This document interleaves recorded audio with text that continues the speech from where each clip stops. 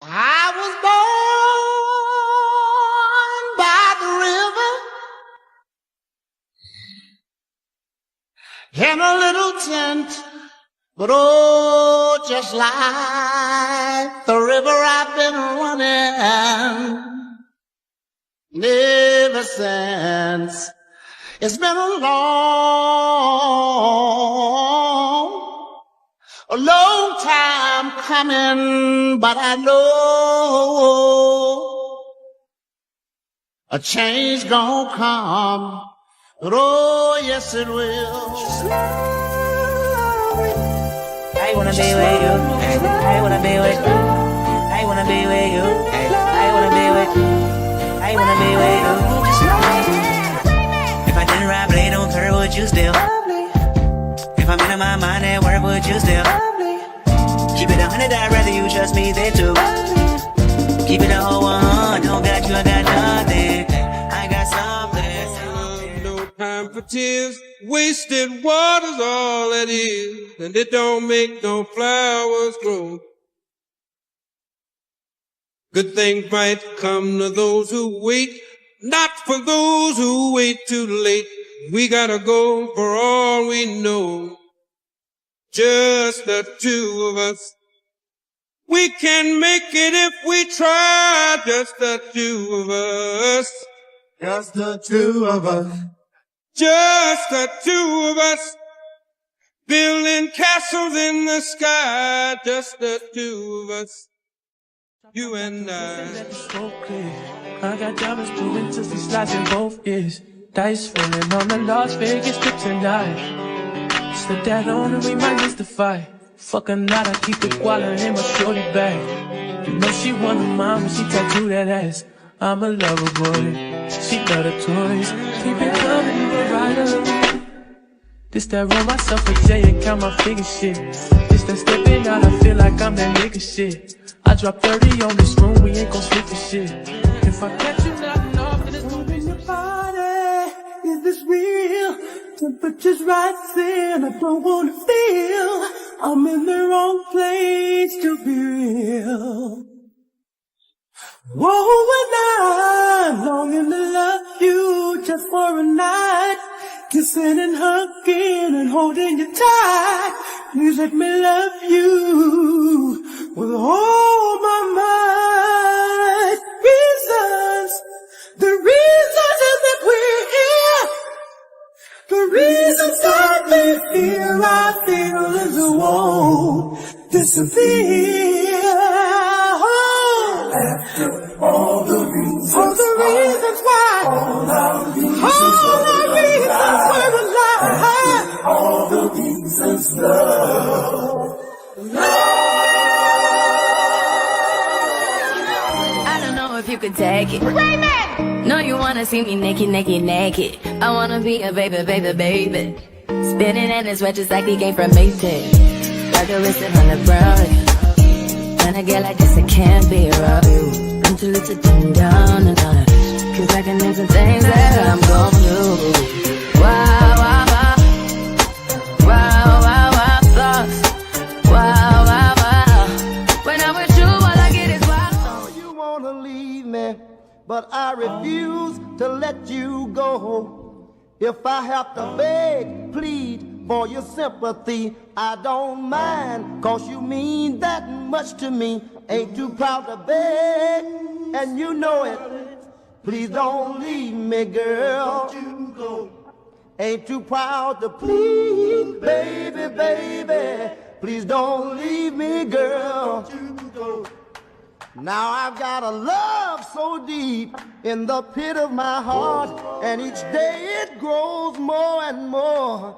I'm not ashamed to come and plead to you, baby.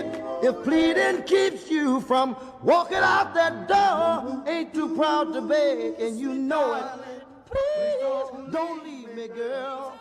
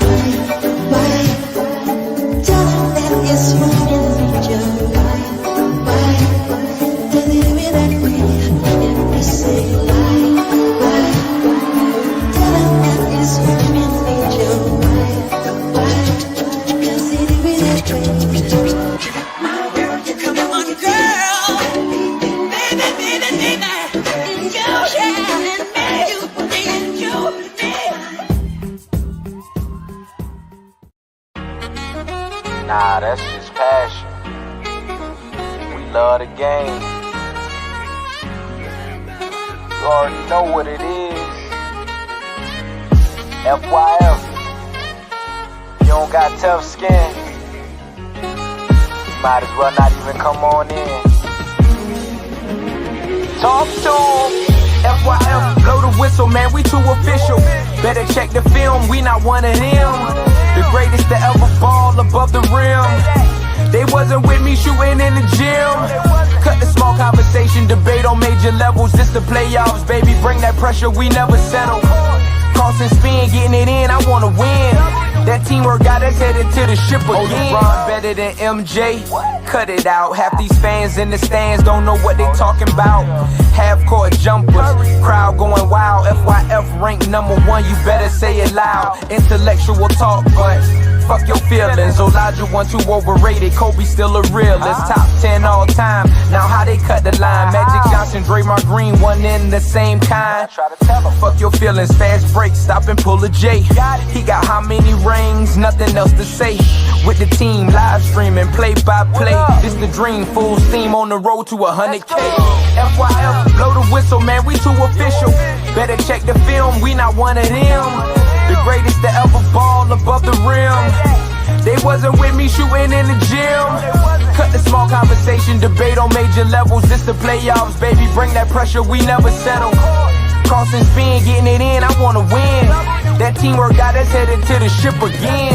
Started small, then turned into big dogs. They treat me like the GM, I just make the call. No matter who my op is, I'ma stand tall. Then pull up to the game, fresh like I just left the mall. 100K, 100K, 100K, check the score. We gon' bust the shot clock, fans running to the floor. All I hear is go this and go that. Man, your team suck, hang it up like a coat rack. I love the game, I admit it, I can't quit it. Step in front of me, man, your ankles gon' get the business. Been a legend like Moses Malone, way ahead of my time. This the greatest sports show ever, I just had to remind. FYF, FYF, blow the whistle, man, we too official. Better check the film, we not one of them. The greatest to ever ball above the rim. They wasn't with me shooting in the gym. Cut the small conversation, debate on major levels. This the playoffs, baby, bring that pressure, we never settle. Cross and spin, getting it in, I wanna win. That teamwork got us headed to the ship again.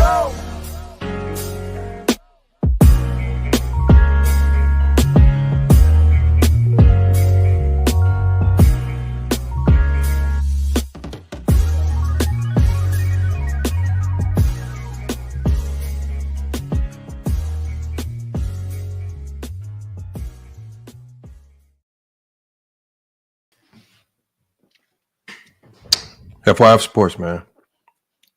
Lamont, man, we back. Appreciate everybody being here, man. Salute to Michael Jordan. Fans are the best. Politica's Rex, man. We got to get you on the panel one of these days, man. Hopefully today, man, if you got time. T Perfect as well. Salute. Salute to everybody. Again, as I said on the last stream, salute to everybody that really supports and watches the stream from the embedded video on Newsbreak. Just as I said on the last stream, and that you guys did a really good job of coming over here to YouTube. Just make sure if you want to stay on Newsbreak, that's fine.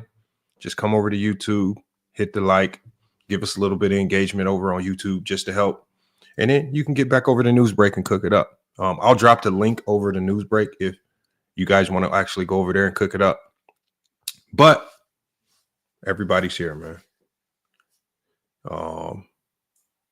And we got a lot to talk about, man, on this New Year's Eve, man, as we go into 2025, man.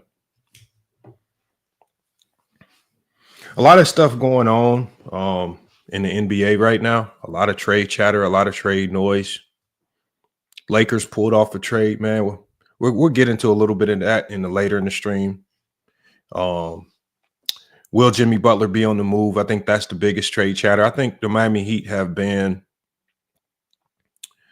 kind of a question mark over the last couple of years. I think they have some really good pieces. I don't think none of the pieces actually fit together. I don't think Jimmy and Bam really fit together. Tyler Hero in the mix doesn't fit. They have Duncan Robinson, which he doesn't really fit what they looks like they're trying to do as a defensive laden team. They brought in Terry Rozier, hardhead. I don't see how that fits. We'll get into that. De'Aaron Fox and this whole nonsense. Mike Brown getting fired. Probably the worst front office decision probably in the last 20 to 30 years that I've ever seen in NBA history. And I think the media right now, and I think by design, and I think this is all behind Sacramento Kings. I think by design, with the timing of how they fired Mike Brown, they knew the media would ultimately put the blame of that firing on De'Aaron Fox. And the front office has no culpability in that move. It's kind of slick how they did that. But you got to kind of see through the blurred lines when you look at some of these front office moves. Says Butler wants to play. Butler can want to play for wherever he wants to play. But at the end of the day, the Miami Heat have become stagnant. They have gotten really far with broken pieces. But with Jimmy Butler approaching a new contract and he's 35 years old, you have to now make your decision on what to do. Right? There's no more dilly-dallying around trying to figure it out. You got to figure it out right now. Do we move on with Jimmy Butler and tear this thing down? Or do we continue to build around him and push for a championship? Those are really the only two options. There will be no winning a championship with Jimmy Butler and Bam Adebayo together. He says, Rich Paul turned De'Aaron Fox into another diva. No, I don't think De'Aaron Fox was ever a diva. I think the media is just blowing a lot of stuff about De'Aaron Fox out of proportion. He makes a mistake against the Detroit Pistons. He gets caught out by his coach, rightfully so. And because I believe that the Sacramento Kings have their eyes on another head coach based on the direction that they want to go with the team, they just thought this would be perfect timing to go ahead and fire Mike Brown, and the media will put all the blame on De'Aaron Fox. They knew that the media will believe, okay, he just called De'Aaron Fox out. De'Aaron Fox needs a new contract. The media is just going to push the narrative that De'Aaron Fox asked us to fire Mike Brown, and we capitulated so we can keep him. That's why I like when Lou Williams, who has some insiders, expose some of the inside chat. He said, no, not no De'Aaron Fox. He says Mike Brown went to DeMar DeRozan. He said, it looked like we need to bring your ass off the bench. Either way it goes, man, it was still the worst front office move in the last 20 to 30 years. He says Mike Brown's days were numbered. I just don't see how a guy that was coach of the year's days are numbered. Makes no sense to me. Salute A-Star. We're going to get to the meat and bones of what we here for today, y'all.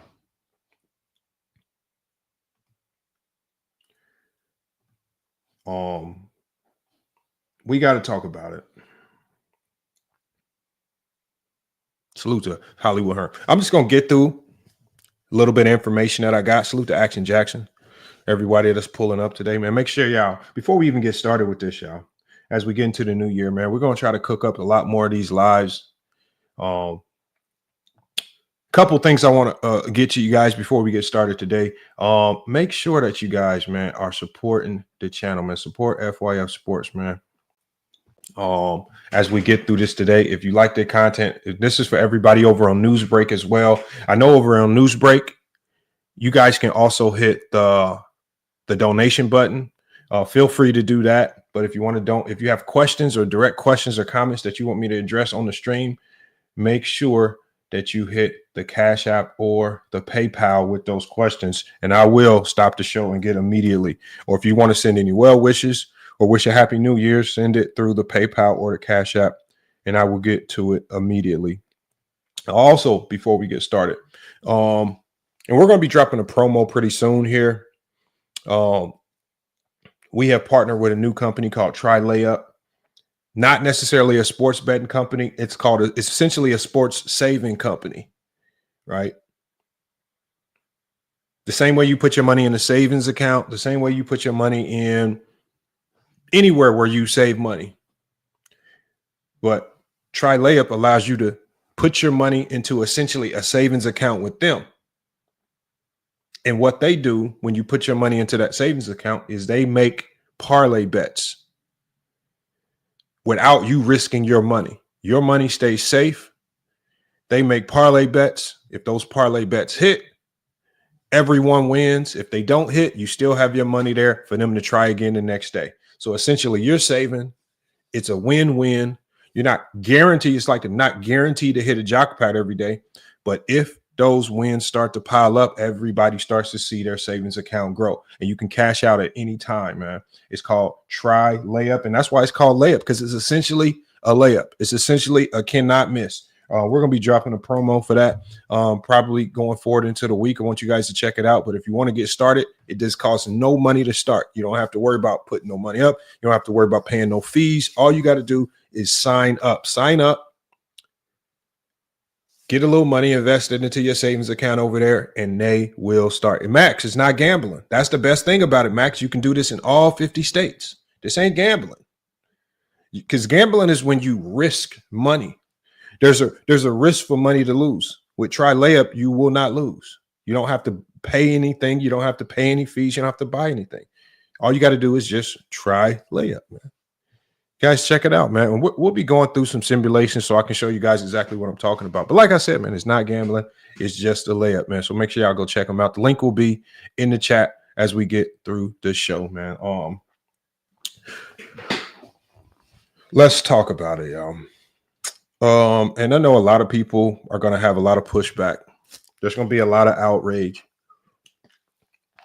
because this was something that I had thought about this a while ago. Actually, I've had this show on the docket for maybe 2-3 months, and I just haven't done it. But then I also heard Goat James Kingdom and Brandon. They kind of reemerged it. And it made me think, well, maybe let me just go ahead and proceed with the show. I just know I've been busy. I said, this might be the best time, New Year's Eve, best time to just go ahead and proceed with the show. And we got to start with the premise of why Michael Jordan was never actually the GOAT over Kareem Abdul-Jabbar. And I say this in the context of how people argue the GOAT debate, right? How people argue the GOAT debate today, based on that information, Michael Jordan was never the GOAT. And I know that's quite surprising to many of you guys, but we're about to get through all of the information today. Salute to Renegade in the chat, one of the OGs of the channel. Keep it 100. I'm going to be making a few extra, some of you guys mods today. So people like Hollywood Hearn, Michael Jordan's fans, Nicholas, make sure y'all stick around in the chat. A lot of the OGs of the channel, I'm going to be modding you guys up so we can keep the chat clean. Hollywood Hearn says, now I agree with Lamont how people use the GOAT debate because their reasons are crazy. And yeah, well, I mean, the problem with the GOAT debate is, and the biggest problem with the GOAT debate that I've seen is that people, oh, my bad, Sturdy. I thought you had a wrench, Sturdy. Let me go ahead and do that right now. Let me get you guys modded up in the chat. Make sure y'all keep spamming up in the chat so I can see y'all names. And I'm going to go ahead and make you guys mods right now. That's my bad. I don't know how this happened, man. Let's get some of you guys modded up. There's Hollywood Hearn.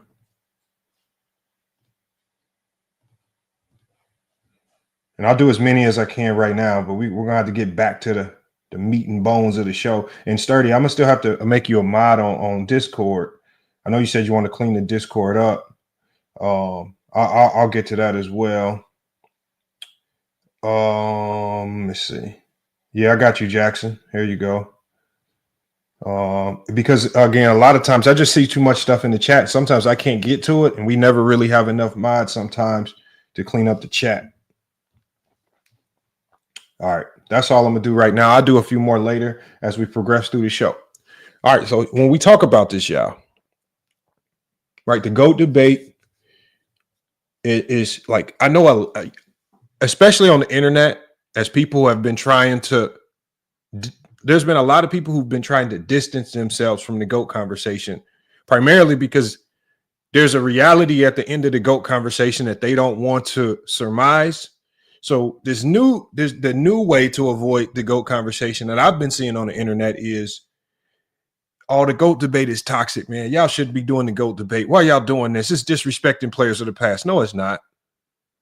I only hear people saying that when there's a reality that's starting to get birthed that a lot of people just don't want to accept. Right? He says, Kareem, the GOAT. I can listen to that. Well, this is not necessarily saying Kareem's the GOAT. What I'm saying is Kareem has always been over Jordan. No, I don't care where, and that's my biggest. So I don't know where you guys have Kareem. I don't know where you guys have Jordan. But ultimately, we know that Jordan has been the GOAT for the majority of people, especially as the 90s era has passed. And we have a lot of those people in mainstream media pushing and propagating that narrative. Jordan just so happens to be at the top right now. My biggest thing is, how did he get there and why? Right? You got people like Kobe. I don't believe he belongs in the GOAT conversation. Obviously, Bill Russell gets glossed over a lot. But when you talk about Michael Jordan and Kareem Abdul-Jabbar, Jordan supporters, what do they normally do? Jordan fans frequently talk about his 6-0 finals record, his scoring titles. And at the end of the day, really, that's it. But when we dissect criteria often cited by fans, titles, MVPs, accolades, statistical dominance, there's a very stark reality, man, that starts to emerge. Michael Jordan's resume, y'all, does not surpass Kareem Abdul-Jabbar's, and in many cases, it's not even close. If you do a deep dive, it's not even close, y'all.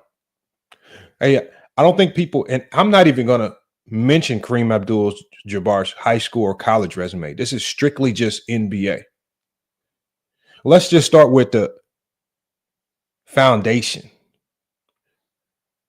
right? The foundation of Kareem's career. 20 seasons. Dominance is just unmatched. Here are the highlights. 6 NBA championships, titles in 71, 80, 82, 85, 87, 88. 10 NBA Finals appearances. Kareem's teams consistently reached the NBA Finals. He spent half of his 20-year career in the NBA Finals. 6 MVP awards. He still holds the record for the most MVP awards in NBA history. 19 All-Star selections. Perennial All-Star. 15 All-NBA selections. 11 All-Defensive Team selections. Career totals, until LeBron recently surpassed him, was the all-time leader in points. He's top 5 in rebounds. He's third all-time in blocks. And mind you, he's third all-time in blocks, despite the stat being recorded only midway through his career. If blocks are being recorded for his entire career, he's number 1 in blocks, and he's so far above everyone that is absolutely ridiculous. He was the all-time leader in minutes played. I believe he was recently surpassed by LeBron James in that particular category. Now, when we get to Jordan's GOAT status,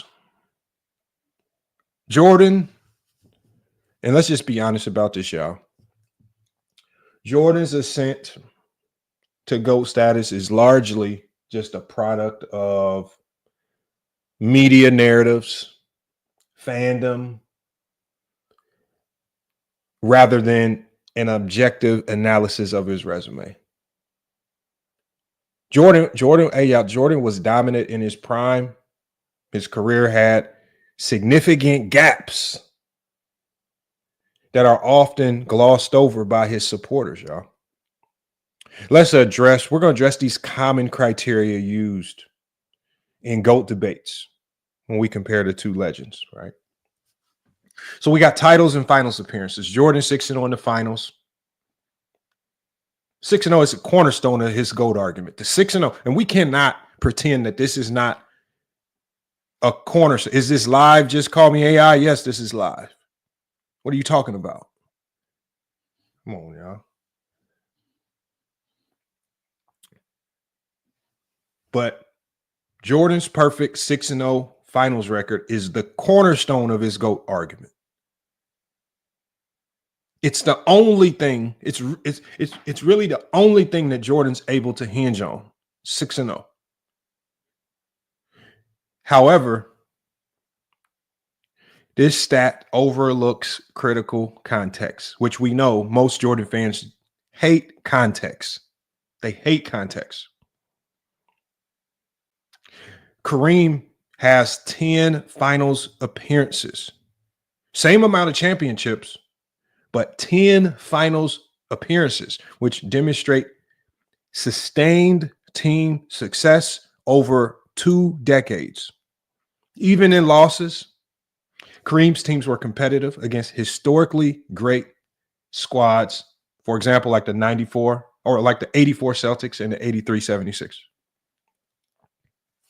Now we go to Jordan. Jordan's Bulls reached the final 6 times, but his teams failed to make it past the first round in 3 consecutive seasons, 85 to 87. And then during his Wizards years, Jordan's teams missed the playoffs entirely, highlighting periods of what I would call irrelevance, completely irrelevant. When you lose in the first round, when you're getting swept, you're irrelevant. When you're with the Wizards and you promise the team, when you promise the city playoffs, when you promise the organization a championship, and yes, Jordan promised the Washington Wizards a championship. He promised that city a playoff berth. They were irrelevant. Periods of irrelevance.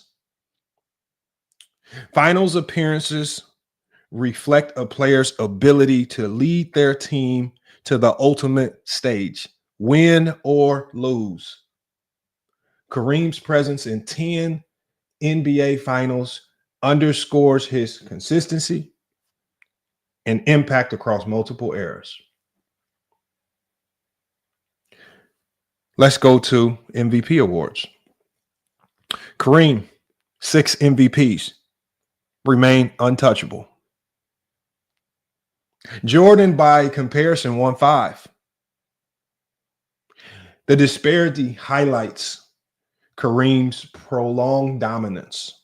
Kareem won MVPs across 3 decades, 71, 72, 74, 76, 77, and 80.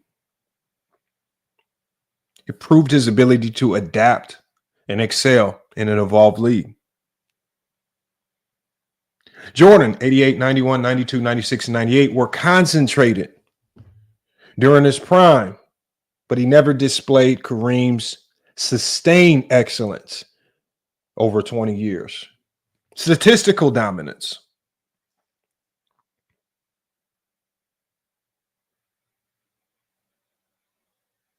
Kareem, 38,000 career points. It made him the all-time leading scorer until 2023. And let's not get fooled. Let's not be fooled, y'all. Let's because there are going to be a lot of people in this chat that are going to pretend, as we've seen them pretend since 2023. There's going to be a lot of people in the chat that are going to pretend as if Kareem and the all-time scoring record was just another record. Let me tell you guys right now, when Kareem had the all-time scoring record, it was the most significant statistical accolade in NBA history. It was looked at as the most unbreakable record in NBA history. It was believed that no one would come close because we never believed we would see another player be that great for that long to even put themselves in the conversation to catch Kareem Abdul-Jabbar. It was the greatest statistical accomplishment in NBA history. Anyone that tries to pretend that the all-time scoring leader is just a longevity award, they are complete idiots. And this was never a sentiment when Kareem held the award. It was looked at as the greatest statistical accomplishment. That's a fact. Rebounds and blocks. Kareem was a force in the paint, ranking third all-time in rebounds and blocks. Jordan's numbers pale in comparison. So we're talking about three major statistical categories: points, rebounds, and blocks. We've already went through finals, which is team. We've already went through MVP awards, which is individual. Now when we get to your statistical dominance and achievements, Kareem in points, rebounds, and blocks, three major statistical categories. It's top three all time. And let's not get to, we get to longevity.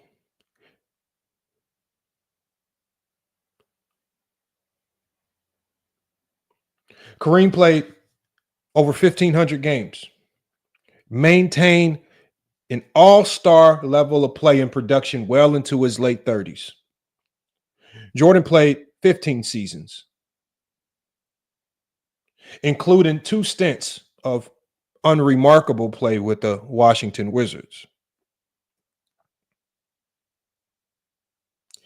Kareem wins out in longevity there, sustained greatness there. Let's go to accolades and defense, y'all. Jordan has 9 all-defensive team selections. Kareem has 11.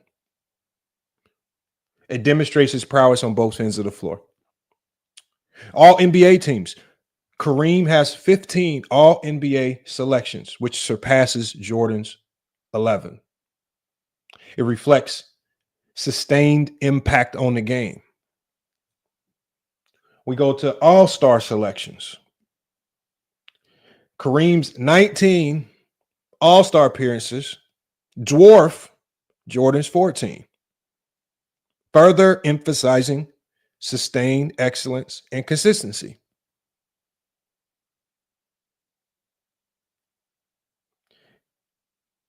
Then we go to team competitiveness. One of the most glaring disparities between the two legends is their team and their team's ability to compete.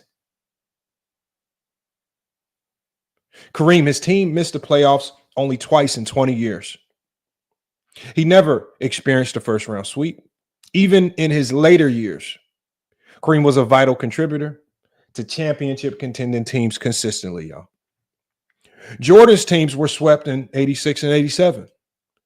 He missed the playoffs entirely during his Wizards years. These blemishes on his career, they're often ignored by his fans who pretend he only played 6 years in the NBA. These are facts, you guys. So now that we've went through accolades and defense where Kareem Abdul-Jabbar wins out by narrative and by hardware, when we go to statistical dominance, Kareem wins out not just by narrative, but the stats are undeniable.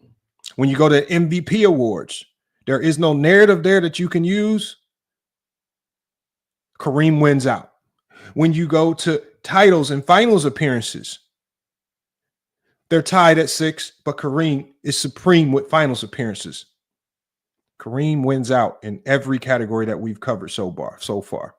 And so as we've covered all these categories, y'all, you got to ask yourself this question right here. Why is there a widespread belief in Jordan's GOAT status? Why is it? Why is there this? Why is this belief? What happened? How did everybody completely forget about what Kareem Abdul-Jabbar did for 20 years in the NBA? But then all of a sudden they labeled Jordan the GOAT around 1990 to 1991 when he hadn't even done a third, less than that. He hadn't even done a quarter of what Kareem Abdul-Jabbar had accomplished in his career in 1991. I'm going to tell you guys why.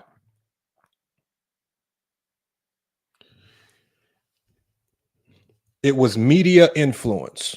I did a live stream a couple last week, you guys, and I talked about the importance of local media and how local media drive fandom.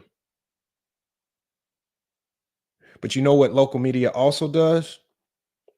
Is they also help shape the minds and the belief of what we believe these players are. I talked to you guys about how in Indiana, if you were an Indiana Pacer fan in the 90s, the media made you believe that Reggie Miller was the first version of Steph Curry because of how great they talked about him.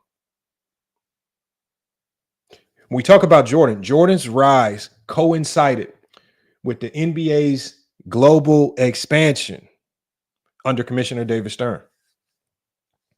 Right? The league marketed Jordan as the face. They capitalized on his charisma, his marketability, and the partnership with Nike. Campaigns like Be Like Mike.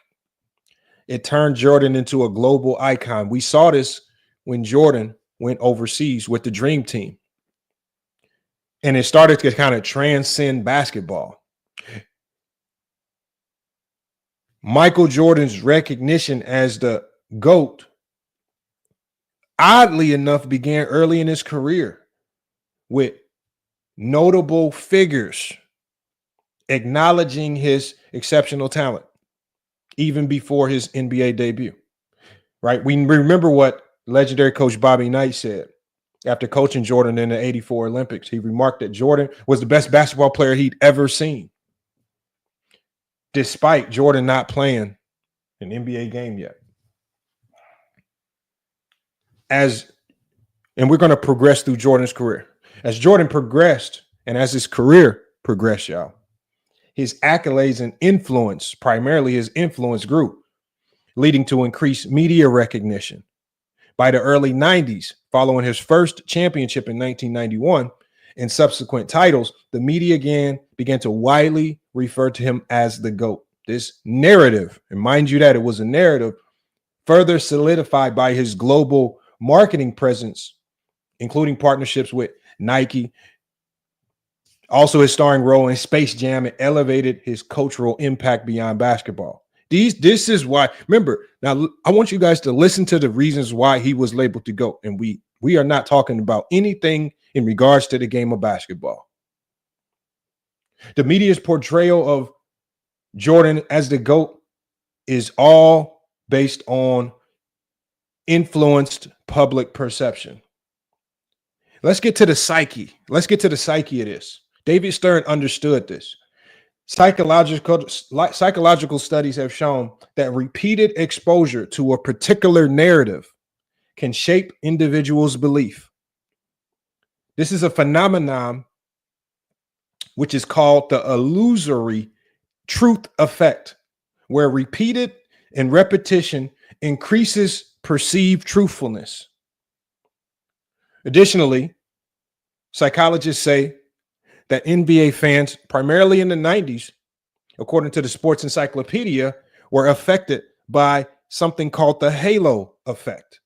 This suggests that the media's emphasis on Jordan's positive attributes, such as scoring, competitive nature, it led audiences to view him as superior in all aspects of the game. This is in the Sports Encyclopedia by PhD Ed Bob. I'm going to read that. I'm going to let you guys know again. He says that fans of the 90s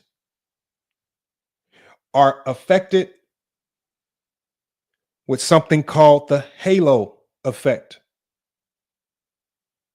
where there's a strong emphasis on Jordan's positive attributes, primarily scoring and competitive nature. I want you guys to ask yourselves, when Jordan fans talk about Michael Jordan, what are the two elements of the game that they speak of most?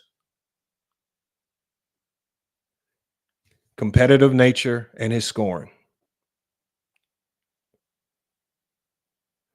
Even when they talk about other players, if you can't score in the mid-range, they don't believe you're great. This entire era of basketball is being subjected to 90s fans who still have the halo effect in their brains.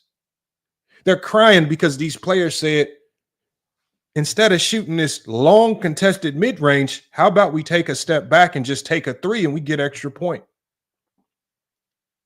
But because 90s fans are deluded with the halo effect, they believe for you to be great, you have to shoot it in the mid-range. You have to shoot it contested. And you have to do it just like Jordan did, which is why a lot of Jordan fans fall in line with Kobe and love to over-elevate Kobe much higher than he should be, because Kobe could take tough mid-range jumpers in the paint. He could score, and he had competitive nature. And so they elevate you. And they also lead you to believe that because of this, they're great at everything. Right? Even when you hear 90s fans talk about Jordan's ability to shoot the three, we all know he couldn't shoot threes. Delusion, they'll just run to the 92 NBA Finals when he made a few threes versus the Portland Trailblazers. These are all facts, y'all. Here, I'm going to drop this in the chat just as we progress into this. Hold on one second.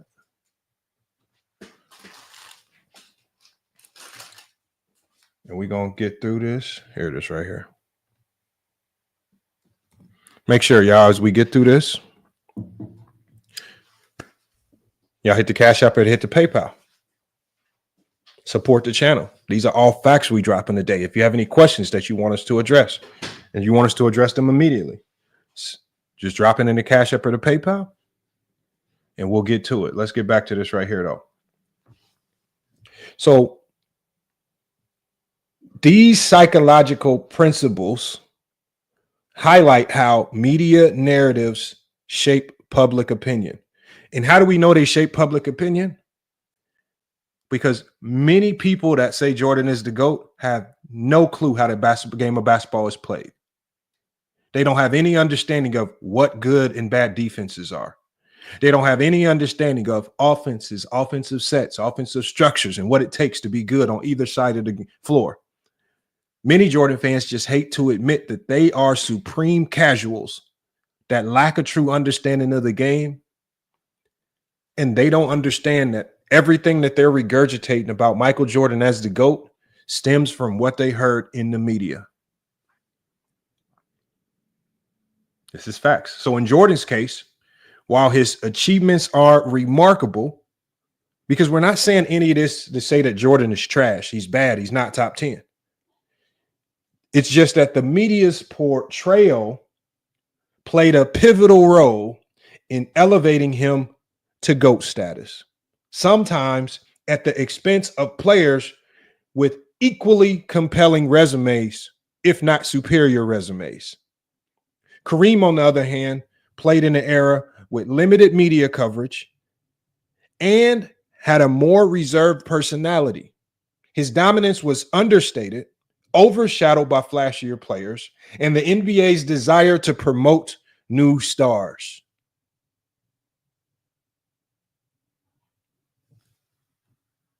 So it ultimately comes down to this: cultural impact and media assistance versus resume. Jordan, cultural impact and media assistance versus Kareem Abdul-Jabbar's resume. You choose when you're actually talking about the GOAT, which is more significant. Jordan's cultural impact from Air Jordans to Space Jam cemented his status as a generational figure. However, cultural significance does not equate to a superior resume. Kareem's quieter approach and longevity first, it's crazy. His legacy, it makes him a less glamorous, but no less deserving of the GOAT title. This is crazy, y'all. Let's talk about fandom and the control of narratives. And we see this a lot today. Jordan's 6-0 finals record is often cited without context. That's all we hear. His fans overlook the strength of Kareem's finals opponents compared to Jordan's finals opponents. Jordan's finals opponents can easily be said to be some of the worst NBA finals competition of all time. Kareem's ability to consistently lead teams deep into the playoffs, 10 finals appearances.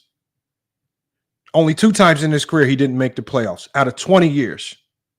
The fact that Jordan played in a more media-driven era, allowing his narrative, y'all, to dominate the conversation.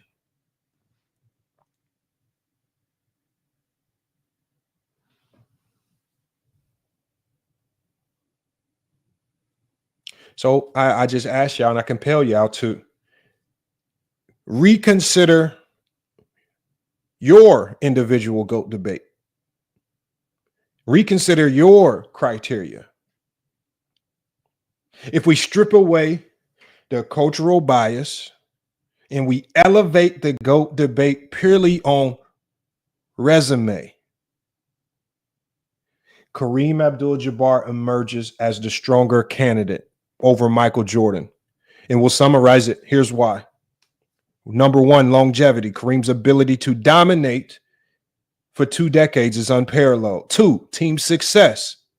His 10 finals appearances, consistent playoff runs reflect sustained excellence. 3, individual accolades. No player matches Kareem's combination of MVPs, all NBAs, and statistical dominance. Statistical superiority. Kareem's record in points, rebounds, and blocks highlight his all-around game.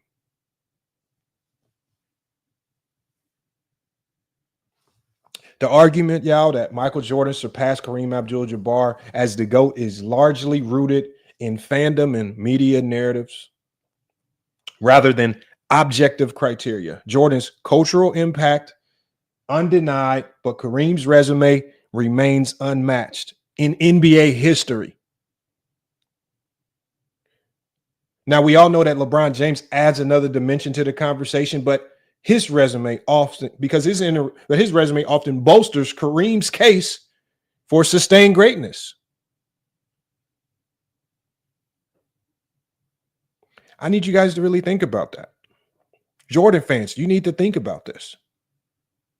So the first question that I'm going to ask everybody as I drop the link, the first question that I'm going to be asking everybody is, at what point in time in Jordan's career did he become the GOAT for you, and why? There's a reason why I'm going to ask that particular question. Because we all know when Jordan, according to the media, told you guys he was the GOAT. But when did you personally believe he became the GOAT? I believe it's all been a lie and a myth. It's all been a lie and a myth.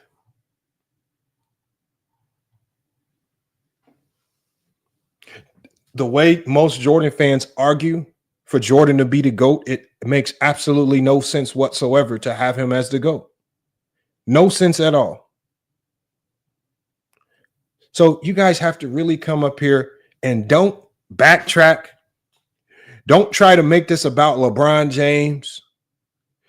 Don't try to filibuster.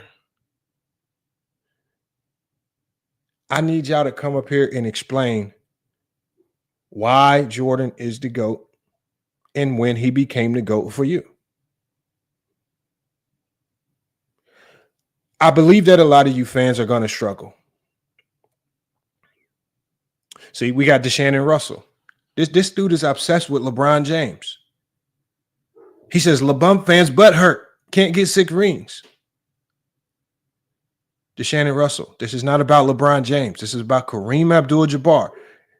People like you are the exact reason why players like Kareem Abdul-Jabbar can never get his flowers. Because whenever we try to give these players their flowers, it's people like DeShannon Russell who have very odd, more than likely sexual compulsions and obsessions with LeBron James that they consistently, from chat to chat to chat to chat, talk about LeBron, use his name consistently, even in conversations where they're not even talking about LeBron James. Because DeShannon Russell is a child of one of these Halo-affected 90s fans, and they've passed that disease down to DeShannon Russell. He's messed up in the head.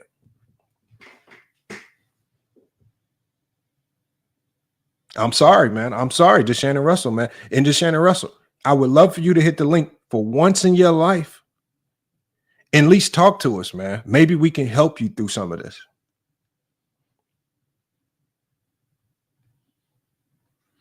Let's go ahead and get the link up, man.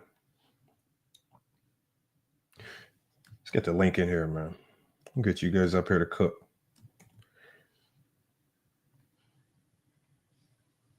Link is in the chat.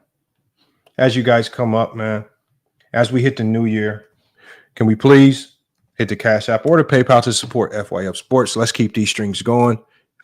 Everything that comes into the Cash App or PayPal goes right back into the channel, into these live stream, into the production of the show. As y'all know, companies like StreamYard have increased their prices to an astronomical all-time high, making it harder and harder for content creators to get by. So like I say, the main thing is just being able to reinvest so we can keep new and fresh content creators on FYF Sports. And then we can also keep the show on various platforms, right? And when y'all know when GOAT James Kingdom goes live, he's on Facebook, he's on various platforms. We need the capability and access to do those things. First person we got up here today, we got Khalil, man. What's good, man? What's going on, Lamar? Happy New Year, brother. How you feeling? Yes, sir. Happy New Year, man. I'm good. That's what's up, man. I've always had Kareem as my GOAT.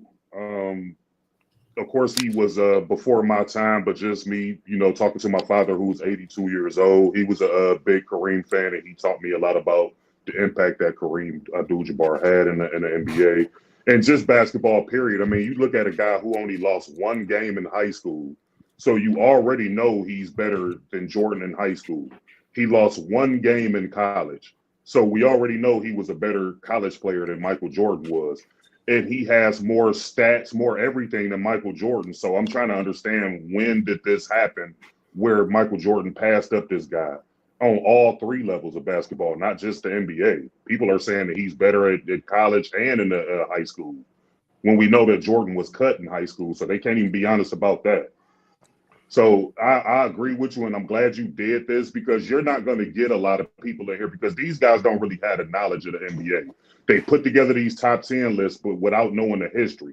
In order to know the history and put together a top 10 list, you have to research it. A lot of these guys don't read or do anything. They just listen to other channels, and it sound good to them, so they'll use that as their next talking point. And guys like Skip Bayless and all these guys are getting ushered out, and now these guys are going to have to start thinking for themselves, which they can't do. So don't look for a lot of intelligent people to come on this podcast today, Lamar. I'm just gonna tell you that now. Hey, the backstage is looking empty right now, man. Y'all are not coming up, man. This is a very easy challenge, man. The link is in the chat. I've never normally when I go live and I drop that link, I'm talking about this 9 of y'all in the backstage in 2.2 seconds, man. What's the hold up, man? I'm on in the backstage, man. Somebody popped in and just popped out, man. They're afraid, bro. And this was over 750 people in here. So the same people that's on here spewing nonsense, they in here. They're just afraid to come up here because they gonna have to know what the hell they talking about. I know they're Googling and y'all trying to find a way to wiggle out of this. And I promise y'all, I'm curious to know. Oh, we got finally has a taker right here. And we know that one thing, and we got Mingo Jester in the backstage. Mingo Jester is the master wiggler. I want y'all to watch as he comes up. Watch him wiggle his way around answering this question. I want y'all to watch this. We got Mingo Jester, man. What's good, Mingo Jester? Who's your GOAT? Who's your GOAT? Man, I'm assuming it's Michael Jordan. Yes, and when did you label Michael Jordan as the GOAT? See, I can't speak on the early years, right? I can't speak on the early years because I didn't watch Jordan in the early years, like 90, 91, 92, the 80s, all that. I didn't watch Jordan then. So I can't speak on those years. I can only speak on the years I actually saw him, and that was from like 95 all the way to like 98. So I would say he was the GOAT round by that time because, like I said, I didn't see those early years of Jordan. Back in those times, I had to watch highlights. People was telling me about him, like the older guys was telling me about him, but I didn't see him. I had to go watch highlights in order to So see you 88 and 87 and 86. Hell, I was born in 86, so I ain't see him then. And so basically what I'm saying is I didn't see Jordan back then, so I couldn't have labeled him the GOAT back then when everybody was so trying to say that he was the GOAT so like in you 92. saying that Jordan became the GOAT in 1998 for you? Yeah, that's when I began to see him. That's when I was watching him. What had Jordan did in 1998 that surpassed that passed up Kareem Abdul-Jabbar on any front, from accolades to championships to anything? To me, what Jordan was able to do in 2-3-peat, that right there, I didn't see the first 3-peat, but of course, I went and did my research on the 3-peat. You know what I'm saying? So that's how I found out about it. And that second 3-peat, I watched some of that second 3-peat, and I got to see it firsthand. What did he do in his 3-peat that Kareem Abdul-Jabbar did not do in his 6 championships or his 10 finals runs? Averaged 33.4 points in the playoffs for his career. Points. No, but you just said what he didn't do, and I answered your question. You asked me what he didn't do, and I answered your question. What about rebounds? What about rebounds and blocks? What about rebounds and blocks? Kareem is a big man. He gonna get obviously he gonna get more rebounds and blocks. He's a big man. So ultimately for you, and we got to move on to other people, Minga Jester. It wasn't because Kareem had more MVPs. It wasn't because Kareem had more all defensive or all NBA selection. It wasn't because Kareem had more totals in every statistical category and most major statistical categories across the board. It was because in the NBA Finals in 96, 97, and 98, Jordan averaged more points than Kareem did. No, that's his total career. He averaged 33.4 points for the. Well, you got to realize when you made Jordan the GOAT in 1998, that means everything that Jordan did in his career in 1998, you felt it outdid everything that Kareem had done in his career. Yes, I did. So what in 1998? Because in 1998, Jordan hadn't passed Kareem in points. He hadn't passed him in any major statistical category. He didn't have more MVPs. The only thing that he tied him in was championships. He didn't have more finals appearances. He didn't have more all NBA teams, all defensive selections. So what was it that pushed Jordan over the edge and pushed him above Kareem? If it wasn't because he didn't pass him in anything.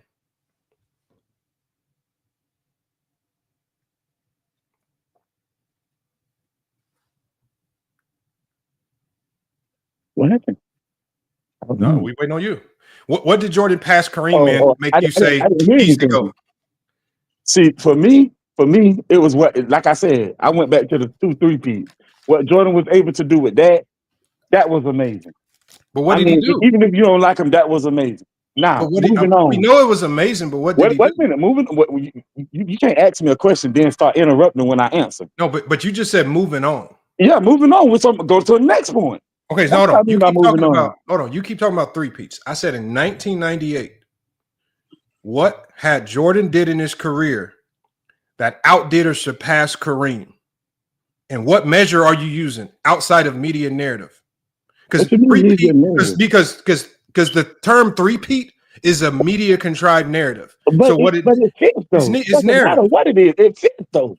But isn't it? So what's so great about it? Because the 3-peat doesn't beat. So great? Did you really just ask me that? The 3-peat doesn't outdo Bill Russell's 8-peat or something like that. That's Bill Russell. But what I'm telling you is, all I'm saying is, it's the reason why the 3-peat only been done in once. What did Jordan do that outdid Kareem Abdul-Jabbar? Wait a minute, Lamont. It's the reason why the 3-peat only been done once. What did Jordan do that surpassed Kareem Abdul-Jabbar? Jordan did it twice, and Kobe and LeBron. What did Jordan do that ever outdid Kareem Abdul-Jabbar? That should tell you something. Okay, what did Michael Jordan do that ever outdid Kareem Abdul-Jabbar? I just told you. You're not listening. You keep saying 3-peat. That's not nothing. That's not nothing. No, it's just it's a medium term. That ain't nothing, bro. You're talking nonsense. What? Okay, 3-peat is just another. 3-peat is just three. 3-peat is just 3 championships. Yes, they're tied to championships. They're tied. They both have 6. They both have So 6. hold on for a second. So Mingle Jester, you saying basically, hold on, you saying basically that a team accomplishment is better than anything Kareem did individually. Bro, all I'm saying is, and plus he got all the finals MVPs with those 6 championships.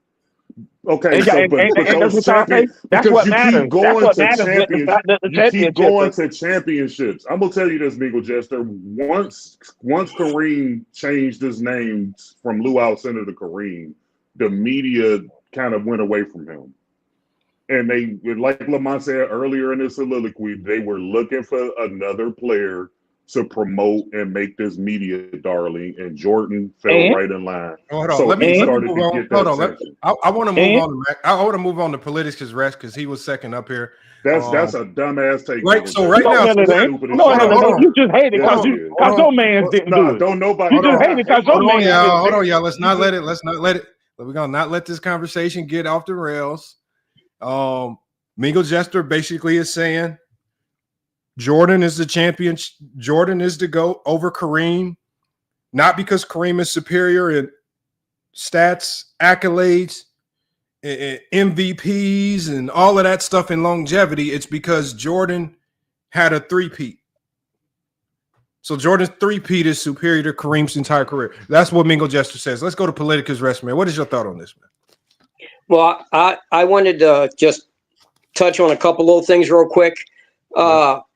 George Mikan also had a three-peat. Kareem lost 6 games in high school, 5 of them when he was a freshman, though, and he lost 2 games in college. He lost to USC, and then he lost to Houston. He avenged both losses during his college days. Yep, you're right. Something that was brought up in the chat was how Kareem was MVP one year when his team didn't make the playoffs. What they refused to acknowledge is that was before free agency, and the Lakers traded half of their roster to get Kareem. So it was a makeshift team around him that first year till they could rebuild it with other trades and draft picks, culminating with obviously Magic Johnson and James Worthy as number 1 overall picks. You just can't say, oh, well, he was MVP and he didn't even make the playoffs. There was huge context to that situation. They traded half the team, 6 players to get him. It was a decimated team, no free agency. It had to be rebuilt. What happened when they rebuilt it? 5 titles, 9 finals appearances. It's a team sport. With all due respect, he won that MVP. And let's go to hold on. Hold on. That's Political Rex's take. Let's go. Maybe Mac Def won't wiggle as much as Mingle Jester. Mac Def. Well, I was trying to move on. I know. Mac, I don't. No. Mingle. But you kept on harping on that. Mingle, you told us it was the three-peat. But I was trying to go to something else, but you kept on harping on the Okay, I'm gonna give you another 30 seconds. Why is Jordan the go ahead, go to Mac Def. Go ahead, go to Mac Def because I just want to give you some time. I want to give you time to think it through. No, I want everybody to get their take off. Go to Mac Def. All right, Mac Def. All right, so the reason Michael Jordan is the GOAT, the greatest NBA player of all time, is because there's never been a NBA player that dominated his era from a talent perspective, individual accomplishments, and team accomplishments. Wilt Chamberlain was the greatest of his era as far as talent. He did not dominate championships. He did dominate individually. He has 2 out of the 3. Bill Russell dominated in championships. He was not the best statistically or individually. Kareem dominated in the 70s from an individual talent perspective because half of the talent was in the ABA, and statistically, he did not dominate team-wise as he only had 1 championship in the 70s. Michael Jordan from an individual accomplishment, team accomplishments, and talent, he was better than everybody in his era, and he dominated his era better than anybody. Hold on 1 second, y'all. Let him finish. Get at Hold on, Mingle Jester. My question. He's done. Hold on. My question to you, Mac Def, is You're telling us dominance. Now, generally, your dominance is displayed and measured with things that we can go look at: the points, the rebounds, assists, the steals, the blocks, the MVPs, and things of that nature. Now, what are by things that we can actually measure outside of your feelings? What things are you using to measure that you can delineate to us that Jordan outdid Kareem Abdul-Jabbar in as a testament to his dominance? Because many would say Kareem was able to dominate 2 decades. Jordan for sure dominated 1. Kareem dominated 2 decades. He had winning in both decades. He had individual dominance in both decades. He has statistical dominance in both decades. So I think your argument for dominance in a decade, it still goes to Kareem because he dominated 2 decades. Are you done? Go ahead. I'll let you respond, Yeah, but go we got to ahead. move on. So again, from a talent perspective, By what individual measure, though? What measurement? When you say talent, what's something that I could use to measure how that talent was deployed on the floor? Like, so for example, if I say you're a great shot blocker, generally I can go to your shot blocking numbers and your numbers will support you being a great shot blocker. If I'm going to say Kareem is a great defender, the man is one of the all-time leaders in blocks. In half his career, blocks weren't even counted, and he's still that high. I can say that he's one of the greatest defenders of all time because in the block category, he's third all time. And half blocks weren't even counted for half his career. So what measurement are you using for talent outside of your feelings? Because talent alone is just media narrative. You got to put something with it so we have something to support it, some type of fact. What are you putting to support that actually surpassed Kareem Abdul-Jabbar? Okay, so let's just start at scoring. Let's just start at scoring. Let's just start there. Individually, talent wise, scoring between Kareem and Michael Jordan. Kareem's highest is 34 for a season. Jordan is 37. Jordan highest in the playoff run is 35. I believe. But Kareem doesn't touch that. When you talk about finals, Jordan highest is 41 points per game in the finals. I think Kareem averaged 30. I know he averaged like 33 versus the Philly and 80, and I think that he might have averaged a little bit more in a championship that he won in 71 versus versus I think the Bullets, but I'm Okay, not you're still sure. on scoring. We get it. What else? Oh, okay. So you want me to move on? Okay, I so we'll mean, I move. mean, So scoring talent wise goes to Jordan. I can move on. I didn't know I didn't know I was done, but we can move on to other what factors. is the hold on, Mac Def, keep it simple as this. In the NBA, what was the greatest scoring accomplishment that you could have in NBA? What was the greatest scoring measurement? The greatest That's statistical, subjective. no, it's not subjective. It's only Yes, it subjective to is. complete buffoons. The greatest statistical scoring measurement in NBA history was the NBA's all-time leading scorer. It was the most points. It was the greatest statistical accomplishment you can have in the NBA when Kareem had it. Kareem, the league's all-time leading scorer for decades. And he's well ahead of Michael Jordan. So when you go to these averages, you can have your averages for a condensed amount of time, but Kareem was able to have great averages with sustained longevity, even later in his later years, and not just scoring like Jordan was doing with the Wizards, but he was scoring meaningful points that actually led to winning later in his years. While Jordan was scoring points meaninglessly with the Washington Wizards that led to actually nothing. So you're telling us about points per game when Kareem Abdul-Jabbar has the greatest statistical scoring measurement in NBA history. It makes no sense that you're giving us points per game. Okay. This is, and let's say I agree with I you would say that move along off of scoring. let me What else do agree you with got? you. Let me agree with your point first, Lamont, before you cut me off. Let me agree with you that the all-time leading scorer is the greatest statistical mark to measure a great score. My question is Political Rex. Did we ever consider Kareem Abdul-Jabbar a better scorer than Wilt Chamberlain? Yes or no? When he took the scoring record, it was looked at, but he could not meet Wilt's individual numbers on a per game, per season basis. Obviously, 100 points a game, 50 points a game average.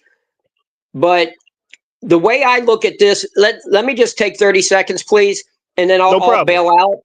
I just try looking at it. I think the two sides here might get a little bit more perspective of the other side's opinion if we change points to dollars.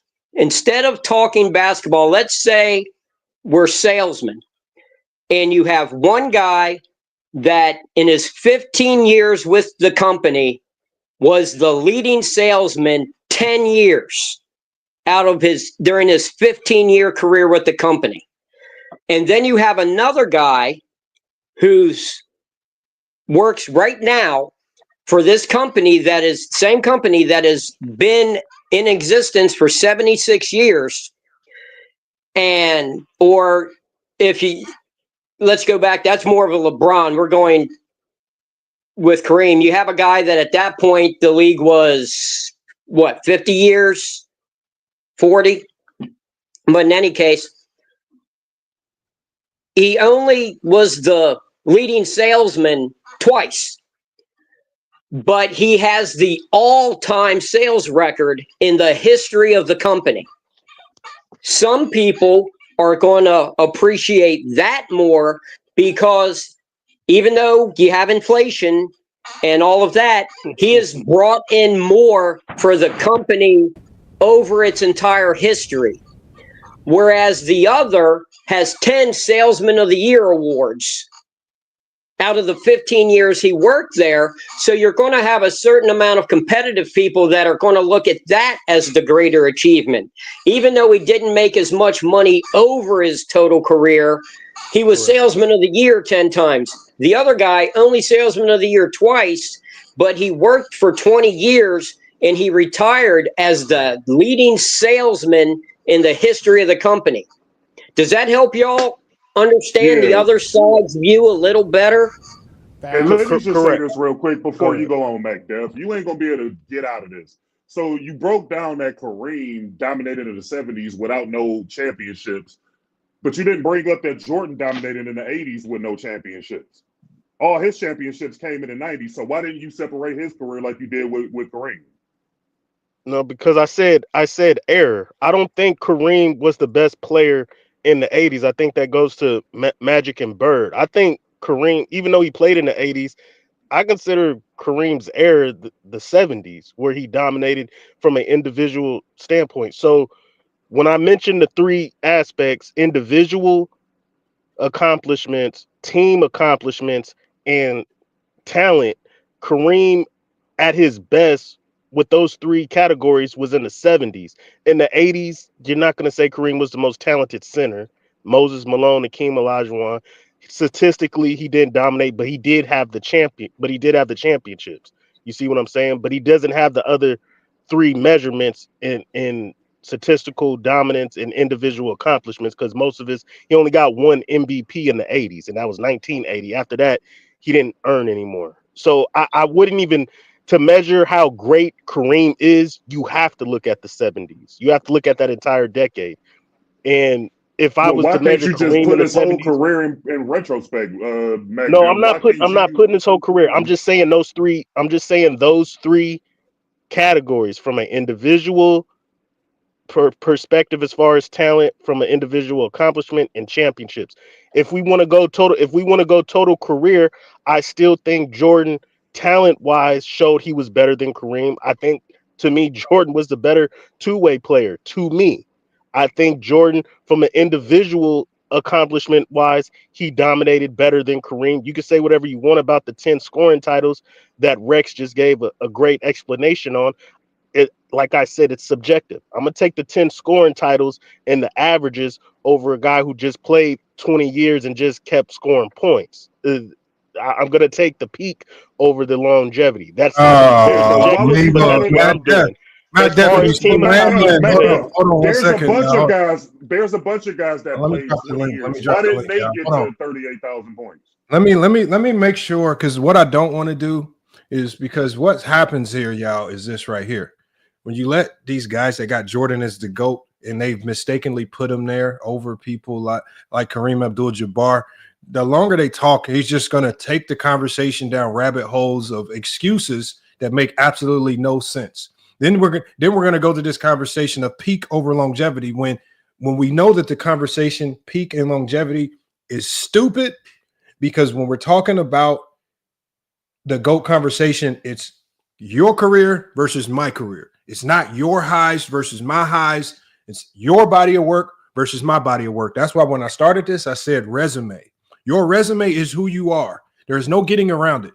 You cannot, when you go to your employer, you're trying to get a new job. You can't go to, well, I did good at this job, so I'm only putting this job on my resume, and I'm going to showcase to them that I did good at this job, but you got fired from 4 other jobs. You're trying to hide that from them, right? Or you got something on your criminal background report, so you don't want to put that on there. At the end of the day, your resume is your complete resume, and we use it all. When you sit here and try to go peek and all that dumb stuff, that's just you playing around with segments, trying to craft a way to put somebody at the top that probably doesn't want to be there. Because if you have somebody at the GOAT, you should confidently be able to take their entire career and explain to us why their entire career is better than this person's entire career.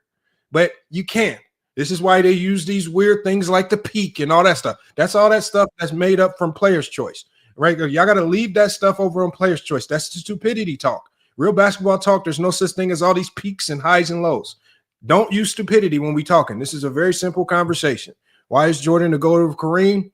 It shouldn't be about peaks and valleys. That's nonsense right there. Come on, y'all. Let's go to GOAT James Kingdom, man. Peace and blessings, y'all. You can hear me? You can hear me? Yeah, I hear you, man. All right, man. Happy New Year's, y'all. Hopefully, y'all having a great New Year's Eve. Y'all be safe out here. Don't drink and drive. Don't be silly. But to answer your question, Lamont, to be honest with you, for me, again, Johnny the Exposer, Michael Jordan was the GOAT in 1998. After he beat Utah, for me, he was considered the greatest player to ever play the game, because at that time, I was ignorant to basketball. I didn't know about Wilt Chamberlain's career, didn't know nothing about Bill Russell's career, didn't know nothing about Kareem's career. I knew Magic Johnson and Bird were great in the 80s. Now, in 98, I was 17 years old. So that was what it was for me. So that's how Jordan became. And for me, it was the passing down of the torch, because it went from Russell to Wilt to Kareem to eventually whatever, Bird and Magic to now Michael. And eventually the torch was supposed to get passed down. And that's how I took it then. And I took it like that until recently, obviously the last 4 or 5 years, when the argument and the GOAT debate became a serious thing. And it's like, now you go look at history and you find out a lot of things about Michael Jordan's career are lies. And that there was way much more greater people than Michael Jordan. And at the end of the day, Michael Jordan's career does not measure up to either Kareem Abdul-Jabbar, Wilt Chamberlain, nor Bill Russell, for him to even be the GOAT in 98. But again, I was an ignorant fan. I grew up in the 90s. I was born 1981. I'm a full crack baby. So that's what I thought. You passed the torch down. Kareem was great, but now it's Michael's turn. Everything that Michael's doing, we never seen nothing like that. We never seen nothing like Kareem. We never seen nothing like Magic. We never seen nothing like Bird. That was the antithesis of being the GOAT, being something different and elevating the game. And that's what Jordan did. So you feel like in 1998, Jordan was the GOAT, similar to at 17 years old. No. At 43.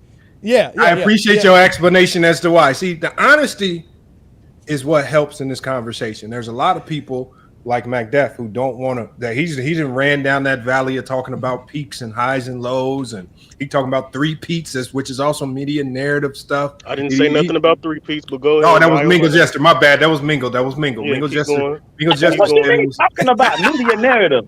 What?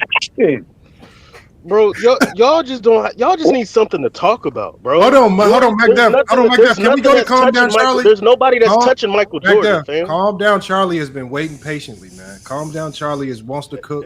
We got to give everybody the opportunity to cook, and we got Kenneth Wright, the most delusional Jordan fan in NBA history. he's up here as well. So let's go to Calm Down Charlie. Calm Down Charlie, what's good, man? If you had Michael Jordan as the GOAT, when did he become the GOAT for you and why? I go with 93 when he retired. I've heard you say that you don't want to put LeBron as the GOAT until he retires. You don't feel comfortable doing that.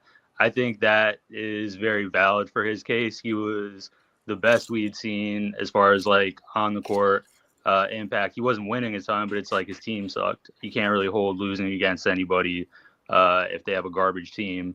But his off the court impact is greater than anyone's we've ever seen. It's just reached so much. And a lot of it is narrative driven and it is media stuff, but it does matter in entertainment. I mean, he didn't ruffle feathers, which I mean, you know, Kareem, he was private with the media. He's a very political guy, and that didn't really fly as much back then. So they weren't going to promote him. It boils down to that. And I mean, to me, it's a combination of your ability and your legacy. I think to me, a good way to like parallel that would be Vince Carter versus Reggie Miller. Reggie Miller's not a better basketball player than Vince Carter, but his legacy is, he brought these or not even bad, but he brought these teams that weren't like super teams to the finals, and he was losing to Mike. But it's like objectively, one is a better basketball player. The media stuff unfortunately matters when we talk about this, but I don't know. I'm also from Chicago, so to be fair, I'm a little biased, but I just think the on the court, off the court combination is what. And so, and my question to you would be, is there anything on the resume and at the end of 1993, if we're just strictly talking about Jordan's resume versus Kareem's resume in 1993, basketball wise and not necessarily narrative wise, because we understand, as I said before, that the media helped create a narrative that put Jordan as the GOAT, and it wasn't necessarily the basketball resume. In 1993, was there anything basketball resume wise that Jordan had done that has supreme Kareem Abdul-Jabbar that would allow him to be labeled as the GOAT based on resume? No. Damn, that's tough right there. That's crazy. That's tough right there. Hey, I appreciate the honesty there, and not really trying to combat it with nonsensical narratives like Mac Def and Mingle Jester, which was way Scoring in 3 Bro, that is not no nonsense. Get out of Scoring here in with 3 that. feet. Hey, Lamont, nonsense, bro. Hey, Lamont, check the private chat right quick, brother. Okay, I got you. Let me go while I check this private chat. And then after I get to Ishmael and Kenneth Wright, I'm gonna open it up for a free fall discussion. But let's go to Ishmael since he was in here next. Let me go to Ishmael. Let me get his thoughts on this, and then we'll go to Kenneth Wright. Peace to panel, y'all.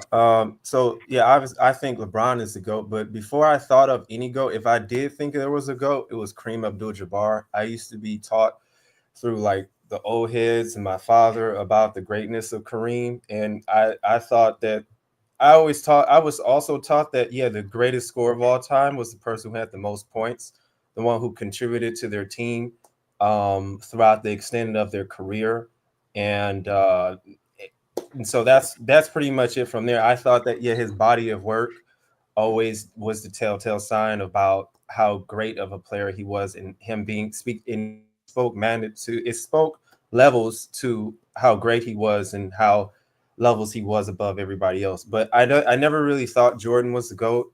I always liked Jordan. I never thought he was great over everybody. I always liked his competitive nature and his will to win and everything. But I don't really see it because like when you compare it to careers, it's not really close. I think Jordan is definitely like a top 5 player of all time. He does have the resume for that, but it's just not in comparison to like players like Kareem Abdul-Jabbar. I kind of agree. I think if you get away from narrative and things that aren't measurable, it's tough to say that he has the resume to be in that conversation over Kareem. And not, like I say, I also think I agree Kareem with has you more on that. MVPs. I think a lot of people have to like Jordan total. I think Jordan has more MVPs. Jordan does a not lot have of more people have MVPs than Curry. cherry pick and undermine like the consistency of a career. They have to cherry pick like Jordan's specific years to make him better than other people, or they have to say things like, "Oh, he was the best basketball player that I ever seen." And I hate when people do that because it also disregards adaptability and growth, and it just makes it seem like as soon as you get into the league, you play 3 years, you're the GOAT all of a sudden. I think body of work is really what encompasses the better player. I agree right there. Hold on, let's go to. That's nonsense. I know it's nonsense, Mingo Jester. It's okay. It's okay, Mingo Jester.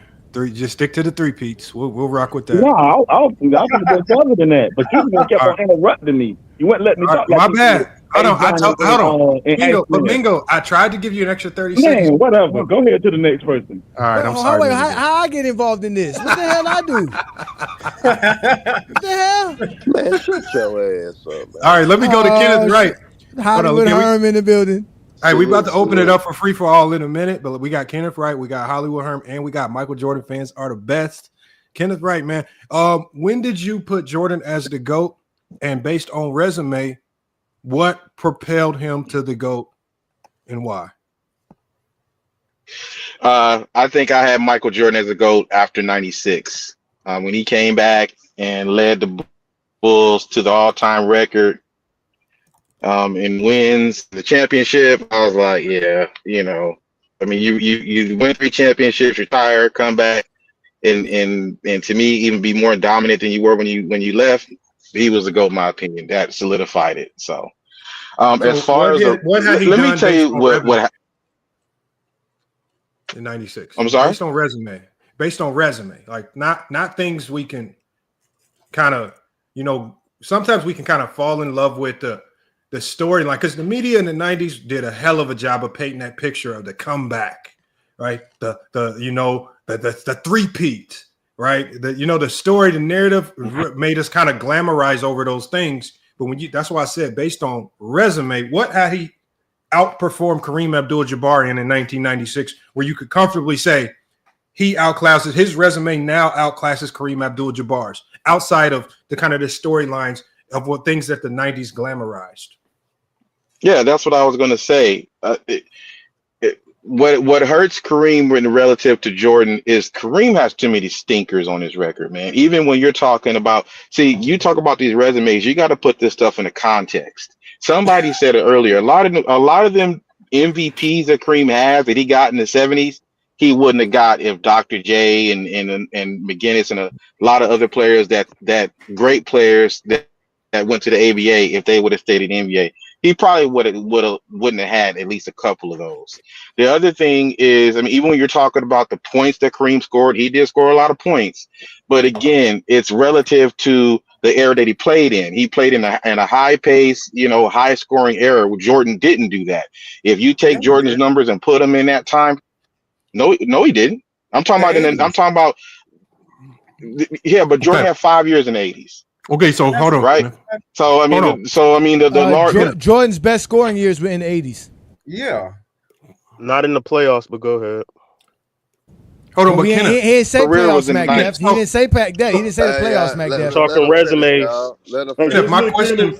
Let him finish, brother. Hold on, Kenneth. I knew this was going to happen. They can't take this drug. Kenneth, my bad. My question to you would be, okay, all I'm asking you is, I know you want to have gripes about how Kareem attained his resume. So your gripe is to say, oh, I don't like how he got his MVPs. I think the fact is, once you get something, you have it, right? Once you win something, you have it. Once you score the points, you got the points. And it's not on me to judge how you got it or who you did it against. Your resume is just your resume. Irregardless, like I said, like I tell people all the time, I think the competition in the 90s was some of the weakest competition of all time. I think the rules didn't permit for the game to be played properly, as Rod Thorne had also cited with the illegal defense. But at the end of the day, Jordan's resume is still the resume, and I cannot remove or take away or discredit because of my feelings. So again, In 1993 or 96, when you say Jordan became the GOAT based on resume, what had he outperformed Kareem Abdul-Jabbar in outside of how you personally feel of how he attained his resume? Because we know you didn't watch enough 70s and 80s basketball to really get a true grasp on it. When you say he has stinkers, well, all players have stinkers, including Michael Jordan. So if we're talking about resume and we're not talking about stinkers and things that every single player in NBA history has, what on Jordan's resume did he surpass Kareem Abdul-Jabbar in for you to confidently say he was the GOAT outside of the media telling you to do so? Yeah. So once again, this is where we have the issue, because when I'm applying context, which is in all facets, that's what you have to do with sports. And you're going down a slippery slope, because if I was to say that John Stockton is the greatest passer ever because he has the most assists, right? The best point guard ever, let's call it. You know what I mean? No one in their right mind would take John Stockton over Ray Johnson or Oscar Robertson or a few other players. But the point is, you got to apply context. Facts. You ask me a question, I answer it. Understand that the consensus, it's not just these people that saw Kareem play and saw Jordan play. They say, hey, Jordan is better. Hey, Let's take it a step further. When you're talking about these championships, Hey, my guy, just fix your mic a little bit. Yeah, fix it a little bit. It's kind of like no resumes talk. We're still not talking resumes. Somebody saying Jordan is better. Hold on. Doesn't make him better than Kareem. And Go James Kingdom is correct right there. I'm gonna tell you why he's correct. Because, for example, I'm not arguing one particular individual category. For example, you brought up John Stockton's assist, saying he's the better passer over Magic. That's an individual skill category. I'm not talking about an individual skill category, because you Jordan fans are so caught up on scoring. You try to make this into a scoring debate where who is the better scorer, and you think this is hyper focused on Kareem Abdul-Jabbar being the best scorer versus Jordan and his points per game. This is about your resume. Your resume is your career body of work. Everything from winning to individual accolades to statistical dominance. And then also longevity, unfortunately, is the reality of it, and sustained dominance. How long were you great? And so when we talk about resume in 1996, I'm going to ask you, it looks like he dropped out. My main question would be, what had he done according to his resume that surpassed Kareem Abdul-Jabbar? And I think a lot of people like Kenneth just struggle with saying he ain't passing in nothing. Jordan's resume is better. Jordan's resume is not better. No, it's not better, McDuff. It's really not. It really is. Here, I'll show you right really here. not. I'll put it up on the screen. I got it right here. You can put up the stats. Go ahead. It's not stats. So these are what he accomplished. So this is what his resume looks like, McDuff. 19-time All-Star. He was a rebound champion, 75, 76 seasons. Six-time champion. Oh, yeah, we got to get to 11-time All-Defense. Rookie of the Year in 1969, 1970. Six-time MVP. Four-time block champion. Fifth-time All-NBA. Two Finals MVPs. Named on the 75th NBA team. And two-time scoring champion. Like, this dude did a way more to do. Like, I don't know what y'all are looking at. Now, McDuff. This is just a small portion of it. They have the same amount of championships. Jordan has more finals MVPs. Kareem has more MVPs. Kareem has more all-NBA teams. Kareem has more all-star appearances. He has more all-defensive selections. So, and those are just like the primary individual awards, like out of the primary individual awards, right? And so the only thing that Jordan has over Kareem is actually Finals it MVP. Can be argued that the Finals MVP is the easiest MVP to award. It's the easiest thing to attain on this entire list, right? Well, Lamont, and the reason, hold on one second. Hey, if I get this, hold on. I'm not saying it doesn't count. I'm not saying it doesn't count. Here we go. Because at the end of the day, we still give Jordan credit for having more. But at the end of the day, Kareem outclasses him. They're tied in championships. Kareem outclasses him in finals appearances. He's been to 10. Jordan's only been to 6. Jordan outclasses him in finals MVPs 6-2. But MVPs, Kareem outclasses him. All NBA, Kareem outclasses him. All-star appearances, Kareem outclasses him. All defensive selection, Kareem outclasses him. So when you say he has a better, and then that's not even going, we haven't even then mentioned the statistical dominance where Correct. Kareem outclasses him in statistical dominance. So what For I'm saying totals. is that's your career. Your career, unfortunately, happens to be totals. And because you guys want to do points per game and just specify certain peaks and highs and lows, No. you cannot do that in this particular conversation. Lamont, can I address something on that chart? Player efficiency rating is not a metric. That's why I didn't mention analytics. I didn't mention no analytics here. Well, I know that, you but can't compare at least, analytics across eras. It doesn't. Where's my 10 scoring titles? Well, hold on, Mike. But what I want to say is that if you're going to use a metric that analyzes career, win shares will be it better than player efficiency, because player efficiency. Yeah, but I don't want to use analytics. I don't believe in using analytics across eras. Analytics comparing one person analytic in one era to another person's analytics in another era. That's a flawed use of analytics. Analytics were designed to compare players within their own era. They were not combined. They were not created to compare analytics, your win shares from 1970 to somebody's win shares in 2000. You'll get flawed results and mixed results every time you do that. It never works. But let me go to Hollywood Herm. Well, Kenneth did come back. We'll get back to Kenneth here in a second. We got Michael Jordan fans are the best. Let's go to Hollywood Herm. Hollywood Herm. What's good, bro? Who do you have as the GOAT, and why and when did you put Jordan as the GOAT based on resume? I got Jordan as my GOAT. Before was when I made him the GOAT, because you got to look at it around the time I certain age. So I had to look at it different. I say like around 2000. That's when I came up with what I came up with for Jordan being the GOAT. But honestly, when it comes to that whole GOAT debate thing, I think it's, especially when it comes to when you compare Jordan to Kareem and even LeBron James, I think it's more of a preference for longevity versus peak dominance. I think when it comes down to But Herm, you're wiggling right now, Herm. I just need you to tell us one thing. What based on resume in peak 2000 is part no of the resume. hold on 1 second. Part of the resume too. No, hold on. No, but what I'm asking you is this. You can go peak dominance. If you chose to use a segmented portions of Jordan's career, that's fine. But my thing is, I'm asking you this. Based on their complete resumes in the year 2000, what had Jordan outclassed Kareem Abdul-Jabbar in on their resumes that made you confidently say he outclassed them in these measurements that we can see with our own eyes, and that's why he's now the GOAT, outside of narrative things? What did he outclass Kareem in based on resume? I mean, it's not a narrative thing. If I break down Jordan's peak dominance from the mid '80s into the '90s, in which he did dominate the whole '90s. So, with me talking about how he dominated individually, and then how he correlated it with the team's success as well, that's part of that peak dominance that I'm referencing to. So when I look at it from that aspect, that's why. When I look at Kareem, yes, he's great.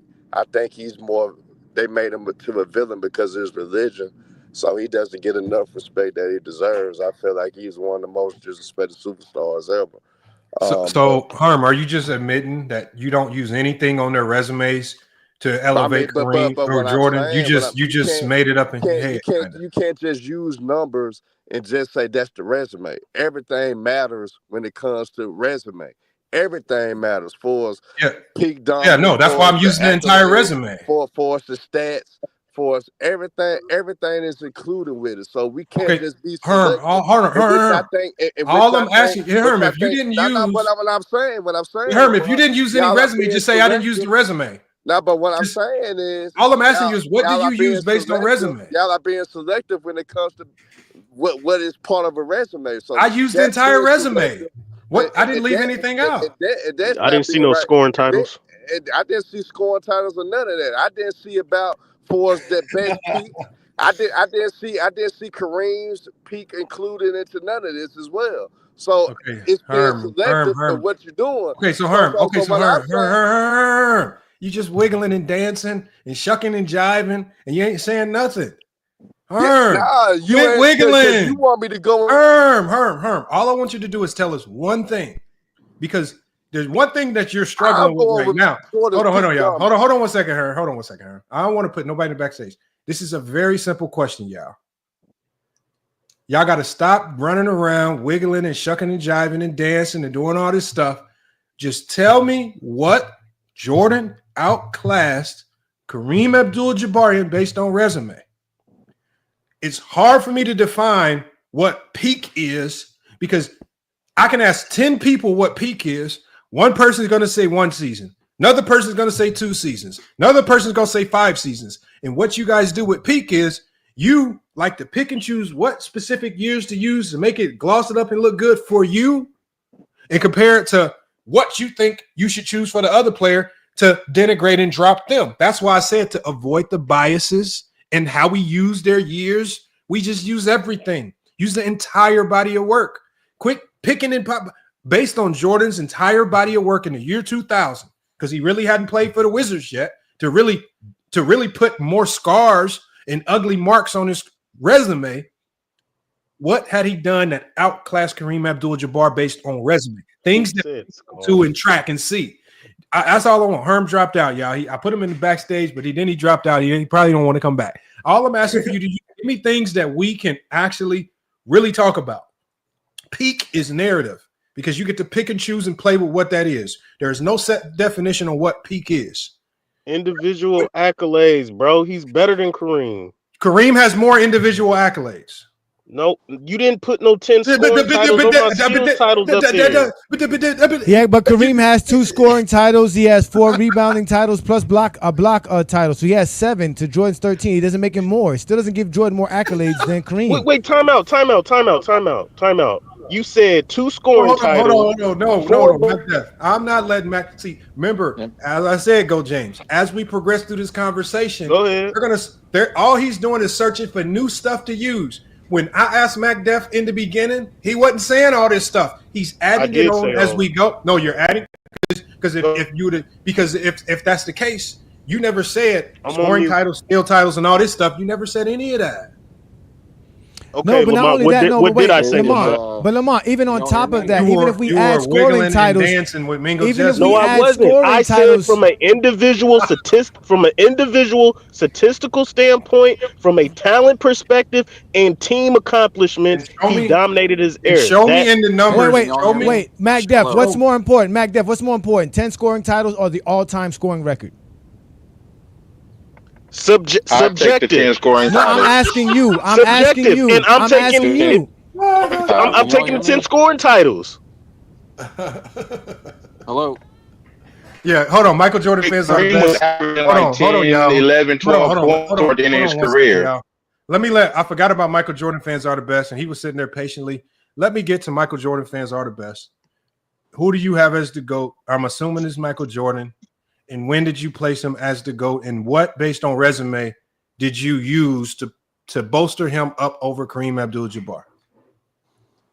Well, first, hello, everyone. Michael Jordan fans are the best. And so I'm just going to preface this first, and I will answer your question. I believe that it's more than just within the basketball which defines greatness, but I'm going to answer your question. I'm not going to talk any more about it. So I think what really goes, and in respect to resume versus resume, the individual statistical titles, the length of it to include the longevity, let alone the individual impact per year, with the 10 scoring titles, the 3 steals titles, the 6 championships, the all NBAs, and then the all defense and the MVPs. I think the compounding of them together with the championships over that time supersedes what Kareem did with the longevity in respect to all NBAs, MVPs, scoring titles, all defenses while winning them all at the same time. If I'm not mistaken, I think he's got the farthest difference between winning an MVP the first time to the last time. And then on top of it, the retirement, the gaps. If you want to talk specifically the resume, the gaps of years played, and then to be able to come back and perform at the high level that he did, to still come back and win 2 MVPs, 3 scoring titles, and then all defense. it's something that I think supersedes what Kareem did. Now, he obviously has more total stats. Now, a lot of those total stats have to do with the positions that they play on both sides, to include the steals, even though Kareem could steal the ball as well. The point of it is that they're two different positions. Kareem was a center, so he's going to naturally have better rebounding and blocks, generally speaking. And then same with the scoring. Again, generally speaking, I'm not saying like between the two, but I'm not even counting the scoring in respect to that. The point of it is that the total stats together, they more so have to do with how long he played, which is impressive. I'm not saying it's not, and I'm not saying it's to be considered. But why I have him as the GOAT, and I forgot to mention the year, 98, I think really sums it up, especially how he left, looking at on paper, on the resume, just to emphasize that. Having won the second of 3 championships in a row, the second of or winning 2 MVPs, the 3 scoring titles in a row, the all NBAs in defense. I think that the compounding of all those things together, Kareem Abdul-Jabbar did not do that to the magnitude that Michael Jordan did. And even with the total stats, even though it was not as much as Kareem, I think it's comparable in respect to the positions that they played and the length of time that they played. So that's why I have him in the one-on-one discussion between him and Kareem in a nutshell as the GOAT, or as the GOAT and over Kareem. So you included, it sounds like you included all of the smaller titles, right? Which I give you that. You included the smaller titles, steals, scoring titles, and things of that nature. Did you include that when you considered Kareem Abdul-Jabbar? So remind you, if we just go off the base resume of the things that I already talked about, Kareem outclasses him when you just look at the base resume before you get to the smaller types of awards. So Kareem is superior. I don't think it was really even close. He outclassed him in all NBAs. He outclassed him in all defensives. He outclassed him in all stars. He outclassed them in finals appearances. They have the same amount of championships. Jordan's 5 finals MVPs to Kareem's 2. That's really the only area where Jordan really outclasses Kareem in anything.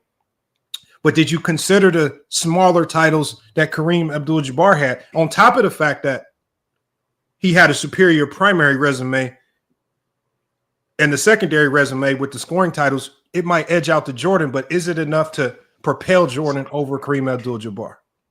Yes. Well, yes. Let me repeat what I said. It's the compounding of all those things together in a per year, and this is me for I'm including everything for some things that, or I don't want to say everything because I'm sure, somebody can corner me or something. But I'm trying to include the total stats that I weigh less on, the second and third team All NBAs in defense, and respectively for which one that has the second or third team. But the point of it is that the compounding of all those things together at the highest level, so to have the scoring title saying that you are in the NBA's eyes, that you are the scoring champion. That is your title per the year. You're the scoring champion. You're the MVP. You're the most valuable player. You are the first team of everybody in the All NBA playing together, and you're the first team on defense as well. So to do that 4 times, Kareem never did that with the compounding of it. I think the compounding of all those things together, let alone the rest of the things, and I explained some of it without going on a whole diatribe, which I frankly don't have all the information for. So again, if I get cornered, that's fine. But I think the compounding, and I think 98, while retiring again a second time, to do those But things for you, together, because for when we me, look is at what put him over as the GOAT. when we look at the smaller titles, really, it still comes down to what the media portrayed the heaviest, which is the scoring for Michael Jordan. Because the only thing, as far as the smaller titles, if you want to add them in, the smaller wins that you want to tack onto the resume, Jordan has the 10 scoring titles. But outside of the 10 scoring titles, Jordan has the steals titles, but Kareem has the blocks titles. More than likely, a lot more if the block category would have been counted. I think I mentioned So it's not it's totally See, that's fair. not I fair, agree. Lamont. See how he's applying context there. Oh man, what I'm saying is this right here. It's a fact. It still comes down to Are you using scoring titles to say that Michael Jordan is the GOAT over Kareem Abdul-Jabbar? Because when you look at the primary resume, Kareem Abdul-Jabbar out of the because Michael Jordan fans, you just talked about the best of the highest individual award over scoring titles, over steals titles, over block titles. The highest individual award you can win in the NBA is league MVP. Kareem has 6, more than Michael Jordan. So if it's about individuality, the highest standard of individuality, being the best player in the league, Kareem has more of those than Michael Jordan. Why then defer from that and then go to secondary things like scoring titles, steals titles, and try to weigh that more heavily than you would an MVP? Why do you weigh the smaller things more heavily than the more important things on your resume? I thought so. So this is what you say. Now, like I said, I'm trying to include everything. Now, I do think that scoring titles are important. I think that a lot of these things are important. For me to speak individually, I think that the first teams, the MVPs, whatever the first aspect of it, the championships, first teams, etc. So, I mean, again, I know this is a debate show, and I'm just going to push back a little bit. So I'm not going to try and push hard, but if you were talking total career, I think that matters. And to show that you were competing with everybody else and you were considered the best or the greatest, however you want to look at it, I like to consider it the greatest scorer of that year by the scoring title. And again, as I mentioned up front, is that putting it all together in the winning aspects, because basketball is purely, in my opinion, is the fundamental aspect of basketball is defined by competition. So if you're not first, it doesn't matter as much as everything else. First matters. Everything else is just putting context. For anything, you've got to have a tiebreaker too. That's how And then, so that's how Michael I Jordan feel. fans, that takes me to this question. If it's about competition, and I brought this up in my soliloquy, it ultimately, you said, if it's about competition and who comes out ahead of the other more times than not in their careers, who came out ahead, more competitive, more times than not in their careers, Kareem Abdul-Jabbar or Michael Jordan? In what context? So In context of like this, for can I just example, follow up? I it's the meant what context of and this. my I just want It's to no, we clarify can't what my because point is. no, I get you, but if your premise is about who comes out ahead more times than not in almost any particular category, right? Just for their careers alone, and we can start from just a winning perspective on a year-by-year basis. Whose team came out more competitive or ahead on a year-by-year basis more times than not? Kareem's or Jordan's?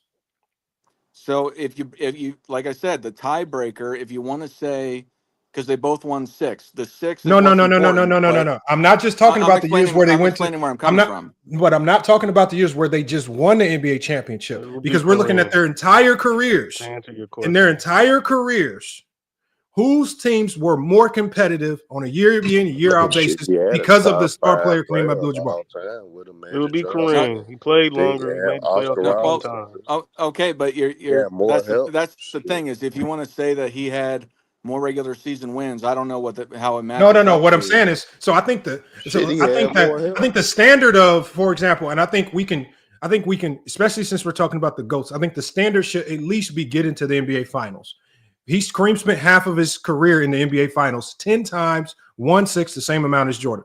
Then we can go down to MVPs because, like you said, MVPs is about who came out on top, irregardless of how you got there or who you did it against. Who won more MVPs? When you talk about being competitive, who had more MVPs? You are the best in the league, more over everyone else. Who came out as the overall best player in the league more times with the league MVP, Kareem or Michael Jordan? Yeah, Kareem's got one more. So we go from there. So but one more is still one more, makes you better. And Jordan never surpassed that. Okay, Yeah, I go didn't ahead. So what it seems like is those are the primary considerations on the resume. And it seems like and then we can go to the other ones. We can go to other ones like all NBA teams, because what does all NBA team classify? All NBA teams classify that you were at least a top 5 player in any particular year or essentially a top 5 player, depending on how you want to put it, at least subjectively. But you were one of the top players in the league. So when you go to all NBA teams, Kareem was on, I believe, 15 all NBA teams compared to Jordan's 11. That means more times than not, no matter what you thought about the league or how he got there, more times than not, Kareem was an all NBA level player more than Michael Jordan, which is superior. When you go to all defensive teams on the other side of the basketball, Kareem came out on more all defensive teams over Michael Jordan. That's superior. These are all primary considerations. So you guys overlook all of the most difficult things to accomplish in the NBA. You overlook all of that. Go to Kareem as well. Come on. Lamont, don't be so dense. What they're basically telling you is that no matter what Kareem did, Jordan did it better. Jordan didn't have to do more. We're saying. He just did it better. It's more impressive for what Jordan to what did. I'm saying versus the guy who keeps ducking me on That's this not debate. what he said. My bad.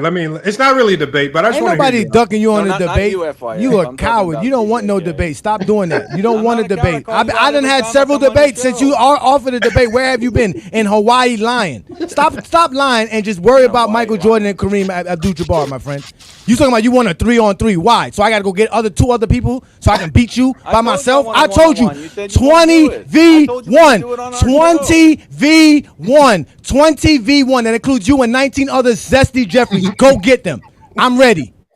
I'm hanging out in the dugout. Anyway, Lamont, can I respond to what you were saying? Go ahead. Yeah, so I'm not denying that Kareem has more in the totals for the all NBAs, the MVPs, and then he made more finals appearances. What I led up from the front is that I think what's more impressive is that Michael Jordan compounded all of those things, and then I added on things like the retirement compound. I know you flashed that word, but the point is that putting it all together for him to do that, I think is wildly impressive. And to me, I think, to what I understand, in comparison, Bill Russell would not match the all NBAs, excluding all defense because it didn't exist back then. The all NBAs and then the MVPs, he lost all the all NBAs to Wilt.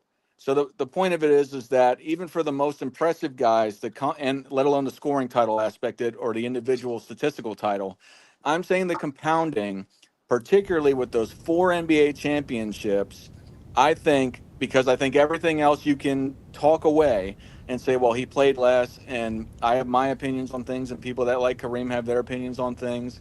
And he had more totals. He had some more teams. He had the one more MVP. He had the more finals appearances. But putting it all together, Kareem did not do it at the highest level over multiple layers like Michael Jordan did. I don't know what that means over multiple layers. Well, hold on, wait. Let me give y'all the definition of compound. Compound means a thing that is composed of 2 or more separate elements or mixtures, not a basketball term. Another word for compound, an adjective, is made up. Look, made up or consisting of 2 or more existing parts or elements, not a basketball term. A verb, make up, constitute. That's just making shit up. Like, again, compound means making shit up. Then another definition for compound is another definition for compound means make worse, intensify the negative aspects. So as usual, a zesty Jeffrey has to talk negative about basketball because they can't talk anything great about Michael Jordan. That's just the facts. Let's compare resumes. Y'all can't. Kareem has the better resume. Again, Kareem has the better resume. Kareem has the better resume. The stats go to Kareem, correct? Yes. Accolades go to Kareem.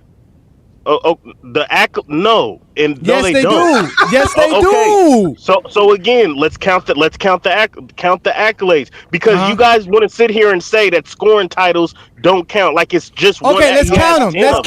Let's count them. Jordan has Finals MVPs, scoring titles, and steals titles. Kareem has everything else. I already have it right here in front of me. I didn't even talk about Finals MVPs. That's what I'm talking about. You're saying he has scoring titles over Kareem, and you're counting that as No, one. he has block titles over Jordan, and he has rebound titles over Jordan. Let's Let me continue. finish. So, No, wait, again, Mac, Johnny, are you going, Mac, are you going to accept that me Kareem off, Abdul? let me tell you no, what I mean. Mac, answer the question. Are you going to accept?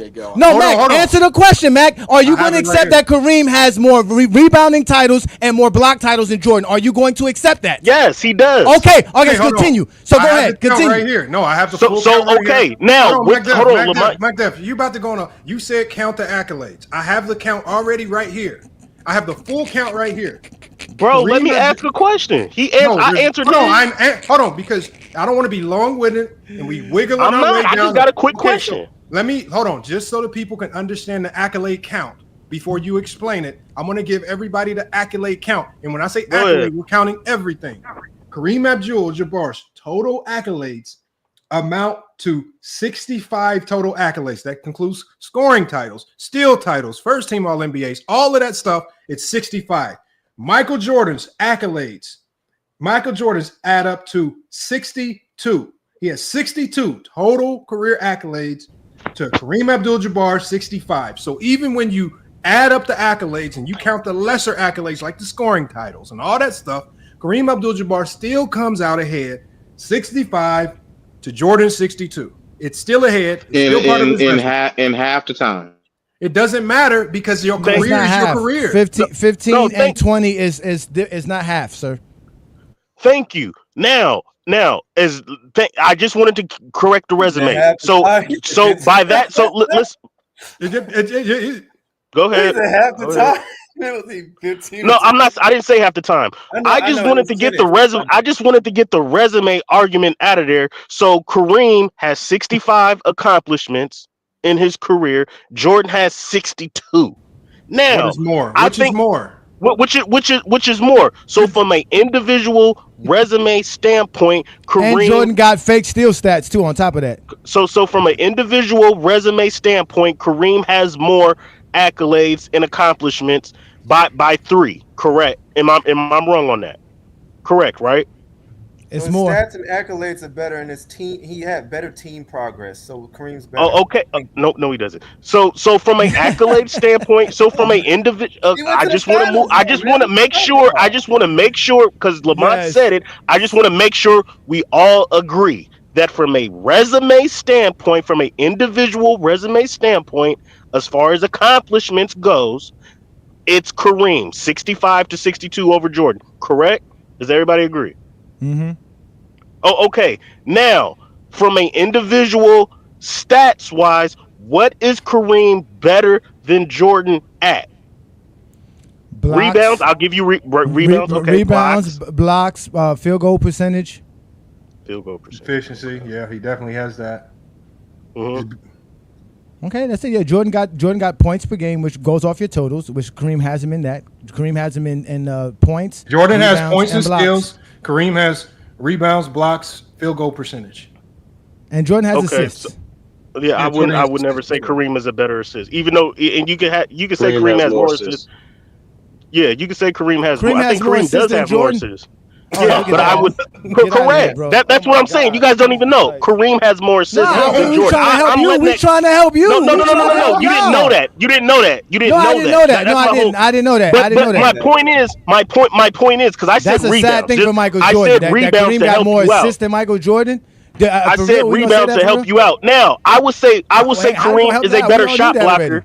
I would say Kareem is a better shot blocker Mac, than this Jordan. ain't got nothing to do I with would your say Kareem resume, is a bro. better rebounder Well, than what are you Jordan. doing? This is Yeah, bro. This stupid, ain't got Macbeth. nothing to do with No, it's anything. not. Let me Macbeth, finish. this is not an NBA 2K, your player rating versus my player rating type of conversation. That's not what I'm A saying. resume. No, hold on, Macbeth. Let's not go down the stupid way to evaluate players, Right. especially when we're looking at GOAT. Because, like I said before, let's not do this. Is stupid way to do it because no one in their right mind, for example, is going to say that Bill Russell is a better basketball player than, for example, let's say Tracy McGrady. Tracy McGrady is a far better basketball player than a guy like Bill Russell. But unfortunately, Bill Russell's resume puts him way, way ahead of Tracy McGrady. Talent-wise, there's a ton of guys better than people we can name in our top 10. But it's your resume that puts you in the top 10. That's why I'm harping on resume. It's not your talent, skill versus skill. Because, again, these players are in the top 10 because of their resume, not because of skill. If you want to have a top 10 based on skill, that's a completely different top 10 to make, based on you being better at something than somebody else. Your resume puts you in the top 10. Quit avoiding the resume. Stick to the resume because that's what makes you top 10. Without a real resume, you're never going to be in the top 10 like some of you guys pretend Kobe is, how you try to make up a pretend resume for him just to put him in the top 10, even though he doesn't have a top 10 resume You don't have compared to to the make up a players resume that are for generally Kobe. in the That's top fair. 10. No, we're not hearing the nonsensical arguments about he's a better scorer, he's a better rebounder, he's a better shot blocker. That's the stupid way to evaluate it because that's not how we put together top 10 lists ever in NBA history. So, Mac Def, once again, let's go back to what really puts you in the top 10, which is your resume. The primary consideration that Jordan fans gave Michael Jordan on his resume to put him as the GOAT was the 6-0. It wasn't skill. It wasn't his mid-range jump shot. It wasn't he could get some steals. It was the 6-0. So again, let's stick to the real things that put you in the GOAT conversation, not all of these other things that you've never really compared player versus player with these two players. That's stupid. So stick to resume, MacDef. Quit running from the resume like you're trying to wiggle up out of. Resume versus resume. How did Michael Jordan pass up Kareem Abdul-Jabbar? Because you thought that the scoring titles would propel him in the accolades, and it doesn't. Because Kareem Abdul-Jabbar still has more accolades. He has more MVPs. He has more All-NBAs. He has more All-NBA defensive teams. They have the same amount of championships. What the hell are you using to put Jordan as the GOAT based on resume? Please answer that question. Context, check your email. Like what you were doing earlier, Lamont. Lamont, check your email. Check your email, bro. All right, man. It's always gonna you can't. First of all, these accolades they all don't hold the same amount of weight. That's the first thing. Okay, a Steals title ain't gonna hold the same amount of weight as a league MVP, right? I mean, we can go. It's that I don't even know why we're having that kind of a titles conversation. are equivalent to block. Hold on, steal titles are equivalent to block titles. Kareem has 4 block titles. Jordan has 3 steal titles. So if we want to just go with defensive accolades, Right? But I mean, who has I more would say, defensive accolades? Who has more defensive accolades? Kareem. well, or hold Jordan? on, bro. Who has more all defensive teams? Lamont, Kareem or here's the Jordan? point. Yeah, just Hold on, Your Lamont. Hold on. Let me finish my point. That's Your what you personal start feelings off are with not as a GOAT involved. debate. That's not the end all be all. Your personal feelings should not be involved. Right. That's what you start off with. You know, Lamont, when you get Can't your be no ass GOAT kicked, you show conversation without love no because resume. people Everybody all knows stuff that. like that. Let me finish my point. Idiot. How many Steals titles would you be willing to give up for one MVP? None. We're not What the hell is he talking about? We're What not does doing that that. mean? Lamont, I'm trying to prove to you that they don't hold the same weight. So when you're I sitting didn't up compare here that. saying, "Oh, well, this guy has the we're Steals not title," caring. this We're and you not add that caring stuff what all holds the up. same weight. So both of y'all talking at the same time. I can't hear. That's you and MacDev. Y'all trying to defend each other, and y'all talking over each other. One of y'all got to talk. And secondly, I never compared a Steals title to an MVP. I compared Thank Jordan's you. We're not MVPs doing that. to Kareem's MVPs. I said, if you want to go to defensive accolades, you could compare Jordan's steal titles, which he has 3, to Kareem's blocks titles, which he has 4. You can compare Jordan's defensive all NBA teams versus Kareem's all NBA team. But the problem is Kareem keeps coming out ahead in all these categories. So now you guys have to make up a reason as to, well, I just like to look I'm at not Jordan. making up nothing. Jordan just looks like a better defender. He just Jordan got so defensive player. Nah, because Bro, that was the point I was trying to make earlier. That was the point I was trying to make earlier. So you're saying that my point feelings that I was trying to make. Yes, Bro, it's your what- feelings. That's exactly what it is. Because when I'm listening to you, like for it. His mic is messed Hold up. You on, ain't talking to me, let me finish my point. Your mic is messed up, Kenny. Can you guys can hear me? No. Yeah, Can you hear me better now? Yeah. Go ahead, Kenny. All right. No, see, you might messing up again. When you talk, That's what happens when you get caught capping, man. Man, broke out of Now system start shutting down on you, man. All right, what about now? Can you guys hear me now? Yes. Yeah, that's better. Yeah. Hold on, let me.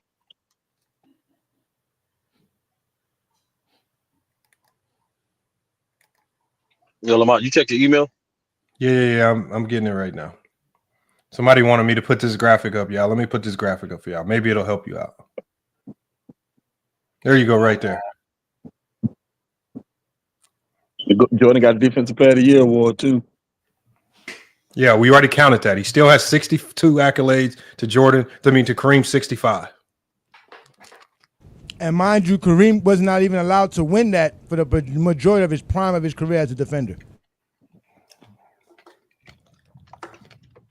Can we count? I know this is a joke, but can we count All-Star MVPs? Hey, if they want to count accolades, we can count them all. They don't want to really go down that rabbit hole. No, because Jordan. No, then if that's the case, it's 65-65 because Jordan got 3 All-Star MVPs. Kareem has none. Can we count conference finals? Now, wait, Lamont. If you want to count, like you said, we always got to count the lesser things for Jordan because Jordan always does less. We got to count the slam dunk contest as well. Count the slam dunk contest. Oh, you mad because LeBron didn't win the dunk contest? Bro, the reason we never looked at accolades Again, the conversation is not about LeBron James. Don't worry about the real go to basketball, Man, sir. who cares about all that? Bro, we Can't win the dunk contest. never looked at a guy's resume as the end all be all because Yes, we we knew did. that stat. Yes, we we knew that did. stat Live. was not a part of the 1960s. Nobody's gonna look at Akeem Olajuwon Keep and say he's the cooking, greatest man. Keep blocker cooking, because we baby. all know Bill Russell and Wilt Chamberlain got that. But because the stats didn't exist, we never looked at Akeem's resume and said he's the greatest defensive player or this, that, and the third. Resume is what you start off with. You start off with a guy's resume, and then you go from there. You got to have a top 10 resume to be in this conversation. Hold on. Let's do that, MacDuff. Let's start off with resume. It's on your screen right here. So according to this resume right here, Jordan should not be in any conversation with Kareem Abdul-Jabbar because Kareem Abdul-Jabbar so severely outclasses him, there is no conversation. So the problem is with you, MacDuff, is when we compare resumes, it completely eliminates Jordan from even being in the conversation because he doesn't even move to step 2, which is the context, because his resume don't even come close. That's the problem. You don't have my scoring titles. So by default, you've removed Michael Jordan from the GOAT conversation because resumes aren't even close. Where's my scoring titles? But wait a minute, why does the 10 scoring titles matter when I got 38,000? because it's a part of my resume. And here's the we can add that, but it's not better than being 38,000. It's not better than being the all-time scoring leader. It's not better than that.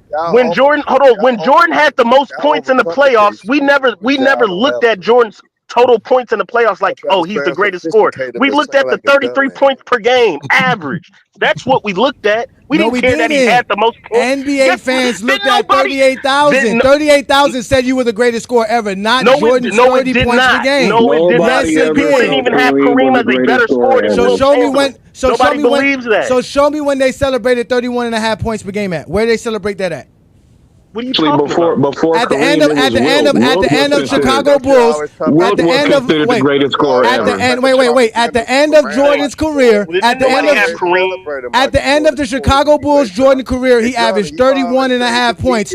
Where was the celebration for Jordan's 31.5 points? Where was the celebration or the honors or praise for that anywhere? You say to me, hey, y'all, can we just talk one at a time, man? Come on, y'all. I mean, if you don't like Go James Kingdom, at the end of the day, but this is for everybody. This is not for you personally. All I'm saying is just talk one at a time so we can keep the audio clean. I know y'all don't like Go James Kingdom's talking points, and he be killing y'all sometimes. Y'all trying to get y'all get back. Come on, man. You're not gonna. This is probably not the topic to try to get you get back on. This is why you guys are stretching and reaching to all. I mean, I didn't think y'all would go down this rabbit hole and digging so deep, man. Y'all trying to run at anything to say that you accidentally put Jordan as the GOAT because the media told you so, and you don't want to admit it. We've only had one person come up here and just admit Kareem has the better resume. The media put it in my head that he was the GOAT. Go James Kingdom also said the same thing, so I put him as the GOAT because I thought he was the hottest thing smoking that I've ever seen on the basketball court, but the media failed to tell me about Kareem Abdul-Jabbar. That's what happened. Yeah, but Lamar, if he going up there, here's what happened. That's not what happened. If A Johnny going on a rampage on a rant saying that when they celebrated Michael Jordan, the nigga Nobody celebrated scoring titles. He's right. There has never been a the celebration for media. scoring titles. No, but You are see, lying. now There's you never been a now you're trying to celebration for. project it. This is one of the And main he reasons always say why. the media Oh no, always Herm, just celebrate listen Michael. for 1 second while you complaining and crying Nobody about Gold not James complaining, Kingdom. nigga. You ain't. Why you crying? Hold on. Why you crying about Gold James Kingdom? He is right. There's never been a celebration for scoring titles. If there is even an award that's given for a scoring title, we've never seen what that goddamn award looks like because they never make a big deal about it. We've never seen a celebration for the steals title. We've never seen a celebration for the blocks title. Yet you're bringing up these secondary, lesser accomplishments and accolades as if they are primary, like a league MVP, like they're primary, like a first-team All-NBA, like they're primary, like all of the primary ones that you see on this screen. So you keep bringing up all these other ones that really nobody even makes a big deal about as if they're supposed to be a big deal. So quit pretending like we dumb. We know that the scoring title is just a scoring title. Nobody really makes a big deal about it. Yes, it's great to have, but it's not as big as being the league's all-time leading scorer like Kareem Abdul-Jabbar. Like when they stop games to present you with an award when you achieve it. They stop the presses, the Because whole world watches. Well, Jordan got a trophy for 30,000 points. Y'all just got to stop lying, man. All I'm saying is, No, what they do is they retire jerseys. How many? All I'm saying is you got to stop lying. Quit pretending, trying to get us to believe that scoring titles were so meaningful that they stopped the presses when you won one. So much so that you guys even devalue scoring titles in today's era when a guy like James Harden wins a whole bunch of them. You will devalue it for players of today. You guys don't hold scoring titles in this high regard because when players of today win it, you find ways. Oh, nobody has. He just no. Y'all, hold on. Y'all got to stop pretending like we don't hear y'all talk basketball every day. We see how y'all pick and choose when to use scoring titles to build up a player like Jordan, and you pick and choose to tear down scoring titles when players of this era win scoring titles like a James Harden. None of these guys have 10, though. Don't sit around and pretend like scoring titles is a big deal now just because Jordan has 10 when it's not a big deal when anybody else wins a whole bunch of them. Nobody got 10, though. That's my point. Matter. Okay, so let me give you this, Bingo Jester. Who is second behind Jordan in scoring titles? I think give me the top. No. Give me the top 5 in NBA history in scoring titles. Since it's such a big achievement. You don't put me on mute and ask me a question. What kind of stupid shit is that? Can you answer that one question? Come on, bro. Give me the top 5 in scoring titles all time, since it's such a big deal. Listen, all I'm saying, you said we're the second. We're the second with 7. Jordan got 10. Wilt got 7. I think Kevin Durant got 4. James Harden, I think, got 4. I think AI got 4. That's 5 right there. Harden got 3. Harden got 3. AI got 4. Kevin Durant got 4. Give me the top 5. Give me the top 5 in scoring titles. That's 5. That's the 5. I just named them. Okay, so who's number 2? Wilt is number 2. And so he got 7. Wilt got 7. So you saying Wilt is the greatest player of all time next to Jordan? Hey, Wilt up there. He up there, man. Come on, man. Y'all pick and choose when to use scoring titles, man. I'm not saying scoring titles is the be all. You can't discredit those. And then if you want to use, because remember, Kenneth was saying use context. Do you know how easy it is to pick apart scoring titles and the validity of scoring titles if you wanted to be petty? Especially in a 90s era where no other players could get to 30 points per game other than Michael Jordan. He had no comp at the scoring titles. Unlike today's era where you got 5 and 6 and 7 guys averaging 30 a game and you battling it out to the end with other guys who can actually score the ball. Jordan had no comp. So the thing is, you're talking about frivolous secondary accomplishments that mean nothing. And if you want to contextualize it like you want to contextualize everything with Kareem Abdul-Jabbar, Jordan had the easiest 10 scoring titles in NBA history out of any player because he had no comp as far as scoring in the 90s. We got to stop lying, man. Okay, so who were all these great scores in the 90s that was really pressuring and putting the fire on Jordan? David Robinson and all these guys. Hold on. So put context on that game. Did they not gift David Robinson 70 points, or did he get a bona fide, legitimate 70? They gifted him 70 points. Did you watch that game? It was the biggest gimmick game. The game looked like last year's All-Star game. So don't pretend it was a game versus the Clippers. They and all they did was force feed the ball to David Robinson and started turning into a joke because he was just trying to win a scoring title that actually means nothing to his career because it did not elevate him in any particular way in anybody's list. And on top of that too, Mingle, according to Dominique, who was on the team at the time, he says David Stern called the Clippers and told them that to not play their starters for majority of the game.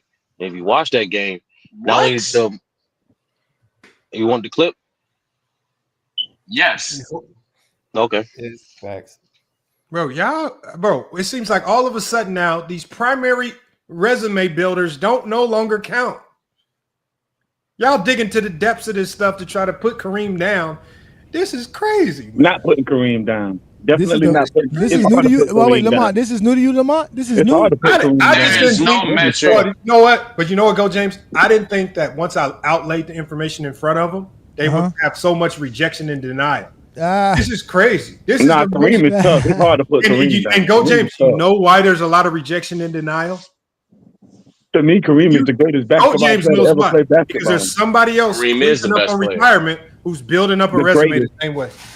He's the best and the greatest. There's no metric that you can show me that Kareem is has the greatest anyone basketball surpassing player Kareem. to ever play basketball. If you're talking about from AAU to the big leagues, there is no one surpassing him. What Kareem did in the big leagues, winning in year 2, which y'all claim that y'all care so much about. Nobody else besides Magic Johnson, who was his teammate, can claim that they did that. Kareem is the GOAT. Hey, I wouldn't argue. King Angel didn't get his take. King Angel, what I'm saying is, where do you feel when people started traditionally labeling Jordan as the GOAT? Did he have anything on his resume that came close to matching or mirroring anything that Kareem had did that justified him based on resume and not media narrative, putting Jordan as the GOAT when they started labeling him the GOAT in 1991? 91? No. Yeah. How the hell is Jordan going to surpass somebody with 6 chips? Just by using the JDR's very own logic, it was no way possible. If that's the case, then LeBron got a case. But we ain't talking about him. But no. I didn't see Jordan in 91, so I don't know nothing about all that. Really? I did not. I'm not old enough to have seen Jordan in 91. Most people who got Jordan as a GOAT didn't see Jordan in 91. Yeah, I didn't see Jordan. Wow. I started watching Jordan like 95. How old were you in 95? 95, I was what, 11, 12? You said you started watching Jordan and when you didn't comprehend what you were seeing? Oh, I comprehended. I was 12. I wasn't. You didn't know what the hell you was watching at 12 years old. I comprehended at 12. I mean, you ain't dumb at 12, is you? Bro, I didn't fully start comprehending basketball until I was like 18. And basketball knowledge, you are completely dumb. Yeah. I didn't start comprehending real basketball until like 18, 19. That's a fact. Even through high school, I wasn't even picking up. Even playing through high school, I still like knowing what I know now. A lot of times, I wish I could take it back and put it into my high school brain. Hey, yo, so Herb, so you said you knew how to read a 3T zone at 18 and like 15, 16? You get taught that, you get taught how to play zones. No, you get taught that in today's era. You didn't get taught that in the 90s.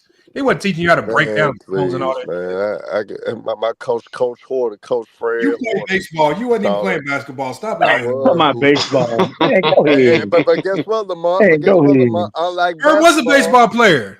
No, but unlike basketball, though, baseball is actually more complicated than basketball. You wasn't playing no basketball when you was in high school, man. I did. I played basketball in high school, but it was. Unlike Lamont, I was a two-way scholarship guy. I just was better at baseball. Look at him talking about two-way scholarship. I was two-way baseball and basketball. Okay, I just was way better at baseball.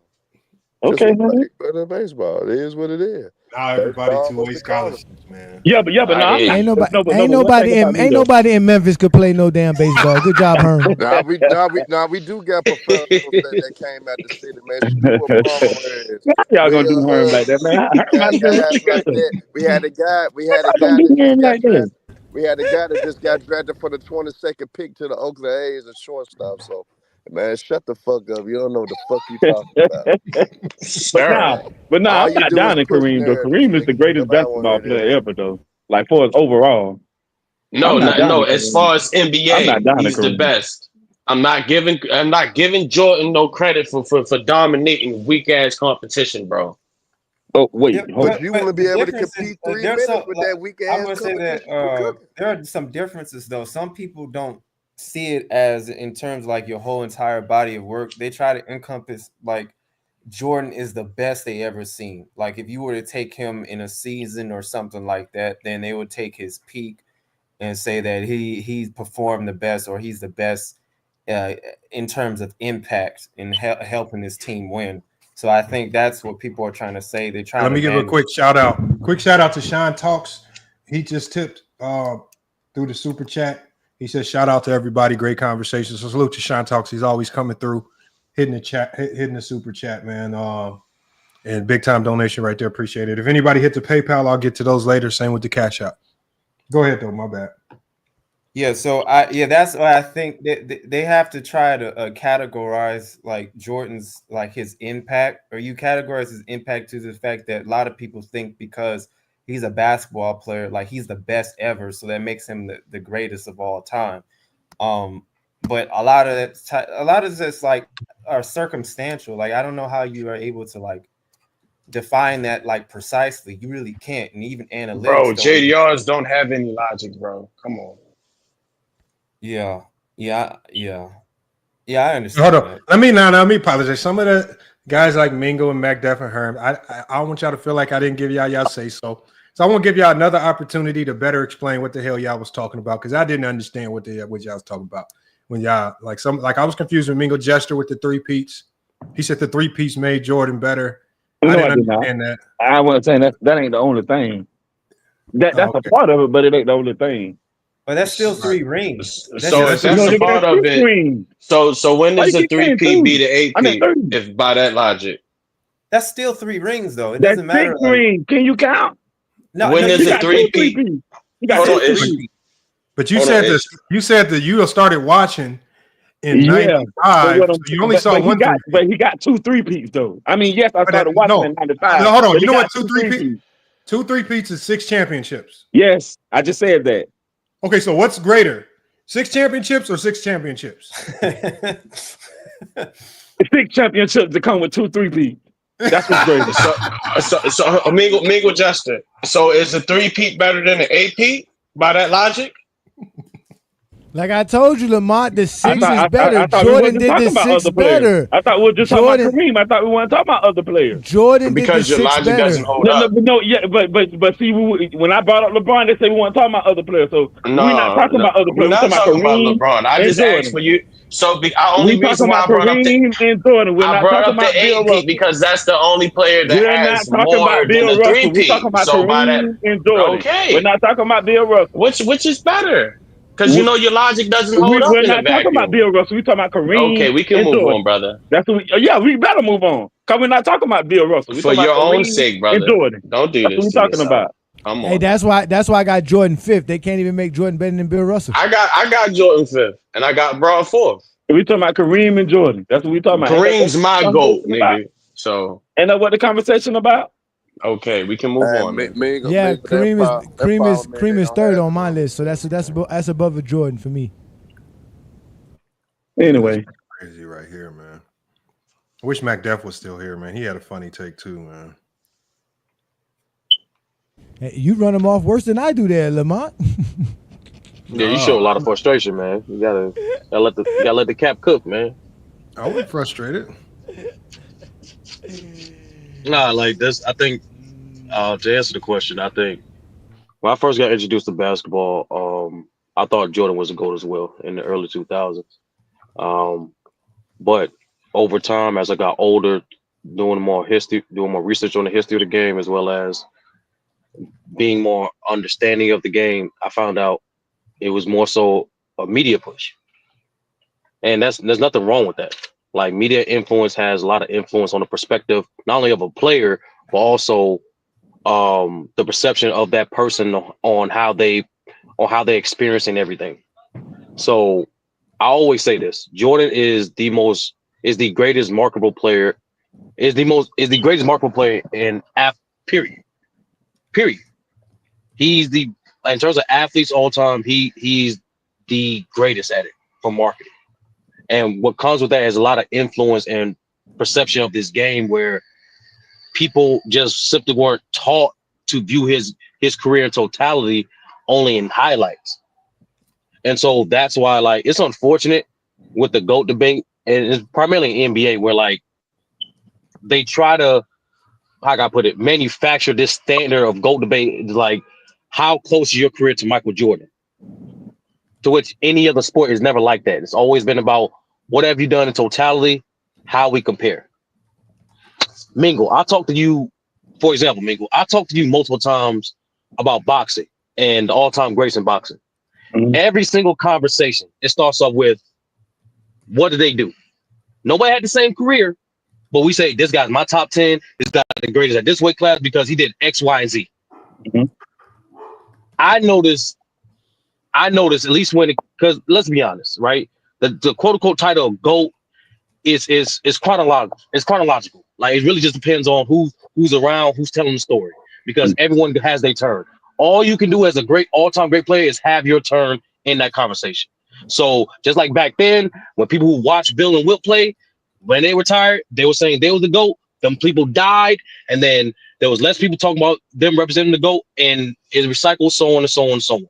So this is Jordan and LeBron's time, but then over time, people are going to die. There's going to be someone else. But I noticed at least with Jordan's time, right?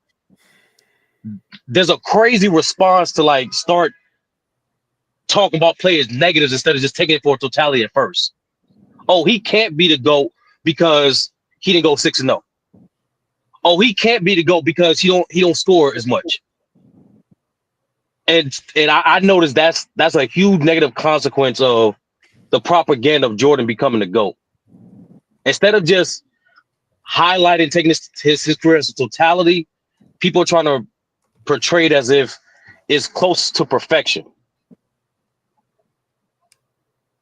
And frankly, like it not only do the sport disservice, it do that individual disservice, and it does the Michael Jordan's greatness and any player that you try to compare to him disservice when you do it like that. Sturdy, you right, because Jordan don't even like to even go this route with the top because he understands the eras. He understands what each player brought to each era that's ever been produced in the NBA. So, like, when we do that, all we doing is dissing and being toxic about the situation. Now we want to talk about any nigga that made it professionally, just about. I'm going to say about 80% of these niggas that made it professionally, man, we got to respect all them niggas that touched the court. Hey, what did I say at the beginning, though? I said the people that run to that. I said the people that run to that argument are the people that scared of what the end of it looks like. Yeah.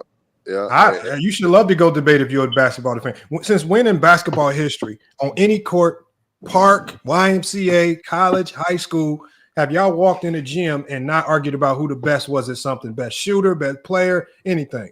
Every level of basketball, y'all arguing about something. You trash, you not. This is just how basketball is. So now all of a sudden when it comes to this debate, because you don't like the ultimate end outcome, oh man, we gotta be nice to each other, man. I don't like this, man. We can't disrespect errors. Can we all just get along? Can we all just get along? That ain't how basketball is. Basketball ain't like that. Basketball is like when you a bum, you a bum. If you trash, I'm gonna call you trash. And like I said, when I go to the gym, I come with the best 4 guys I can find. I don't care how good or bad y'all are. We're gonna run the whole gym. If you ain't got enough talent to mess with me, I'm still gonna say we the best in the gym. Even I don't care how it go. If we dominating, if we winning, the end result is just the end result, man. We gonna talk trash while doing it. I don't care if you got cut from your 3rd grade team and never made another team before. It's just about dominating, man. So at the end of the day, man, that's just how basketball is. I don't know where y'all play basketball where this ain't been part of like trash talk and putting one person over the other ain't been part of the conversation. It ain't never been like that. No, I didn't say that. I didn't say that. I'm saying I'm not. I don't know. It's not about the ranking, Lamont. It's the depiction of other players' greatness. Like I said before, like we argue in other sports entertainment all the time, but at least for me personally, I get annoyed when people try to like leave out certain things just to favor their argument instead of just taking the totality like we always did. And to be honest with you, this nitpicking shit only came with Michael Jordan becoming the GOAT. Because when anybody do the history of the game, realize, oh nah, it ain't sweet what they telling us to be, man. Ain't like this shit don't add up. It's not consistent. They don't know history. Sturdy. Somebody asked in the comments who ate-peated. Really? Come on now. Come And to Yes. be on honest now. with you, I never understood that Yes. notion of like why give so much credit of a team accomplishment to one player. I never understood that shit, bro. But whatever. That's different Nah, but conversation. Bill Russell Nitpicking. is the main It's kind of It's the it's main reason, nitpicking though. silly, I bro. mean, we can't ignore the fact that Boston would have eight Peter without Bill Russell. I mean, Bill Russell is a big piece of that pie. Why the Celtics went on an eight Pete? So I mean, yes, it's a team accomplishment, but they didn't have if Bill Russell's impact wasn't out there. Hell, they wouldn't have eight Peter. So Yeah, but that's the thing, Herb. can't Like ignore that shit. it only got to. It's proven in basketball that it even got to be a caliber player of a Bill Russell or whatever of a best player on your team for that player to not produce or whatever for your team to win.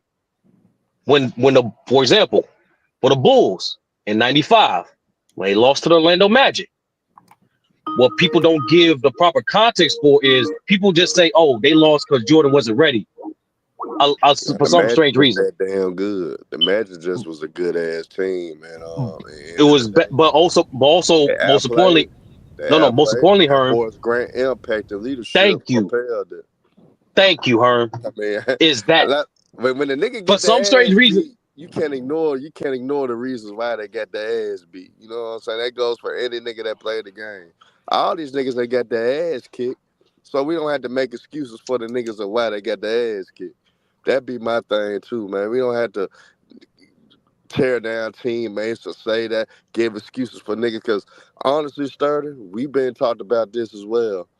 We've been seeing these cats for years, and whoever fan base it is, whoever that player it is, they make excuses for that favorite player of why they didn't accomplish anything or why they didn't succeed in that certain situation. That's all we hear. No, I mean sometimes the team just hit you in the mouth and you get your ass whooped. But to me, the failures is what make these niggas legacy, and facts, especially how they bounce back from their failures. So facts. I don't get these niggas, man. And then these niggas try to overcomplicate shit just to sound good. Man, you ain't got to overcomplicate the shit, man. If niggas value longevity, value it. That's important too, because for able to play. No, but Herm, the part of this conversation that I'm trying to get through to y'all is that the people who don't value longevity are the people that don't want to honestly look at a player's entire career. Longevity, the only thing is longevity is just a longer career. It's your entire career.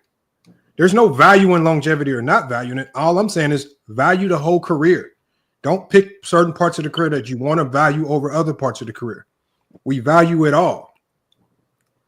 So when y'all say peak, that just tells me there's certain parts of that career where you feel like they might have some stains and you're trying to avoid talking about that part of their career. That's all it is. So longevity is essentially another word for your entire resume. That's all it is. So basically, you saying longevity is the end all be all. Basically, that's just the Longevity only is thing that matters. the end all be all and the GOAT is your resume. Your resume is what gets you in the conversation. Everything. Not your points per game, not nothing. Not any individual season. It's your entire resume that gets you in the conversation. Well, I that all of that does encompass your resume, Lamont. The points per game, the individual seasons, because that is part of that player's legacy. For Kareem, right? For him to have arguably one of the greatest rookie seasons of all time, come to the league averaging 30 and 15. That is important context to add to how great he was out the gate. And same thing for Jordan. The dude averaging 27, 28 out the gate. that is like, I'm not saying one trumps the other, but if a person want to mention like what they did for a per game basis, or what season like is renowned as one of their pillar seasons, that's okay. That's part of their resume too. Well, I tell you what, Chamberlain, he came out the gate averaging 37, so I don't know how that No, factors that's because in. that's why Wilt Chamberlain won MVP as a rookie. That's Will part of his came out the legacy. gate averaging 37. That is insanity. When we talk about the greatness of Steph Curry, not to bring another player, but greatest Steph Curry, you gotta mention it's 2016. Yeah, that's true. So Yeah. everything matters. Everything matters. You see, Serge? Everything matters. See, there's a lot of people that just can't stop thinking about LeBron, man. They have to make it about LeBron, man. Who mentioned LeBron? So I don't know who mentioned LeBron. the same people that will never hit the link. I'll be trying to get them to hit the link. But also, so Lamont, you trying to say that longevity is the only thing that matters? And like Sturdy just broke down. No, what I said was, it ain't your career as a totality with moments and everything just combined. I said the only thing that matters is your resume. That's your that's when your whole career. Which is longevity. Jordan played 15 years, 1,000 games. That's longevity. Hold on, it's like this. Hold on, no, Ingo Jester is like. Let me explain it to you. This is why I say your resume. Let me finish what I was about to say first, though. There's no individual moment, Lord, season that a player could have that can elevate them into the GOAT conversation. It takes an entire body of work that puts you in the conversation, and it's your entire body of work that we will judge you off of.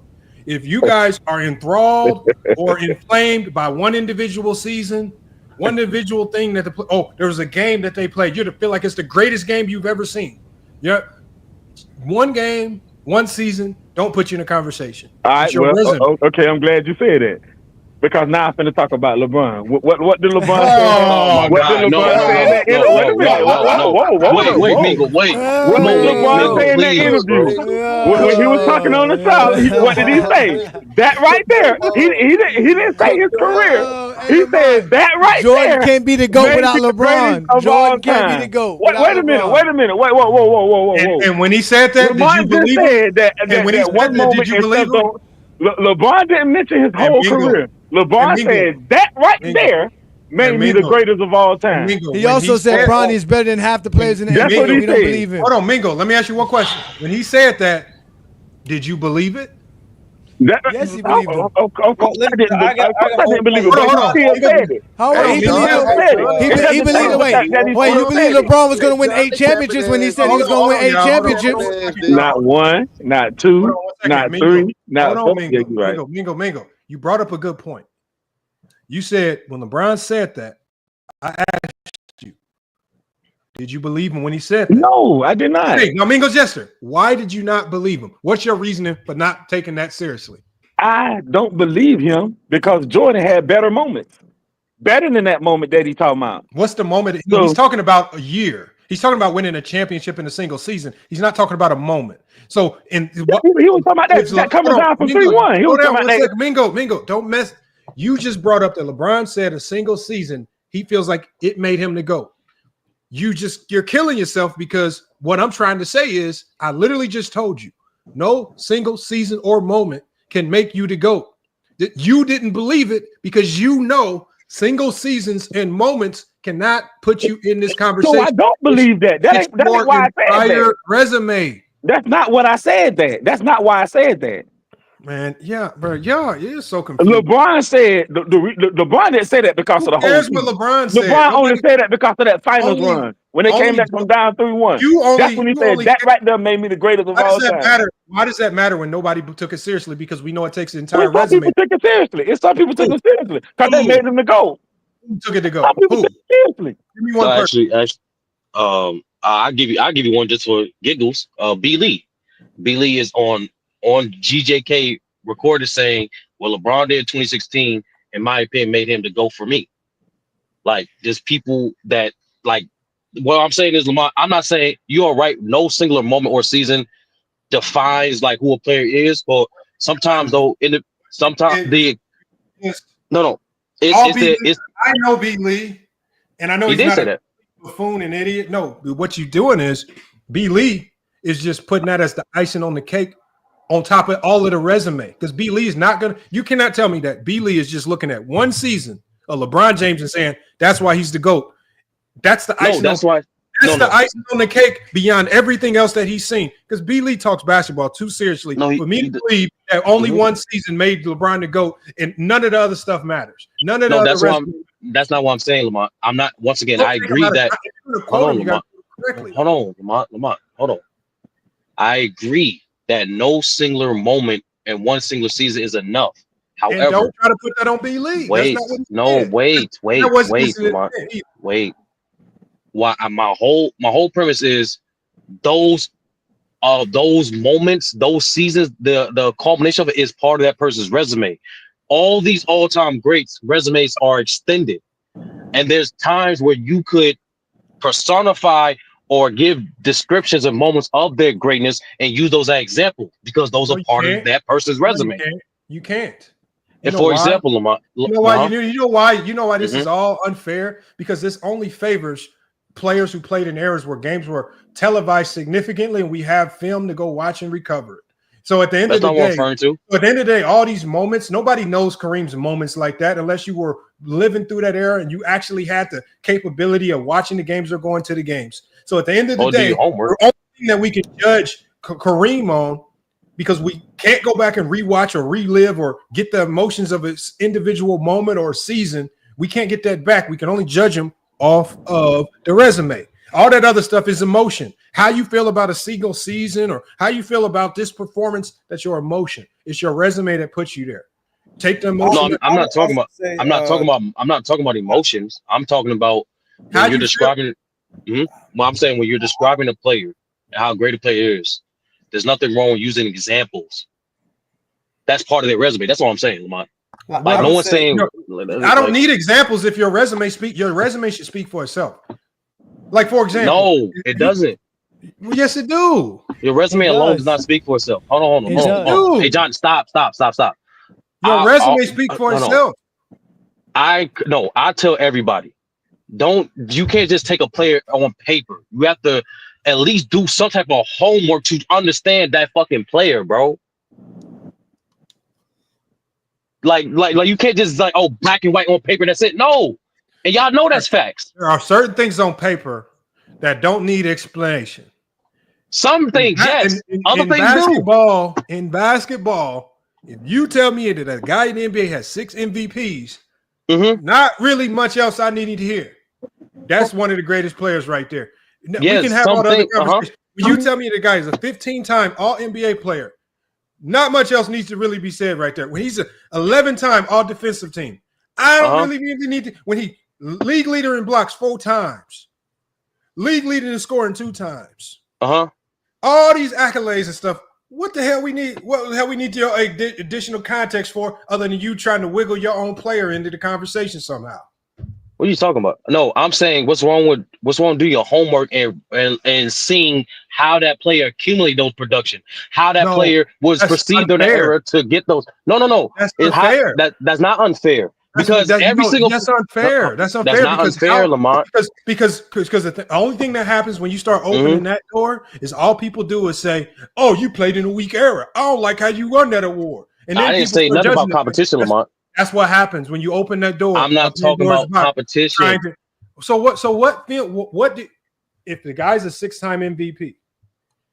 What more film do I need to see to understand how great he was? If he had 38,000 points like Kareem, I want to know what type of scorer he is. How the hell did he accumulate those 38,000 points? Yes, it's nice to see a few of those games and see how the nigga score. What's wrong with that? Why does it matter how he scored those points when he's a 6-time MVP? For you to get an understanding how great that player is. What is wrong with that? I don't understand that. 38,000 is not enough. 38,000 is not enough to understand how great that is.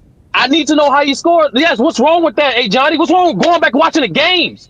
Because like Lamont said, you're adding your emotions and your actual opinion. What emotion I said, Johnny? Okay, what emotion I said? Okay, so my question to you is, what is not great about 38,000 points? If he would have scored it with his left foot, does it matter? It's 38,000 points. No, that is fantastic. Hold on. You know what is? But what is, bro? Y'all really fighting against people going back and looking at players. The best explanation is What the fuck? Wilt scoring 100 points.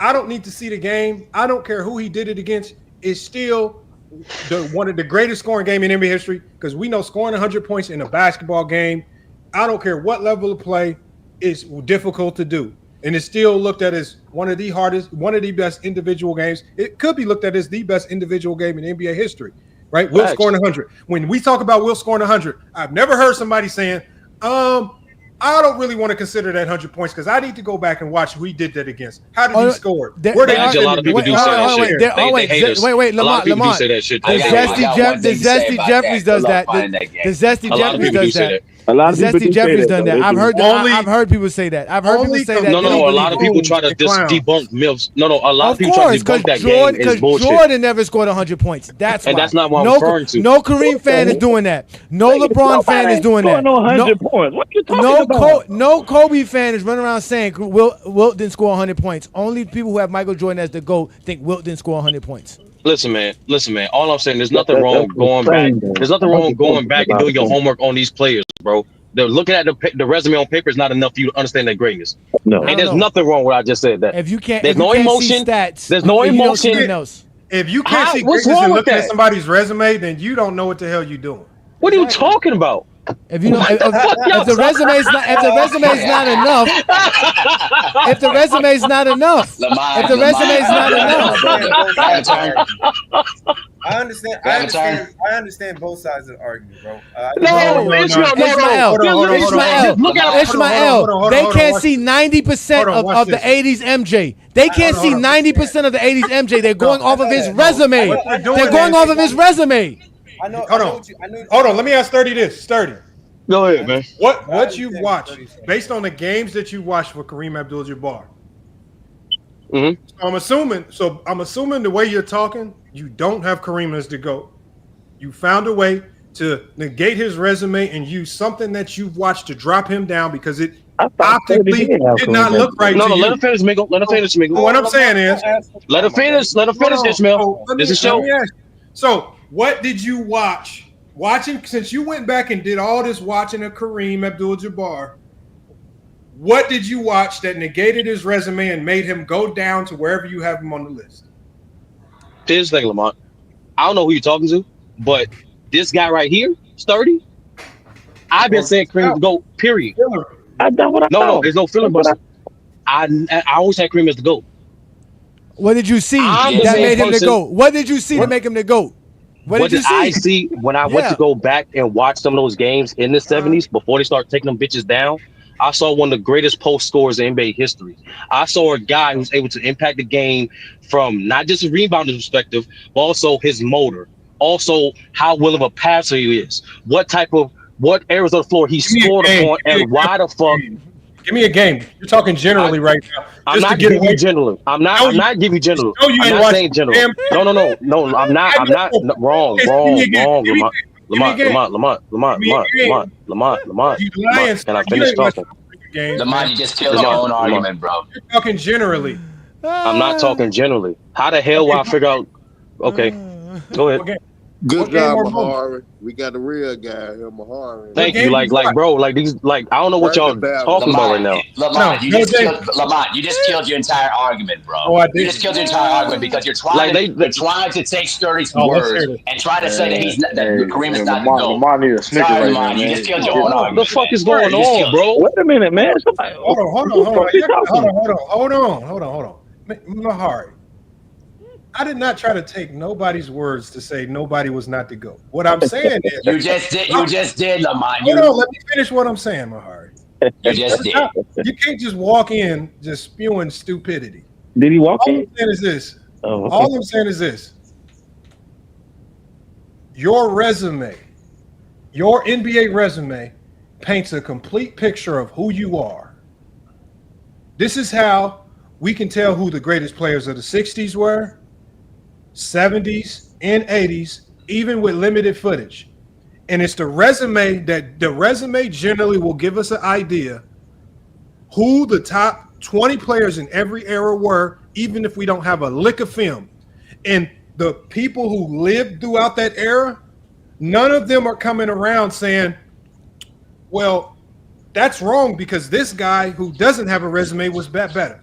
No matter who you are, even if you're a guy like Jerry West who lost a ton of NBA finals, his resume still supports him being one of the best players because there are certain things that great players have other players don't. It's going to shine somewhere in your resume. It's going to shine in the fact that you can get to a ton of finals. It's going to shine in some type of statistical accomplishment. It's going to shine somewhere down the line, and it doesn't need a ton of talking and explaining your way into it. Your resume is who you are.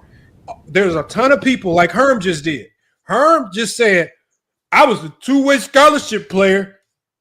He don't have no basketball resume to save his life to support that. Because I guarantee you, if he told me his basketball resume, he ain't got no stats, he got no accolades, he ain't got nothing to support being a two-time high school. Hold on, Herm.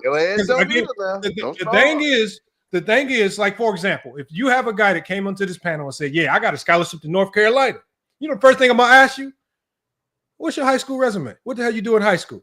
If your high school resume talking about you got 2.2 points per game, you only played your junior year, you got cut your senior year. You ain't no goddamn scholarship player going to North Carolina. That's what you had, then. All I'm saying is your resume. That's what you averaged, then. In college, yeah. But that's why I'm not saying I'm an NBA talent. Your resume that's why because the thing is, imagine this, y'all. Imagine this, y'all. If I run around talking about, yeah, I was an NBA talent, man, and y'all pull up the resume, I'm only averaging 2.2 points per game. Yeah, you're lying. Herb, what was you averaging in high school to be a two-way scholarship player? I averaged 17. You're lying, man. Just stop it, man. You're lying, man. You 17. You're lying up, man. Nah, that's kind of disrespectful now, Lamar. Come on, 17 ain't that bad, Lamar. Come on, Lamar. 17 ain't that crazy, man. No, Herb was 17 in high school was a lot. I mean, it depends where you at. It depends where you at. Look, come on. I'm 17 ain't that. But in Memphis, that wasn't a lot. We had a lot of niggas that. Man, oh man, see, not a fairy tale, bro. Anything that anybody say, take 12 points off of it. Anything that anybody say, take 12 points. That's all pocket. That's all pocket. That's cool. That's all y'all got. Everybody gonna gas up their stats when we know they can't go back and look. I do it. I know I beat your ass. Herb convinced us about to do the MLB. I just want to finish answer your question. I guarantee that.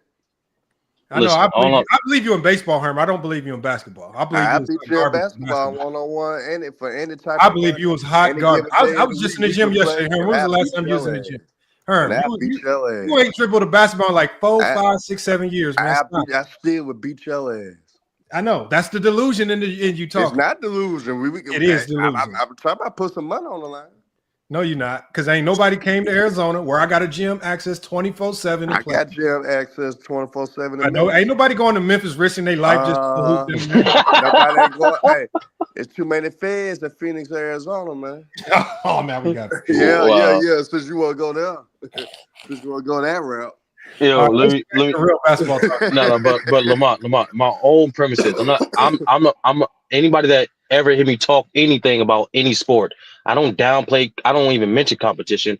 I don't mention I don't downplay errors. I go off what those players did in that era, and I am saying to everybody, it is not enough for you just go off what the hell is on a paper. You gotta see what make these players great for that time. How do you know George Mikan was great?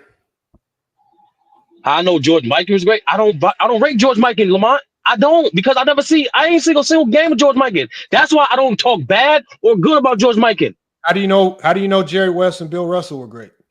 Because on a few games that I've seen, them niggas got busy, Lamont. Oh, no, they didn't. In the few games you see about Bill Russell, he running around looking like a ninth grader that just learned how to score layups. No, that's foul, Lamont. No, what I did see was some of the tactics and testimonies players and coaches were saying of his defensive that he was implementing. You can still find some, and that's the thing, Lamont. Stop telling these people you can't. Like you can still find some finals games of the Lakers and Celtics. Oh, sturdy. What are you talking about? If you be honest, that's why I tell people stop telling these young kids to go back and watch, because when you go back and watch, the game was so early in its advancement that it looked hot garbage. There ain't with all the basketball that we've seen, and you can honestly go look back at basketball in the 60s and 70s and think it looks like quality, good basketball. Moses Malone looks like a sorry ass Andre Drummond. That's all I'm not watching it for the aesthetics, Lamont. But I'm at the watching end it of to the day, understand the game. I man. understand. No, It's no, like no, I no, think no, you no, know no. that's Please, Ishmael. No, this is no. understood. I get you No, there, no, Sturdy. no, I no, get you. No, no, I no. get Because you, I do Sturdy. this in That every I do. sport. No, no, stop. Hey, Johnny, please. No, there's only If a you're a real handful of sports people. fan, There's if only you're a a real handful of sports people that know fan, how to watch with context. bro, if you're a We're real talking about sports fan, casual 30, you 30. do your homework. All We're right. not talking about real sports fans. We're talking about the masses of JDR casuals who don't know how to really take in the game. So if Well, you yeah, talk, you're not talking to one. if you're talking about a diehard, right, who studies the game, right? Okay, you're gonna have those few. But when we're talking about the masses of casuals who went with the narrative that the media gave them that Jordan was the GOAT, if you tell them to go back and watch, all they're gonna do is do what casuals do best. They're gonna discredit it and say it looks trash. Let's just be real about what casuals are gonna say when they look. Do you tell a casual to go watch Kareem or you watch Bill Russell? What have they told us about Bill Russell? They told us, yeah, that was the weak 60s. Yeah, them were plumbers. It was trash. This is what 90s fans were telling us. They the ones told us Bill Russell's era was trash because when they saw it, it didn't look like what they saw in the 90s. So if you tell the wrong people to go back and watch, they gonna come back with a flawed report of what they saw. That's why. That's why, Lamont. That's why, as the sports That's fan, you why you supposed go to. off resume. No, that's Hold on, bro. Sturdy. I think Nah, the issue is that even I understand you're trying to take the nuances of the game. You're trying to see the challenges players did in Only order to basketball junkies care about the nuance. right. But the thing is, like, not Ain't no everybody. casual talking about the nuance of no game. Not everybody could take their objectivity and try to have Bro. a trained mind to see what was the challenges those players went through historically. Like that's not going to be an easy thing to do for a That lot of sounds people. good and all, but we're talking about Jordan fans who went with the media narrative. The media told them Jordan was the GOAT. The media told him over and over. They said be like Mike. They gave him Gatorade. And They watch gave this, him all y'all. this stuff. They Hold said on. he was the GOAT. That's why Watch this, most y'all. 90, Hey, Lamont. I would say That's 99% of Jordan fans from the 90s say Jordan is the GOAT because the media told him that he was the GOAT, not because they actually really watched or really cared who was the GOAT. They immediately forgot the greatness of a 20-year career in Kareem Abdul-Jabbar. I do agree with that. Immediately went into the garbage can. And I said that earlier too. Of course. The media told them that Jordan was the GOAT. Hey, Lamont, I But got a that's why. But question hold for on. you, But real quick, Lamont. please, sir. I gotta say this. This is important. Damn. Oh, That's why. That's why. I need to give a shout out real quick, y'all. Hold on. Let me give Okay. a shout out. Let me give a shout out to Frank with the Cash App. He says for FYF in the Cash App. He didn't have a question. And then let me give a shout out to Herm. Herm came through in the Cash App. He said for longevity versus peak dominance. Simple as that. Salute to Herm and salute to Frank coming through with the donations in the Cash App. Appreciate you guys. We do this like literally. Everybody that's in the Discord notice. Like every week, there's a person that don't know about a great player. What we do, we show them that great player. We don't just give them the resume. We also show, okay, this is what they doing to how great they are. This is exactly how they get their bread and bones. We did it like on a weekly basis for different sports. Yeah, we do get breakdowns. Like, bro, that's why that's why I said earlier, Lamont, yes, like that's why I believe majority of people think Jordan's GOAT because how they pushed him in the media for the 90s. It was needed to. Yeah, you're not sturdy, sir. Like sturdy, you're not wrong. Like, true, we do this every week, bro. Yeah, like, come on, bro. Like, but it's here's crazy. the thing, sturdy, you're not wrong. But Lamont's standpoint is though, you're not going to change those people's mind. You're not going to change certain people's minds if they're already brainwashed. I think that's what Lamont getting at. I'm be honest with you. I've been saying this No, for now. nothing Granted, about now watching hold the up. I'm Now sorry. granted, My bad. my fault. Now granted, I'm not gonna go to extreme saying that I ain't going to ever tell nobody to necessarily like go back and watch. If you call yourself a basketball junkie, you really love the game. I'm not gonna go that far, but I will say this though, to that. Hey, listen, if I'm looking at motherfucker, if I'm looking at basketball, listen, in the day, NBA is NBA. No matter what area you is, a lot of people can't even make it to NBA. And your resume is your resume. I look at it like this: whatever you do in that resume, I ain't even. I do that. Listen, I'm gonna be real with you. I'm not gonna lie saying I told people don't go back and watch, but listen. I got Bill Russell to go, and I told people, "Hey, listen, look at his resume. Look what he did." Or Kareem, hey, I'm not arguing nothing. If you want to sit there and try to compare Bill Russell to Andre Drummond, well, last time I checked, Andre Drummond got 5 MVPs. I'm not going really back and forth. It is what it is. And true. All I'm saying is the only thing that happens when you tell a lot of people who don't know how to watch it right to go back and watch, they'll start comparing Bill Russell to Andre Drummond, as opposed to just looking at Bill Russell's resume, which you are who your resume is. And if your resume, for example, Bimbo Coles played in the NBA, don't have nothing on his resume. There is nothing film will tell me that he was any greater than his resume of absolutely nothing. He was a complete scrub at the NBA level. Well, he did play with Wiley though, so that makes he must be good. That's it. That's it. Yeah. So that's what I'm saying. But you get what I'm saying? So if you give me a player without a resume where the film supports he's better than his nothingness of resume. That's what I'm saying, Lamont. Nothing about Kareem's career that A-Study is going to go look at in 1977 to 76 is going to change all that he done for his resume. Like that, nothing's going to change that. No one that's said it. that, Johnny. No, but the whole point is this, right? Because Dart's going to bring up Bob Cousy. Bob Cousy could. That's nasty word. Listen. He's gonna listen. Bro. There's footages of Bob Cousy doing behind the back passes, doing stuff that nobody in that era was able to do. But it's just not as good because we've seen it from now. No matter what y'all tell me, the Roger Rabbit movie was a great CGI movie. It was great for special effects in 1990s, but it doesn't match Avatar. That's the point. So you're never going to go back and look at something and make it think that it's better than what you're seeing now at the end of the day. And that's your problem, Johnny. That's your problem. How? Wait,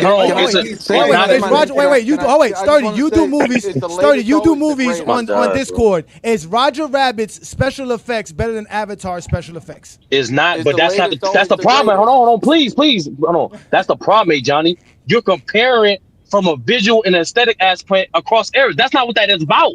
What made them players great? What made the players great is not what makes their resume transcend across eras. Is what made them great. What they did of their time. This is a great conversation right now. Like, is that simple? Hold on. What's wrong? That's crazy. That's in their resume, Sturdy. That's in their resume. Stop. Hold on. This clear. I'm not saying you should not over. I'm saying you should not trust the resume. In your time, other than looking at your resume, you can't go back. I'm not every single game. Hold on. I ain't saying every single game, but some games do illustrate the greatness of a player. You cannot just say this player is great. That's it. You should take what they did on paper. That's it. Don't see nothing about the play. That's what y'all basically saying. Y'all basically saying it's okay to not see shit about a player. Just take it for what's on paper.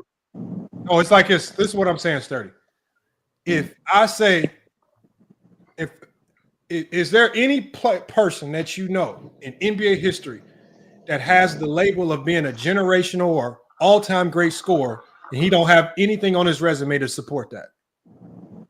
That's a good question, though. That's a good conversation. Is there anybody that had that? Is there anybody who you can say is a generational or all-time great defensive player, but he don't have nothing on his resume to support that? I would say nothing, but he don't have a lot to dignify. No, even though he's the greatest, no defensive player of the year awards, he has a whole bunch of defensive all first teams that support him being a generationally great player. You cannot hide it. The resume, there's nothing. You cannot hide anything on your resume. Your resume either shows us what you were good at or what you were. Hold on. For example, hold on. Why is Bill Russell regarded as the greatest defender of all time, Lamont? 22,000 rebounds. Oh, I'm sorry. I know rebounds is only defensive. Why is Bill Russell regarded as the greatest defensive player of all time, Lamont? They didn't count offense in what's it called, rebounds. Once again, hey Johnny, I didn't know defense. I know the only way you accumulate rebounds is only on the defensive side. Why was Bill Russell regarded as the greatest defender of all time, Lamont? Defensive rebounding. Once again, why is Bill Russell regarded as the greatest defender of all time? I just told you. Even though Wilt Chamberlain got more, why is he still regarded as a great defender than Wilt Chamberlain? You cooking right now, sir. I ain't gonna lie. You back one around. Why? Okay, Wilt Chamberlain got more. Why is he still regarded greater defender than Wilt Chamberlain? You gotta count him. Watch film to measure defense. Dirty cooking right now. You gotta count him. No, because we know the context of the era. Hold on. He was not available. Shut up, Sturdy. You're lying. Shut up. The reason why people say that Bill Russell is better, because when we look at Bill Russell's entire resume, unlike Sturdy here, who wants everybody just to look at one category, when we look at Bill Russell's entire resume, no one said that. Hold on, Sturdy. Because when we look at Bill Russell's entire resume and we don't stare down one category, Bill Russell's greatness shines in y'all mentioned one category. Winning. Hold on. It shines in the winning, the league MVPs, the rebounding. And so when we look at it all thrown into one bunch on one resume, his resume starts to outshine a guy like Wilt, right? Especially Wilt, especially if we start looking at resumes in the playoffs and whatnot. His resume just starts to outshine him, and that's where he outshines him as a defender just by the whole resume. The winning. Your 5 MVPs dignify you as a defender, Lamont? What Your you telling 5 MVPs, you're yelling. Your 5 MVPs, your 11 championships signify that you completely changed the game. When you look at your defensive rebounding, all of that thrown in one box lends you being a better player, because the first thing we're going to see is, well, he definitely wasn't a better scorer than Wilt, because what does Wilt's resume show? Wilt's resume easily shows, averaging 50 points in one season, that he's the better scorer. But when we start to look at everything else and we start to contextualize everything, we don't see. That's the thing about the resume study. The resume, we don't just look at one thing. Contextualize. We don't know. We don't have to look at one thing and say, oh, you have more rebounds here, so that just makes you better. No, because those are individual statistical categories that lend to your dominance in any particular category. It's your overall resume that lends to you being better.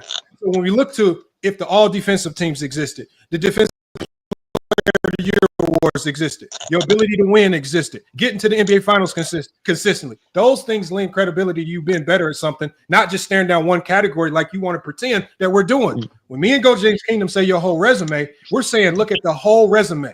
And when you keep running to one category, that's just you using your stupidity to try to use one static category. I didn't run to one category. You did.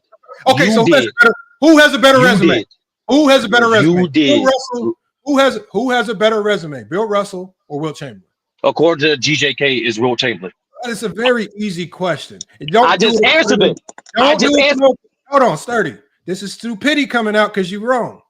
Don't give me nothing GJK says. Speak for your damn self and hold your stupid talking points and your fake basketball logic. Put that to the test.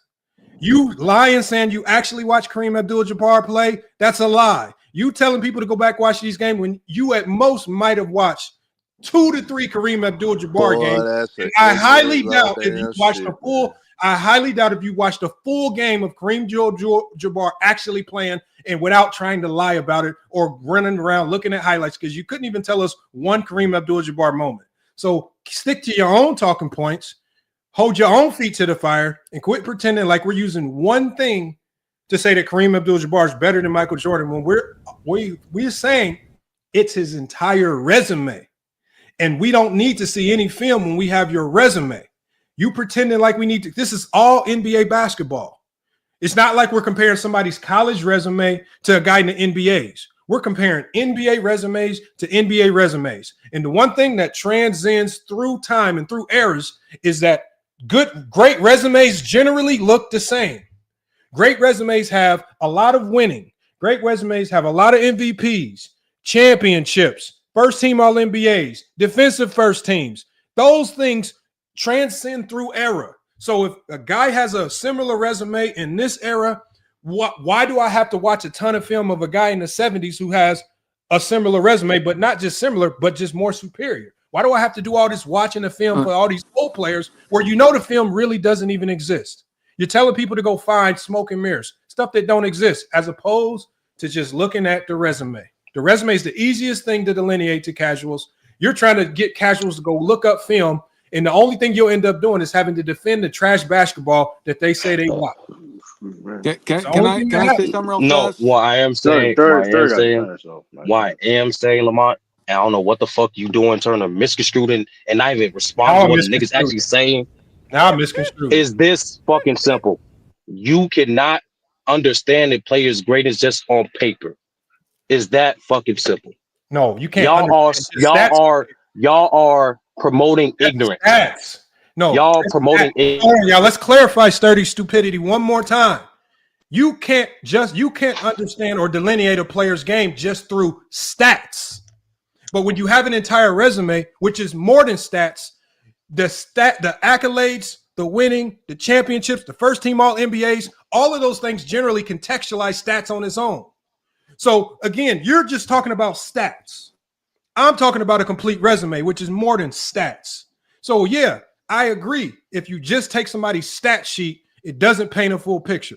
But if you take somebody's complete resume, which is more than just stats, that will paint a full picture, because across every era of basketball, great players' resumes generally transcend time and look very similar in winning, in accolades, in everything, not just stats. So again, you're subjectifying the conversation to just one aspect of a resume as opposed to understanding what a true full resume actually is. And that's everything. And you cannot tell me one player in NBA history who is a top 10 all-time great that does not have a complete resume to support it. And we have to actually go back and watch as opposed to just looking at his resume. Lamont, can I ask Okay, you a question for the panel. please? Did I ever say that shit Lamont just said? Literally just said it. No, I did not. You literally Hold on, just hold said on, Study. No, I did not. Nah, he ain't said it. He ain't said it. He ain't Can I have said a it. chance to speak now? Study, since you asked us, Lamont, can I have a chance to speak? Yeah, you can speak. Go ahead. I'm sorry, my bad. Go ahead. No, hold on. It's so That's sturdy. all. I'm going to go to Michael Jordan fans. No, so Lamont, my here's question is that come just on, real man. fast. I'm not trying to take it away. All right, go I'll ahead, hand go it ahead, right go ahead. back to you. Real fast. How important is for the points that I brought up by taking layers of different aspects of greatness and dominance within a career, within a season? How much does that affect you guys? Because I know, or at least I've seen, let me put it that way to be fair. And again, I'm not putting this you on Lamont, although there has been a lot of GJK on your channel lately. What I've seen with them is that they like to separate and categorize, but they don't like to connect the dots between, like I had mentioned before earlier on in the show. So how much does that impact greatness to say that you did multiple When you things say on connected top of dots, it with individual greatness, the awards, and the team success? How much does that impact greatness to you? Or does it only matter if you separate these things and categorize them and then say everything is equal? It doesn't matter if they all happen at the same time, but they all happen in a total of a career. Are but y'all just Michael looking Jordan at a fans. total of a career, or do you look at the things that overlap each Michael other? Jordan fans, I didn't say everything was equal. On your resume, a lot of those categories are not equal, which is why I said, when you talk about the greats of all time, you have a primary category of things that all greats generally have. A whole bunch of first team all NBAs, a whole bunch of all NBA defenses, a whole bunch of MVPs, the finals MVPs, the championships. Those are the primaries. Then we go to the secondary things, the things that matter, that still matter, but they're not as important as the things that are above. Scoring titles, steal titles, block titles. So what I'm saying is there are layers to it, but even at the end of the day, your resume still encompasses everything. So when you say compound or put everything together or connect the dots, your resume connects all the dots for your entire career. It doesn't just take a segment of your career like peak, where like people like to do with Michael Jordan. This is his peak, and we like his peak higher than this guy's peak. And they try to say, oh, his peak was higher, so he's the GOAT, when it's your career that either makes you the GOAT or not the GOAT, not a peak, not your lows, not the middle part of your career, not the beginning. I Nor got a question for you, Lamont. it's your entire body of work. And Lamont, I there got are a too question. many people. Let There are Lamar just go after too Lamar many goes. people that like to hand pick and nitpick what parts of a career they like to a certain player and they like to use. So when we say your resume encompasses everything. It's not just your stat line. It's not just your statistical dominance. It's not just your accolades. It's not just your championships. It's not just your finals appearances. It's everything thrown in the bunch. So you should be able to, any synopsis that you want to put on a player, you should be able to identify it by looking at their complete resume. And you shouldn't, especially since NBA resumes across eras, great resumes generally look very similar. All right. Wait, did somebody want to respond? I couldn't hear what y'all was saying. Somebody Nah, want I to just respond? had it. No, let Let me Nahari go, please. let Okay. me have an Nahari go. opportunity. Well, Because I have did been Lamont just speak that whole time to Dart, and Dart said he didn't hear nothing Lamont just hold said? on, Is that what man. you Let just me have said? a turn. I didn't say that I can Wow. respond. I said I can respond, but the point is that somebody said they I wanted wanted you to to respond. respond. What I'm saying, Dart, is exactly what you said as far as connecting the dots. I did connect the dots. I did by putting together Kareem's entire resume, which is something that I've never seen Jordan fans actually put out there, right? The only thing I've heard Jordan fans say is they talk about Kareem when it didn't look as great. They try to talk about Kareem. Oh, he had magic. They always try to put these other things in there to do the spin cycle on Kareem. But when you sit back and you look at his entire career, independent of all these narratives and stories that people want to make up, you look at his whole entire resume, the first thing you ask yourself is, when the hell did Jordan pass all of this? And if Jordan did pass all of this, what the hell did he do to pass all of this? Because there's outside of finals MVPs and maybe the scoring titles, if you want to value that, there is nothing that he's done in his NBA career that usurps Kareem Abdul-Jabbar. And so, I mean, I said my case earlier, so I won't repeat it. But again, just the general argument is that the togetherness of those highest awards together, nobody's ever done that in NBA history. And in respect, and I'm not denying anything you said for where Kareem outperformed Michael. I don't know what that means, Sarge. Are you saying he did you don't know what compound means? When so are you when saying you, are you saying he did a whole bunch of stuff in a small amount of time? What's that? Are you saying he did a lot in a shorter amount of time? No, he did more things together at the highest level than Kareem ever did. So he won the scoring title, and then he won the All NBA First Team, All Defense, and then he won MVP, and he won the championship. Okay. And just individual statistical titles. He did that more so than Kareem ever did, or in more so than anyone ever did in the history of the NBA. And then he did those things individually. I give you that, Dart. Those were some great years. Now, in totality, at the end of the day, one all-team NBA is one all-NBA. One MVP is one MVP. And when we start to rack and tally these things up, if you want to say, oh, well, Jordan had a year where he won MVP, first team All-NBA, finals MVP, and league MVP, and you want to compact it all into one, that was a hell of a season. Kudos to Michael Jordan. Hell of a season, Michael Jordan.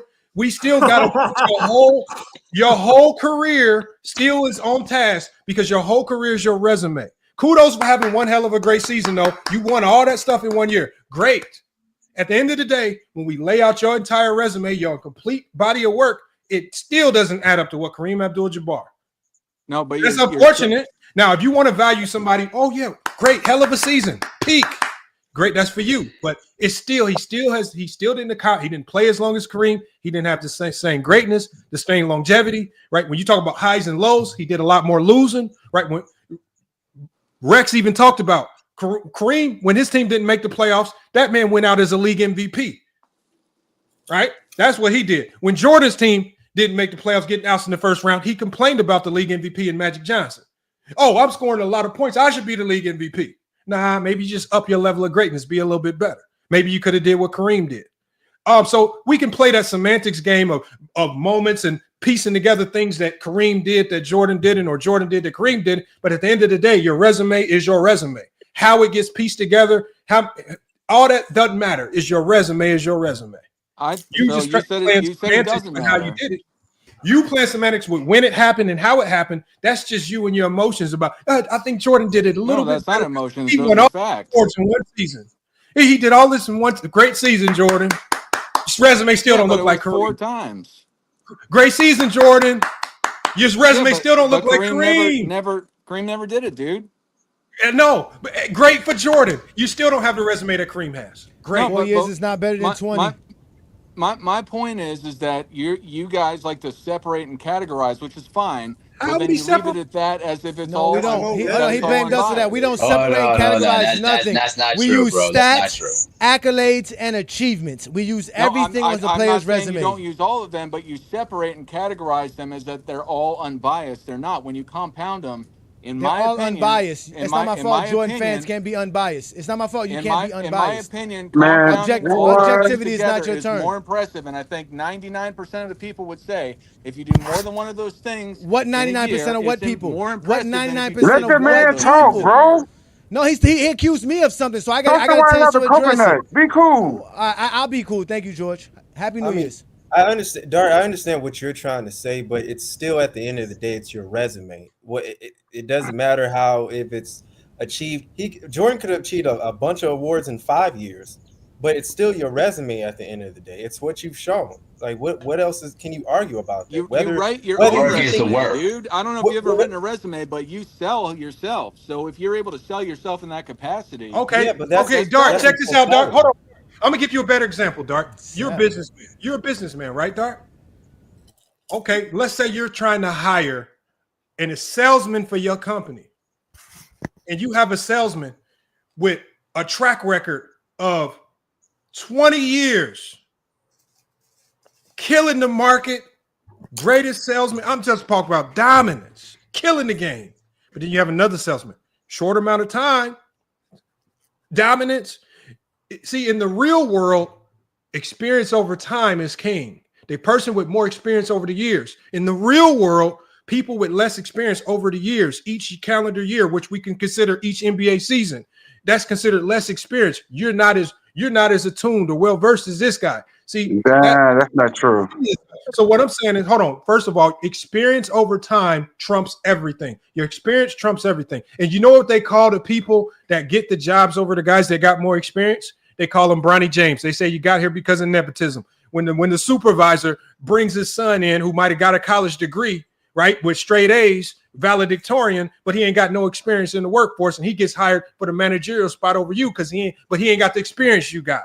So again, in any walk of life, experience longevity is king, except when it comes to basketball. In basketball, cramping everything in to a short amount of time, doing it all in a short time span, that seems to trump longevity for whatever reason. It makes absolutely no sense whatsoever. Longevity in and of itself is greatness. Does Sustained that longevity. make Emmitt Smith the best running back of all time, longevity? I don't know. I don't know what Emmitt Smith's full resume is because I He don't got the follow football all-time like that. rushing record. Nah, I'm not going to trust you to tell me Emmitt Smith's full resume. He got the all-time Well, rushing record. I don't. So no. See, like you bring that in and you say all-time rushing record. Well, again, one individual category cannot make you the GOAT of anything. So I need to see Emmitt Smith's full resume before I can dictate or determine if he's the GOAT of anything. I mean, So unless you can come back and you can give me You his can full Google that resume. yourself, Lamont. So no, what I'm Yeah. saying with Herm is doing what Sturdy did. He's trying to give me one category to I'm pretend not as giving one you one category category. can lead to greatness. When I'm telling you, I need the full resume. We have Kareem's full He's resume. a 3-time champ, a Super Bowl MVP, I don't league trust you to give me the MVP. full resume. You can't. I mean, I'm just giving you Can what I Maury know go? off the top of my dome. You can't give me I'm all the still here. awards. You can't give me the lesser awards. You can't give me I the just primary told awards. You you, can't give nigga. me none of that. I just told you, nigga, but you And want to put your then narrative. I got to know who Hey, you even hold compared on, him bro. to. I'm gonna ask you a question, nigga. I'm No, gonna get straight don't to the ask me no nitty gritty. football question. I don't know nothing about no Nah, I'm football, asking you a basketball especially when question. you don't even know the Nah, resumes I'm asking you yourself. a basketball question, man. I'm finna ask What? you a basketball question. Lamont's going off Nick. like Ticket TV, bro. Nah, I'm going Lamar off. ain't going off like Lamont, shit though. hey, this Yeah, is you for are 20. going off like Ticket This TV, the bro. last But stream for anyway. 2024. Shout No, out to no, but I got Lamont a question. I FYF. got a question for Lamont. Herm, let Maury cook Lamont real quick, man. Thank you. I've been sitting on the sideline just listening. Y'all been cooking. It's been a brewer here today. Here's the deal, guys. My perspective on this whole topic here matter is, listen, your resume is what is your basketball career is, but you also have to consider the fact that we also got to see how was your game like that led up to what your accomplishments were. That's all. That's all what it is to it. See, Lamont, here's where you you screwed yourself when you were You got talking to with give me an Sturdy. example of that. What? No, Give me hold an on. Let me example. talk. I'm talking, brother. Let me talk.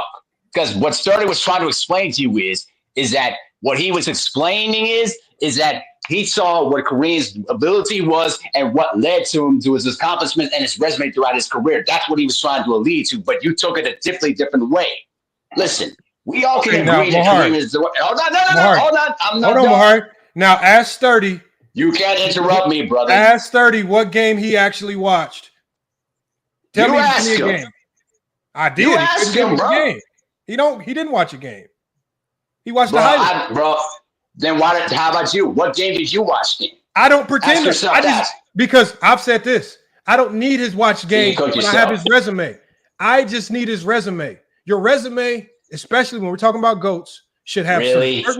your resume needs to have certain prerequisites: MVPs, Finals MVPs, There have been championships, a lot of first guys in team the All Hall of Fame NBAs. with very Because little resumes.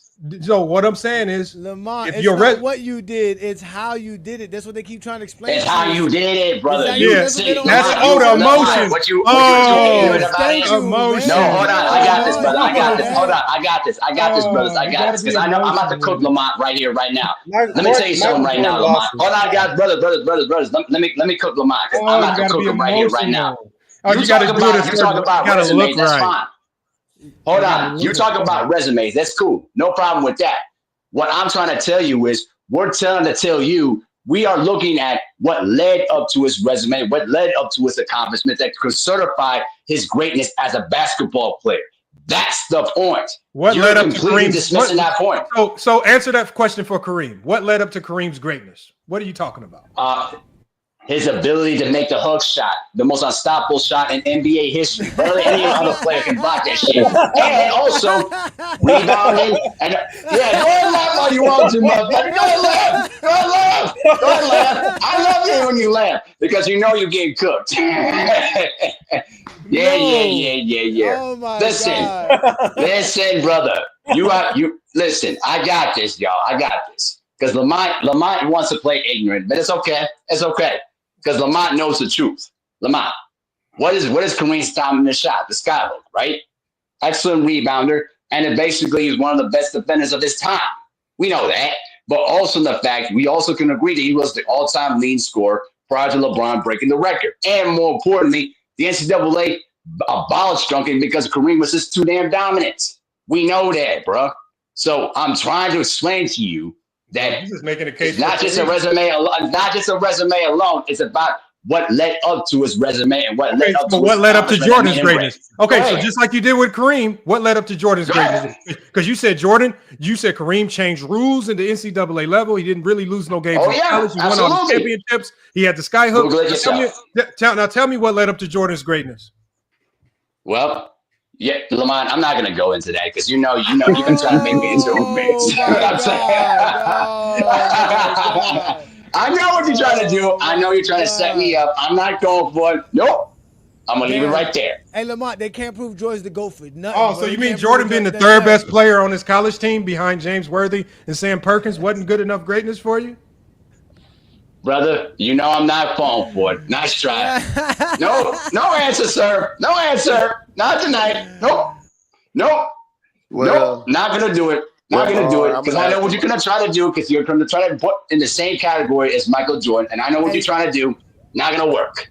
This is I'm what y'all finna put ask him a Mahari on the simple mic for. I question, don't though. see the This why y'all problem put of Mahari Jordan on the being mic. the third best player No, in North Carolina. I'm it's gonna not. ask him a It's not simple that. It's not question. that. It's not No. that. It's, I don't see No, that. he said to build up to greatness. He said to lead up to greatness. What got him there? So he talked about all the stuff that Kareem did that led Bro, up to his listen, Michael greatness. Jordan wasn't the greatest college player of all time. Let's cut So the so chase what here, led up to guys. his He wasn't. We greatness? all know that. That's what I'm saying. So even the build Right. up to so even Kareem had a better build up to his greatness than Jordan, according to you. Absolutely. We're not disputing that. Because the truth is, Kareem's basketball resume in college was far superior than Michael. We know that. So the build up to his greatness was better, and then when he gets to the NBA, his basketball greatness in the NBA with resume is better. And his skill set that was far better in his time in college than Michael was. Because So then Michael couldn't shoot a lick to save his life. So when did Jordan surpass Kareem? When did Jordan Look, surpass look, Kareem? look, look. Listen, how can you say Go ahead, bro. that Jordan Here's the trick surpassed question. Kareem? Come on, brother.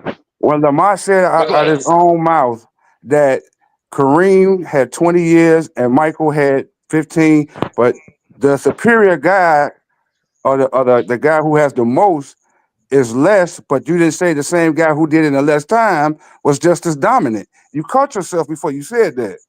No, I didn't. Nah, What are you but talking I I about? said, want to yes, ask. you did. Jordan There you didn't do go. nothing. See? Jordan didn't do nothing in less time Nah, than but Kareem George, than six titles. I just want to ask Lamont this simple question because he ain't gonna be able to run from this because he said it on numerous occasions. Y'all keep saying I said something, and y'all just get Nah, I'm proven wrong finna 2 ask you a seconds. No, question, you nigga. did say it. I never gonna ask you a Man, question, so I'm finna ask you right, this question, Lamont. right. Why do you always say Michael Jordan is the GOAT? I know why. My criteria? Yeah. My criteria? Yeah. So I don't see here's the beauty of my criteria. I don't shy away from it being subjective. I don't Can't answer pretend the like it's question. I don't pretend like it's embedded in the numbers and all these stats like Jordan fans do, because I started this soliloquy off by saying Jordan fans hinge his GOAT status on 6-0. They tie him being the GOAT directly to something that we can go check and compare to others. They say 6-0. So this is why a lot of people in this debate, they compare, well, look at what Bill Russell did, or they say, look at what Kareem did. He got it to it 10 times in 6 championships. What I say is, subjectively, I feel he was the most dominant. I don't use any particular category, and I admit that it's my feelings. See, you guys are running around trying to use this resume, which is all numbers based, and instead of just admitting, just like a few people have done on this stream, that you're primarily have Jordan because of your feelings. You're running around trying to dance around and say it's scoring titles and a steals title here or there, or like Dart saying, oh, he compacted it in. Oh, he did all of this in 1 year, instead of me just making up all these stories with the numbers where I know Kareem outpaces Jordan in almost everything. I can just say, I feel like Jordan was the most dominant player over his era.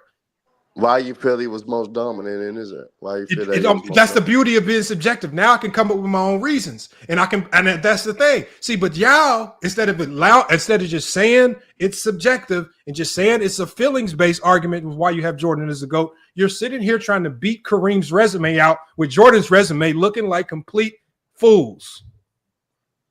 That's why y'all look like fools when y'all try to use Jordan's resume to beat out LeBron, and GOAT James Kingdom be running all over y'all. James Kingdom doesn't run over say anybody, you feel but some way. That don't even all put you in the this is conversation. All this stuff is opinionated. Facts, Lamont. Hey, am I wrong? Am I right? It's all You ain't giving no You're context still on how you feel. See, Lamont, brother, you've already cooked your own damn argument. So I mean, there's no point to talk about Exactly, Mahar.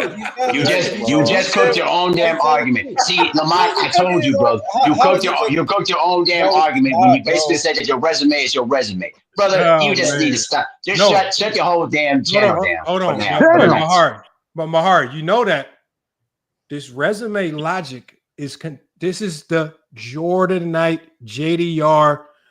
As Go James Kingdom would say, Zesty Jeffrey, this is your approach to the GOAT. Oh, wow, boy. There you go. That's where if we use the Zesty Jeffrey approach to the GOAT conversation by jumping in bed with all these championships and these awards and all these accolades, scoring titles and all that stuff. Well, if we jump into bed with Kareem and play that game, look where we end up. Based on resumes, you guys still get it wrong. How? Right. Lamont, you just sound, okay. you sound like Everybody has That's Jordan the same over. thing TV would say. Cut it No, out, he bro. didn't. You know he wouldn't say that, man. Stop. Nahari, who's better? Nahari, who's better, I'm Michael sorry? Jordan or Kobe Bryant? Who is it? Was it? You said Nahari? It's Mahari. Mahari, who's better, Jordan or Kobe? I think they're both the same because they're both equally the same player. There's no difference between the two. Although Michael I'll Jordan say fans, that who's Kobe better, shoots, Jordan or Kobe? I would say Ishmael, that Kobe's who's better, Jordan or Kobe? shoots more threes than Jordan did. All That's time, like the resume. If you're talking about resume, it's Michael Jordan. All right, okay. So everybody in their right mind picks Jordan over Kobe. Okay. Are you going to tell us that Kobe has a better resume? I'm saying Please Kobe don't lie. has, yes. Please don't Kobe do this. has more points, more rebounds, more assists, more free throws made, 3-pointers made, more all NBA teams, more all NBA teams, more all defensive teams, more all-star appearances, and he has 5 championships. The only thing that Jordan has is scoring titles, league MVPs, and finals MVPs. Macduff. Let's just keep this simple. About 3 years ago, because I know you say that you watch all these videos. Who was the first person that you saw did a video saying that Kobe Bryant's better than Michael Jordan? I said Lamont. Go ahead. But you didn't say nothing about resume. You just put a video up to have. Yeah, you just put a video up to have traffic to your channel. You don't believe that because you don't have Jordan. You don't have Kobe over Jordan. You don't even have Kobe in your top 10. Hold on. But The man No, has taken down the picture he had up there for years for these fanboys. what I said was this. If you go off of the Jordan fan logic, Jordan doesn't come at the top of a lot of different lists. So it's easy. So the easiest way to do it is just let everybody know there's a lot of bias. It's a subjective for most people. If you feel that Jordan's better than Kobe, just say you feel that. But if you start playing around with these numbers and stats, the way Jordan fans try to do with LeBron James, that puts Jordan at the bottom of a lot of these conversations. So everything that I talk about hinges on a bad approach sometimes, right? I know a lot of people don't have Kareem as the GOAT. There's a ton of people that don't have Kareem as the GOAT. But I started this off by saying that Jordan fans, they tie themselves to what? They tie themselves to Jordan's resume and say that it's his 6-0 resume. That part of his resume makes him better than LeBron James. So if we follow that logic and we start applying it to other players like Kareem or even like Kobe in your case, we start to see where that logic starts to fail because it doesn't put Jordan better than Kareem if you want to use that same logic, right? It doesn't put that resume. No, the point is better. The point is in the case of Jordan's resume versus Kareem Abdul-Jabbar's resume, Kareem's resume makes him better based on the Jordan logic. Am I right or wrong? Jordan not even better than John Havlicek, man. John Oh, Havlicek was 8-0 in the finals, man, with comparable stats. Wow. What you mean? Oh wow. Resume. He got a resume. Where did this snow cold come from? What you mean? My whole point is that your resume alone puts you in the debate. You got to have a resume to even be talked about. We all get that, but a resume alone does not make you. All right, John the greatest. Havlicek is 8-0 in the finals. Isn't that better than 6-0 in the finals? This brings me to my next point. So when people like GOAT James Kingdom or anybody that's an avid defender of LeBron James, when they try to contextualize things and say it's more than just the resume that puts LeBron over Jordan, why do y'all give so much pushback?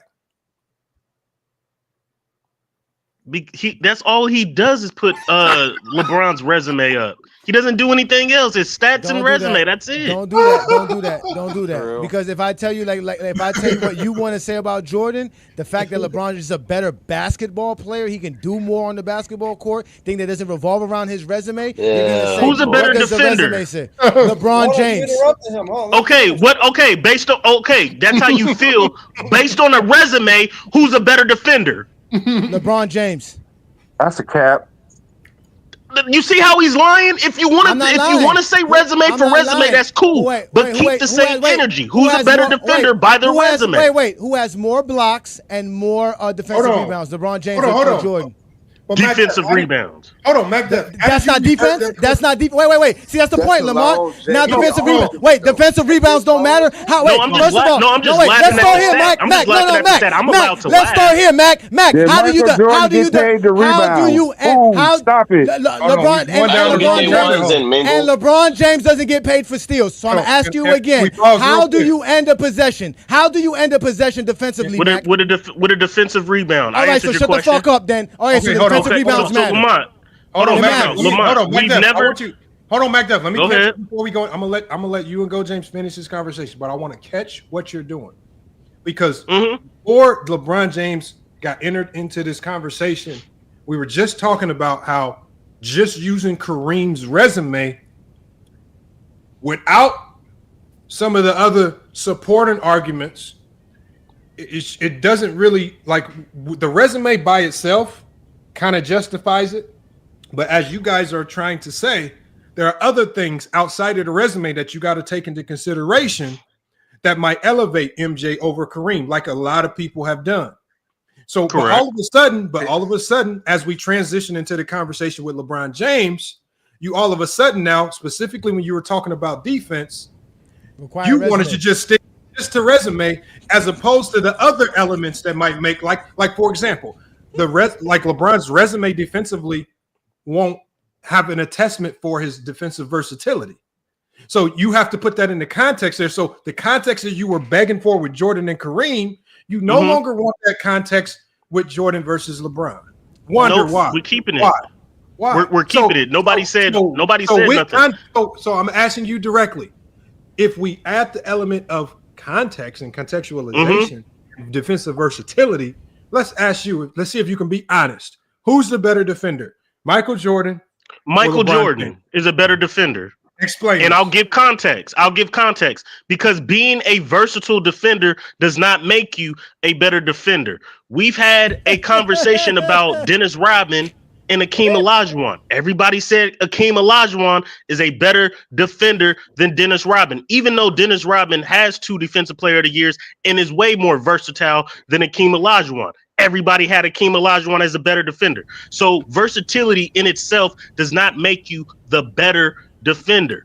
So if we're going off stats, if that's what you want to do, we can go off stats. Per game, Jordan is better. Hold on, MacDuff, stop right there. Hold on, wait. Akeem Olajuwon this is what happens. Akeem Olajuwon is the best defender based off his resume, not based off of nothing else. That's what I'm saying. He wants to go to resume for this. That's what he wants to do. But all I'm saying is this right here, MacDuff. First of all, get to the so if we're going to talk about the makings of a great defender, right? Oh my God. Because look, because remember, hold on, MacDuff, we're going beyond resume.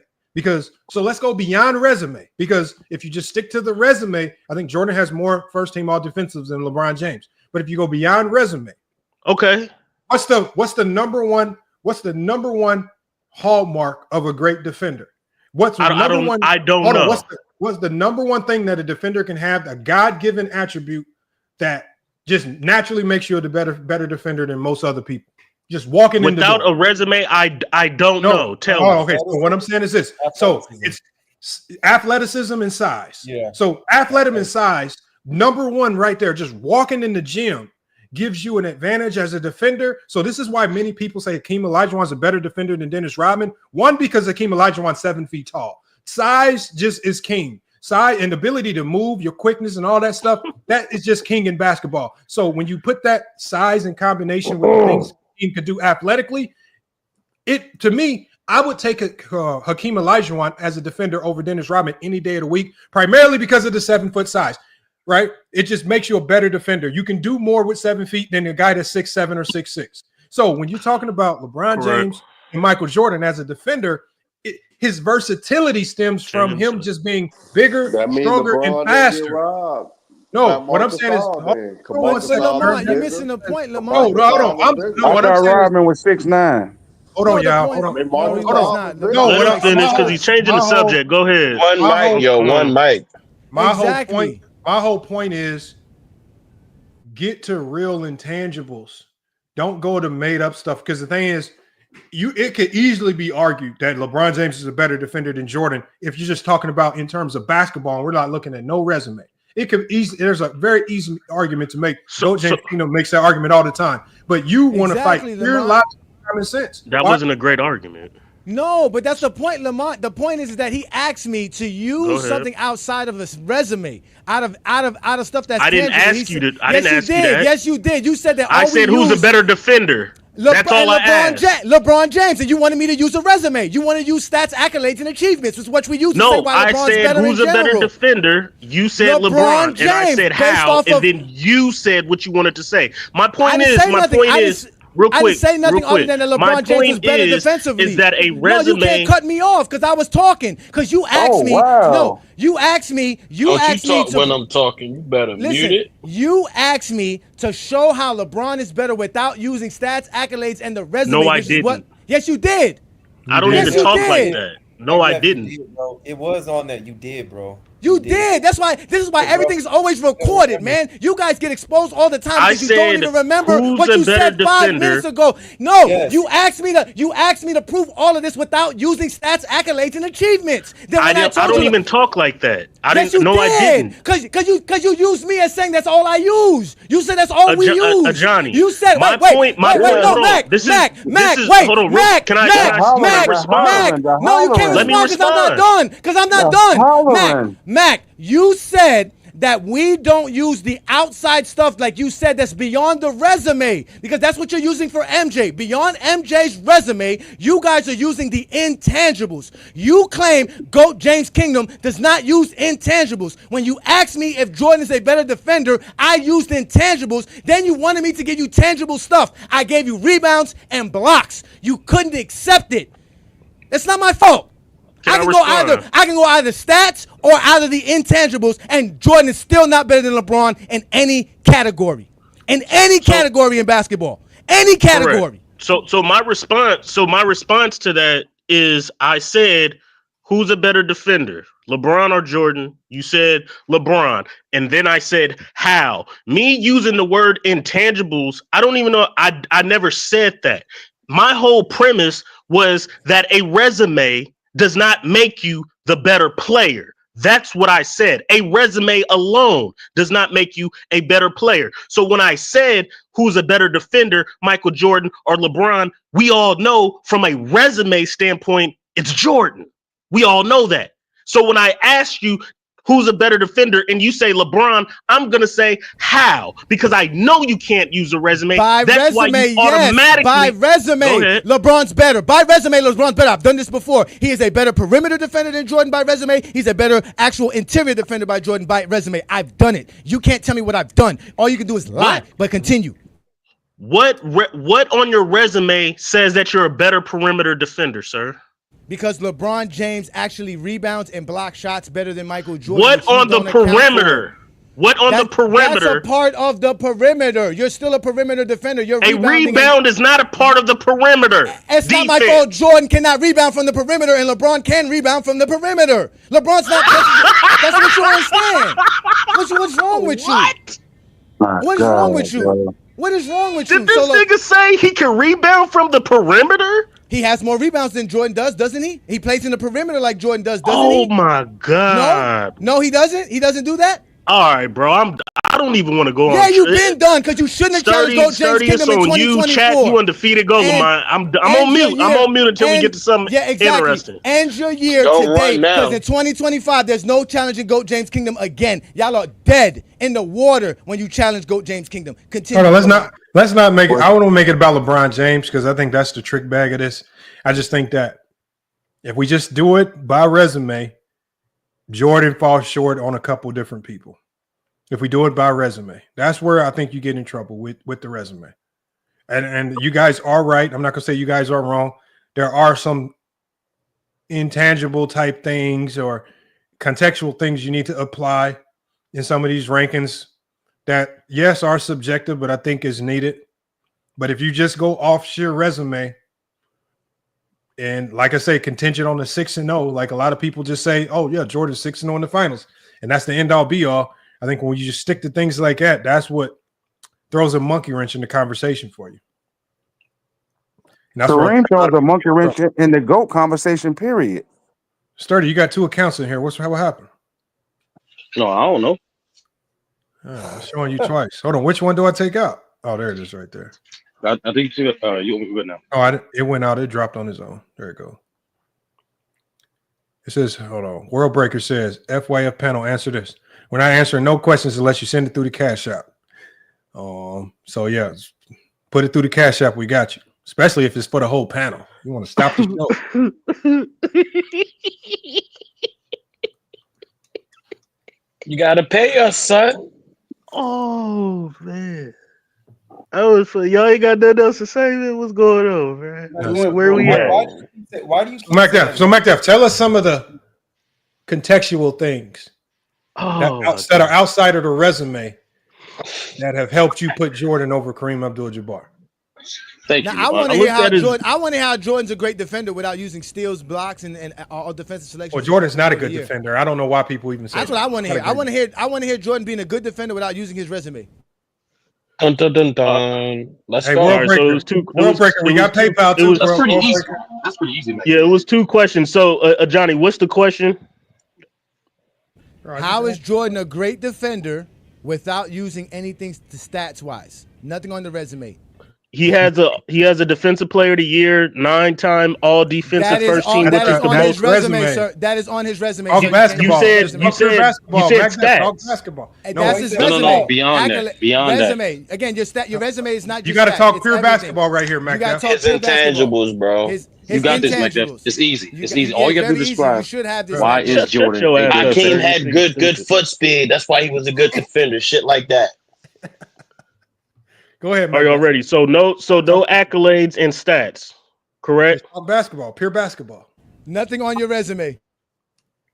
Okay. So real quick before I explain, Johnny, you did say defensive rebounds, which is a stat, is just part of your accolades. So I know you're why not do I have to filibustering. not use? I just want to make sure. Why do I not have to Mac, use are you stats? Googling right now? No, I'm not Googling nothing. I'm looking at this. Mac, would you like? Wait, Mac, would you like me to do LeBron first to give you an example? No. Hold on. Let Mac Def go Yes, first. please. Without using stats or accolades. Please, Lamont. How is LeBron a great defender? Please, Lamont. Let me do it, Lamont. Let me do it. No, go ahead, Johnny. Let Mac Def go. Go ahead, Mac. No, give me an example of LeBron first. Fuck no. Without stats and accolades, I don't know. Go ahead. So you don't know anyway. Talk to us, Mac Def. Mac Def is on you, brother. I'm telling him to go ahead.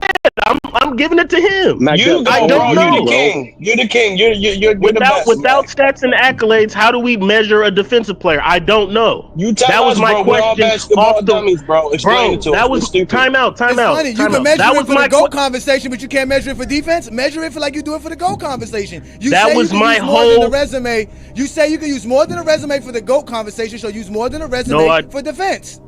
So again, my question to you was, who's a better defender, LeBron or It's Jordan? rude to answer a question with a question, Mac. I could have sworn. First of all, I answered the first question and I still didn't get an answer. So Everybody just go silent. Everybody just go Mac. silent. Everybody go silent and let Mac Def. Hey, Johnny, just let him go, man. He just needs time to talk. I answered the question. Who's a better defender, LeBron or Jordan? The first thing he said was LeBron. And I said, how? Because we know from a resume on the defense, Jordan has him as far as resume goes. Then he started saying defensive rebounds and that LeBron was more versatile. And I said, versatility does not make you a better defender. And I gave an example of that of Hakeem Olajuwon and Dennis Rodman, which Dennis Rodman is more versatile, but he's not a better defender than Hakeem. So he still didn't answer my question first. Now you guys changed the subject and you don't want me to use a resume, you don't want me to use stats, but you want me to try and tell you how Jordan was a great defender without those aspects. Correct? That's where we're on now, without you answering my own question. That's where we're at? Yes.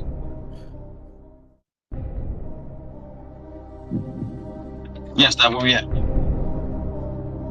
And again, and I'm asking the question, how can you tell somebody is a great defender without your resume or your stats or what they did defensively? May I get the mic, How? Lamont, please? May I get the mic, Lamont? Yeah, Mac Def, bro. Come on, bro. That's what I'm asking you. So give me an example. I can answer both, Lamont. Yeah, I can do all it both. that I time. can do it all that both. time, and then you end up saying, "How can you?" Nigga, I said, give me an example. I didn't waste no time. Y'all wasting time not answering the fucking question. Lamont, I can answer both. Okay, hold on. questions. We're gonna Lamont, put. I We're can gonna answer put. both. Let's put Go James Kingdom on a big channel. We're gonna show you how basketball talk is really done. He's gonna tell you in basketball terms without running a resume. And this is how real basketball talk, Mac Def. You can level up and learn a little bit. But go ahead. Let's talk to him.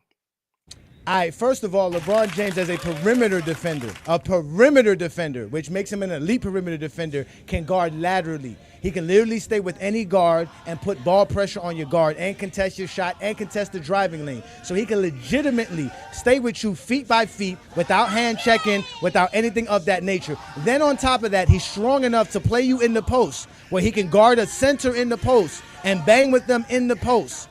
And not only that, he can defend the rim, protect at the rim, meaning that when you try to get to the rim, LeBron James could either be a weak side defender from the perimeter or he can either be the actual guy in the paint protecting the rim. So with all of that said, LeBron James' versatility as far as be able to play elite on the perimeter and the interior allows you to see that.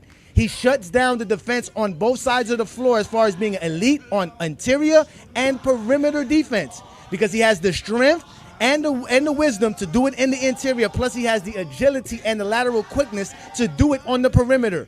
So he can guard all 5 positions because he has the actual physical ability to do such. He has a good wingspan. He has a good vertical. He has the IQ that you need to play great defense either on the perimeter or the or the interior. So LeBron James is an elite defender across the board. And there's only like 5 players in NBA history that you can say can play in the interior and the perimeter as an elite defender, and LeBron James is one of them. Michael Jordan is not one of those guys. Jordan is not a good on-ball defender like LeBron is. He's only a good weak side help defender and a weak side block defender. He definitely can't guard nobody in the post. So Jordan is definitely a limited defender when we're talking about basketball terms. You can put LeBron James on anybody that you put Jordan on to shut him down, but you cannot put Jordan in the post like you can use LeBron James. Not only that, in today's NBA, LeBron James can switch. That means you can either have LeBron James switch on to a big man on the screen and roll, plus he can do that on a perimeter player on the screen and roll. So in pick and roll defense, LeBron James is also elite at that. So altogether, LeBron James is the greatest perimeter defender we've ever seen. And on top of that, he's better than Michael Jordan. And that's without using none of his stats, accolades, or achievements, which we already know is better than Michael Jordan as well. Now you have an example to go ahead and show it.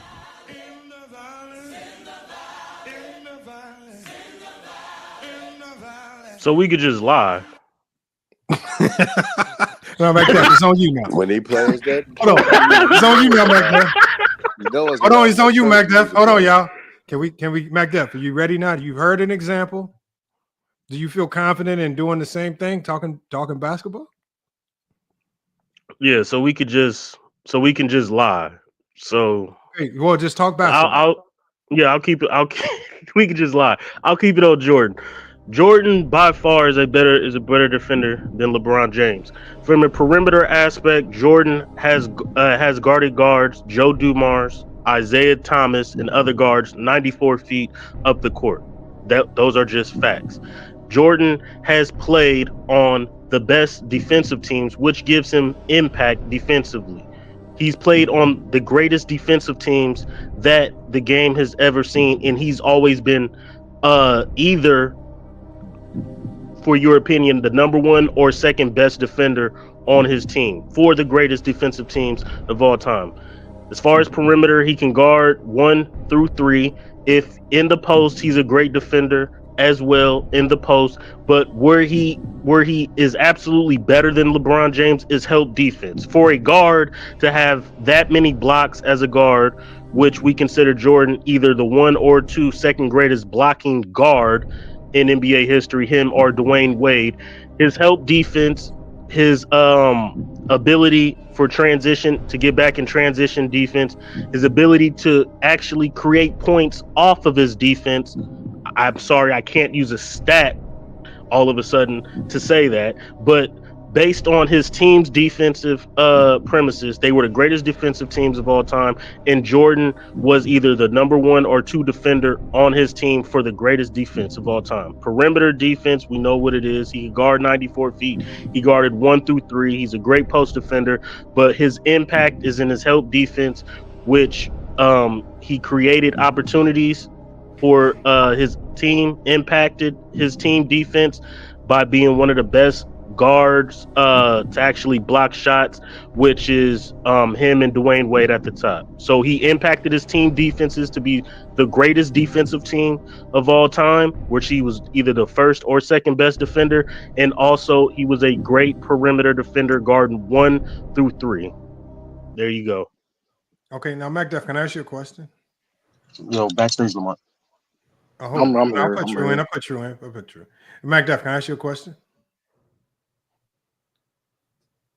McDuff, you with us?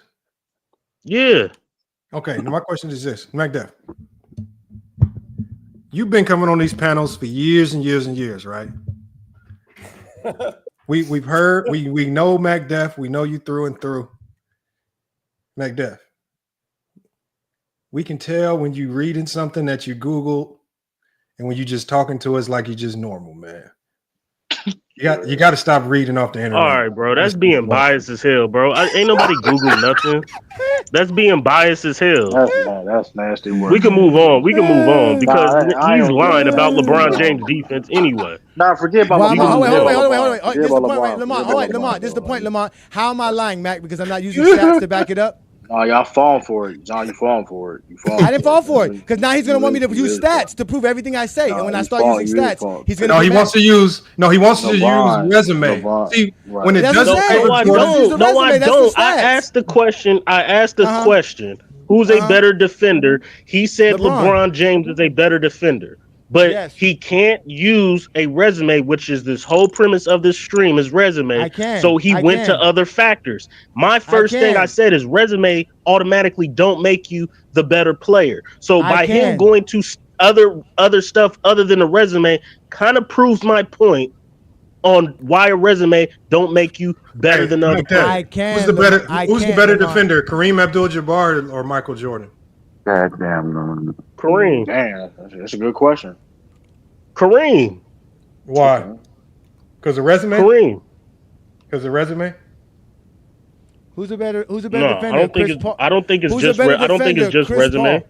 You just said resume. See, he said, "Oh my God, I didn't use resume." He said, "Do you see what I'm saying, ladies and gentlemen? I didn't use resume." And now he's saying it's not just resume. Is hold Chris on. Paul better I defender than didn't use a Jordan? resume either, you Yes, you dumbass. did. You I used said it blocks. You wasn't used just blocks. You resume. used blocks. You used blocks in Jordan's team. I That's didn't what you say used. anything. Did anybody Yes, you hear did. me say blocks?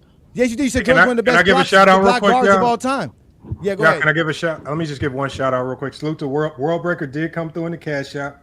He said for World Breaker, World Breaker. I didn't put a star on your question, so I it's too many comments here for me to go back and find it. So if you can retype your question, just retype it in and I'll address it to the whole panel, man. Salute to World Breaker for donating to the show, man. Appreciate you, man. Yeah. Only Jordan is better than everybody else because he's better Lamont, than his bro. teammates in his When competition. the reason you have Jordan as the GOAT is because you said a dominance. The first thing I said was Jordan is the GOAT because statistically, talent wise, and from a team perspective, he dominated his era. And I said he dominated in all three: Yeah, statistical, but that's individual, you. accolades, But championships, I and asked talent you. wise. Those He was by far lies the because best player of those are his era. lies because statistically LeBron James teams had better defenses than Jordan. Jordan never had a top 3 defense as much as LeBron James team had top 3 defenses. So you're lying. No, Mike Def, I asked you I said based on resume, because I said we know resume doesn't support Jordan being better than Kareem. I said the question was to everybody when they came in, based on resume, when did Jordan pass Kareem Abdul-Jabbar? That's the thing. So because that's what we know. We know based on resume, Jordan never passed Kareem. It's all of the contextual and non resume related things where people have decided to put Jordan over Kareem Abdul-Jabbar. But if we just stick to Correct. basketball resume, did Jordan ever pass Kareem Abdul-Jabbar?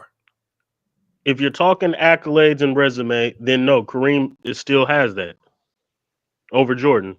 He got it over But you said what, everybody. 65 to 62? Correct? Well, that's just accolades. That's not the entire resume. I mean, when you look at his entire resume is everything. So when we look at everything, Now, my question to that is, if you want to go off of resumes, that's cool. But I've always said, and I think everybody feels that because blocks and steals wasn't a stat in the 60s, because no defensive player of the years awards and finals MVPs was in the 60s, a resume alone does not make you the GOAT. Resume just puts you in the door. But that doesn't benefit Jordan in the slightest bit. If anything, that elevates Kareem, Bill Russell, and Wilt Chamberlain.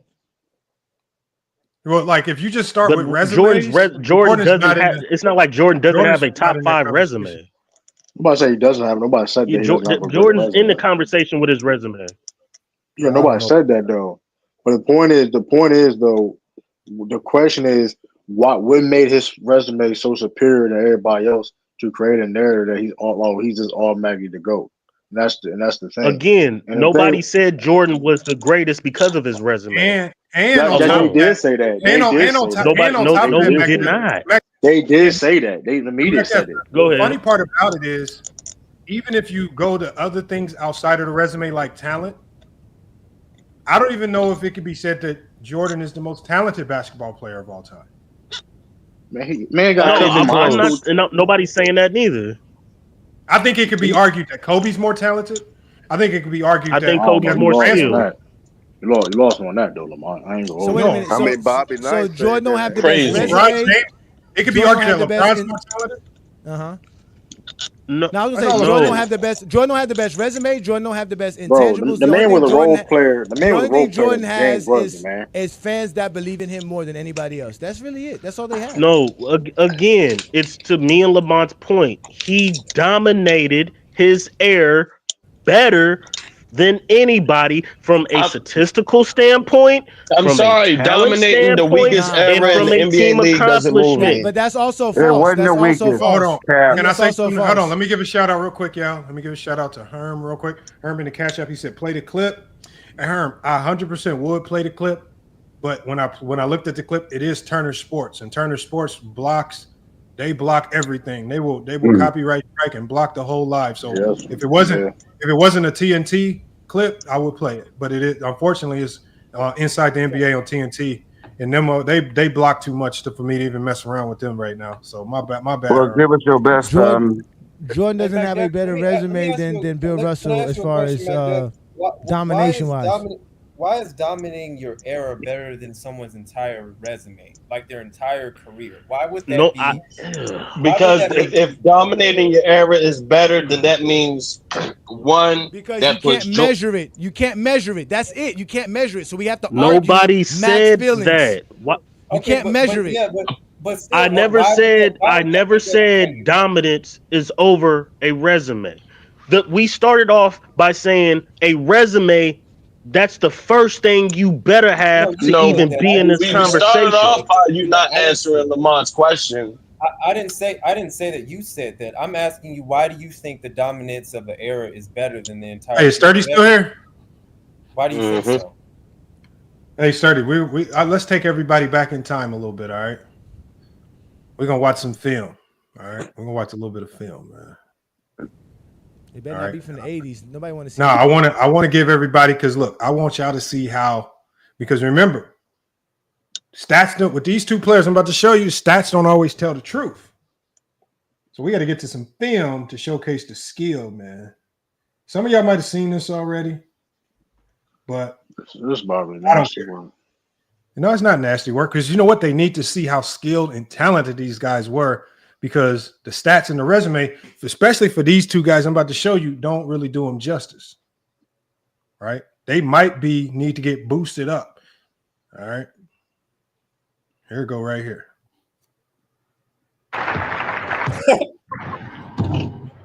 And the pistol had too much on him. And these are two Hall of Famers. Gervin, a spectacular player, an over 50% shooter from the backcourt. All right, out of bounds. Now Feet Pistol behind. Pete. Off the backboard, straight out. Going to go into his bag of tricks, and he has got a lot of them. Damn, that's skill. Lamont, you being nasty, man. Are you George serious? Gervin? George Gervin? Oh my God! A reverse Are you layup? serious? Make this reverse. Lamont, you. Oh, he made it. Oh, he made it. All right, sit down. Make a layup. They playing horse. Oh, you gonna sit down and make a layup? Off the backboard. Oh, This yeah. is horse. Y'all Backboard. being nasty. Y'all being nasty. Damn. George wasn't expecting all to sit down, I don't think. He made that, y'all. He made it, y'all. Look close. Oh my God. There you go. I don't know if he can do this one, y'all. He got to stretch for this one, y'all. So I think Y'all it's see a that? first-time shot for George Gervin. But he's got it down. So he still leads 1-0. Drive in, flip behind the back, catch you with one hand, laying in on the other side. Oh, Gotcha. hell no. Here we go. Here we go. Oh, hot dog. That's hot dogging it back then. That's what you call hot dogging, Lamont. That's hot Now, dogging. this is one of the best, and he black too. He better be able to do it. Ooh. Damn. Oh, damn, And we're even. George. Call it out, Pete. regular scoop shot. Scoop shot. Right here, regular scoop shot. 2 hands. The pistol's also gotten some Shout out to people George that Mikan. Shout out to George take shots Mikan. other people haven't tried before. Oh my God. We don't do that at Rucker Park. What kind of shot is that? All right, take a dribble. The ball behind you, both wrists, both hands, flip it over you, and lay it. Oh wow! What? The pistol was 3 times the NCAA scoring champion at LSU, twice an NBA scoring champion. Gotta be with 2 hands too. This is nasty. 2 hands. 2 hands. 2 hands. 2 hands flipped like this. There's Mrs. Maravich looking on. George Gervin. Hell no. So You Gervin, know what, Lamont? This made me lower them in my ranking. title this season. What does this have to do with Kareem or Jordan? No, because this lowered the ranking. Because looking at this is worse than their stats. That was Larry Bird. This is a horse game. This is a horse game. This is worse than their stats. This is worse than their stats. What's the greatest horse game y'all saw? This is a normal horse game. These motherfuckers bricking 17-foot jumpers. Bro, y'all need to respect the nuance of the game, bro. Like, y'all need to, Off the glass. y'all not There we go. respecting the nuances.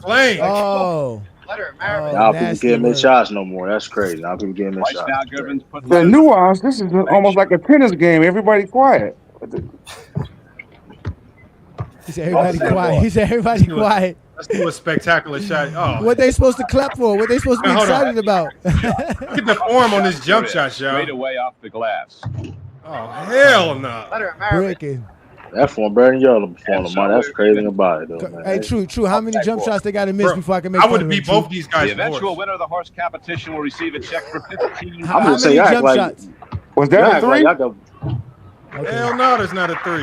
That's not a 3. There's no 3-pointer. There's no 3-pointer here. That's an 18-footer. That's a 20-footer. Clank. Oh my God! Damn. So you telling me George Gervin can shoot better than Pistol Pete Maravich? Elimination as George Gervin is filling the basket up. I seen Rondo go head with KD in a horse game before, so I mean, hey.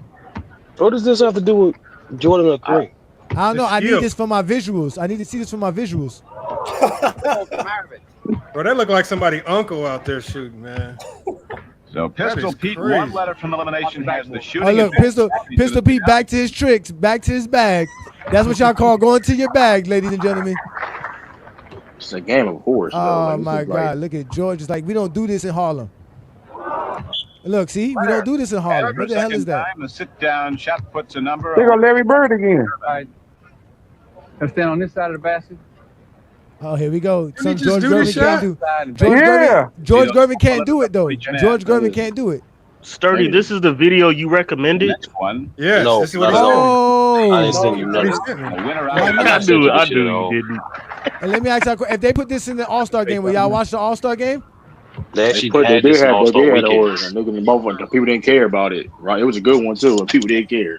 So, you know, that's the funny thing about You know, it. it's funny. I told KD you. won it like 3 times straight. Nobody Yo, cared. what's wrong with George Gervin? George Gervin Word. can't make a Hey, layup for Sturdy, that nothing. Rondo Now versus check this KD, out, the y'all. final Now, was based on their legendary. resumes, do we move both of these guys up or down based on what we just saw? I moved him down. That was Why hard. George Gervin just didn't dunk? Time out. But I okay, cool. But I don't get the point. This is of what a happens horse- when of a we horse watch. game. Like That no, what wasn't I'm a saying is- game though. No, That wasn't a this- game though. You think the game was going to be any better? True. Horse demonstrates your skill. Yeah, and I've seen Lamar, bloopers in every era. I've seen bloopers. This You is not can have a whole compilation. But this is not a of- blooper. This was a very serious game of But horse. I do want to say this. But that being said, that y'all is playing a dangerous game because the game. Sturdy has told us to evolved. watch. No. Okay, cool. That's cool. But Okay, hold y'all on. Let me playing play this- some Moses Malone film Hold for on. you then. Y'all playing it. No, hold on. No, y'all playing a dangerous game because 50 years from now, do people who say the same exact thing, and y'all gonna be start complaining. I've already No, said we that. not. No, we not. You know why? Because we're not zesty. All right. That's not the point he was doing, Why y'all doing that to us? Why do people say that? Why do you think that we're going to be upset that somebody 50 years from now is going to look at 2025 and 2075 and say that's trash? That's trash. How am I going to argue that? Why would I argue That's that? just terrible. That's terrible. If you That's if not you have that terrible. mindset, that's terrible. But if the NBA game advances and it makes today look bad, like you got to expect that 30 years from now, it's going to advance and get better. Everything in life gets better. Yeah. So somebody call you a trash. So somebody call people, you a trash coach. So somebody some 30 years from now, somebody call you a trash coach, and well, people, that you're 30 gonna be years from now, you're gonna be offensive. Like y'all, 30 years from now. Hold on, but here's the thing. 30. True. I look at my coaching just 4 years ago, and I called myself trash 4 years ago. I can't imagine when people 30 or 40 years from now. You hear this dude? Listen to what I'm saying. I can honestly look back. I can even look back on the first national championship game that we played in that I put on YouTube where we lost. And I can look back and I always tell people I'm pinpointing all the mistakes I made. And I'm like, why the hell did I do this? Why was we running that? Why wasn't we working on this? I can just look back and reflect on myself and say that I was trash a couple years ago. What you think people gonna say 30 and 40 years from now? That Steph Curry's still the greatest shooter of all time. But I'm saying, but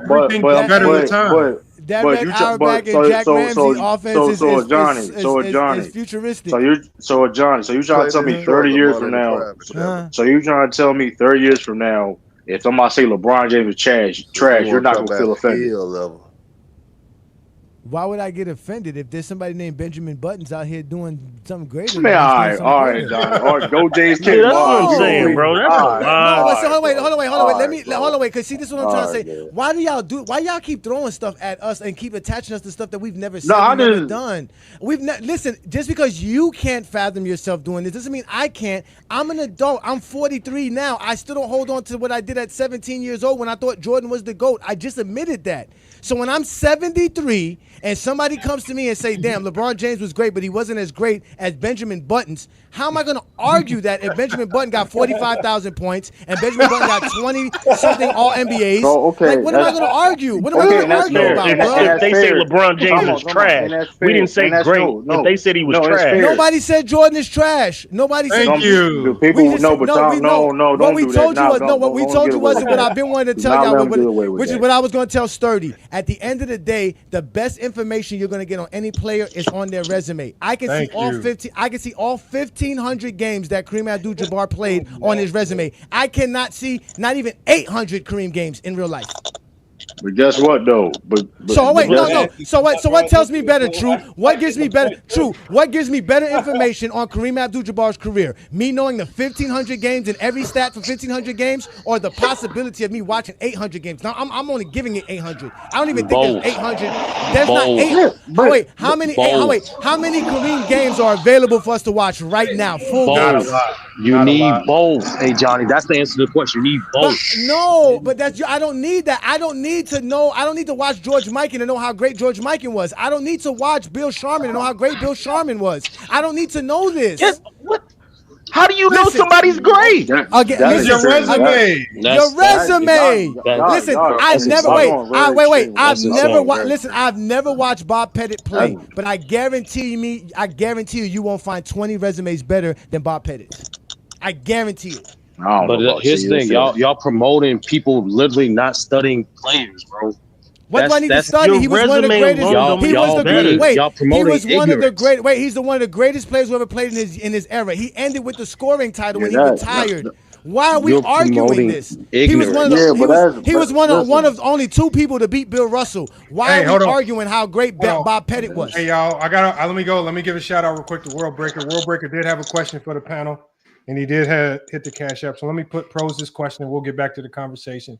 His question was, I believe MJ on-ball defense is overrated. I 1,000% agree. Has MJ ever been matched up with any greater on offense than KD, Melo, Dirk, Prime Kobe, or the Joker? Magic Johnson. To the panel. Let's just to the panel. We can start with Go James Kingdom, and we'll go through everybody. Can you answer that question for World Breaker? Yeah, LeBron never guarded Dirk, so I'm not going to use Dirk in this scenario, but Jordan never guarded anybody as great as Melo, KD, Prime Kobe, or Joker, including Magic, because Magic was in his end of tail of his career, so Jordan didn't really guard the prime Magic. So, yeah, I would say, and even on top of that, Magic actually torched Jordan in that 91 final. So, yeah, Jordan never guarded anybody as great as these players here. What you got on there, Ishmael? Mm-hmm. Keep going. Go. Who next? From my understanding, no, I don't think so. Alex English, maybe? No. Alex English gave Jordan the work, man. Don't even talk about those. Okay. Don't even So start no, on that. not really, because like I don't even know. Has he even guarded anybody that was like Paul Pierce type of level? So maybe Reggie Miller. Keep Reggie Miller, not on that level, man.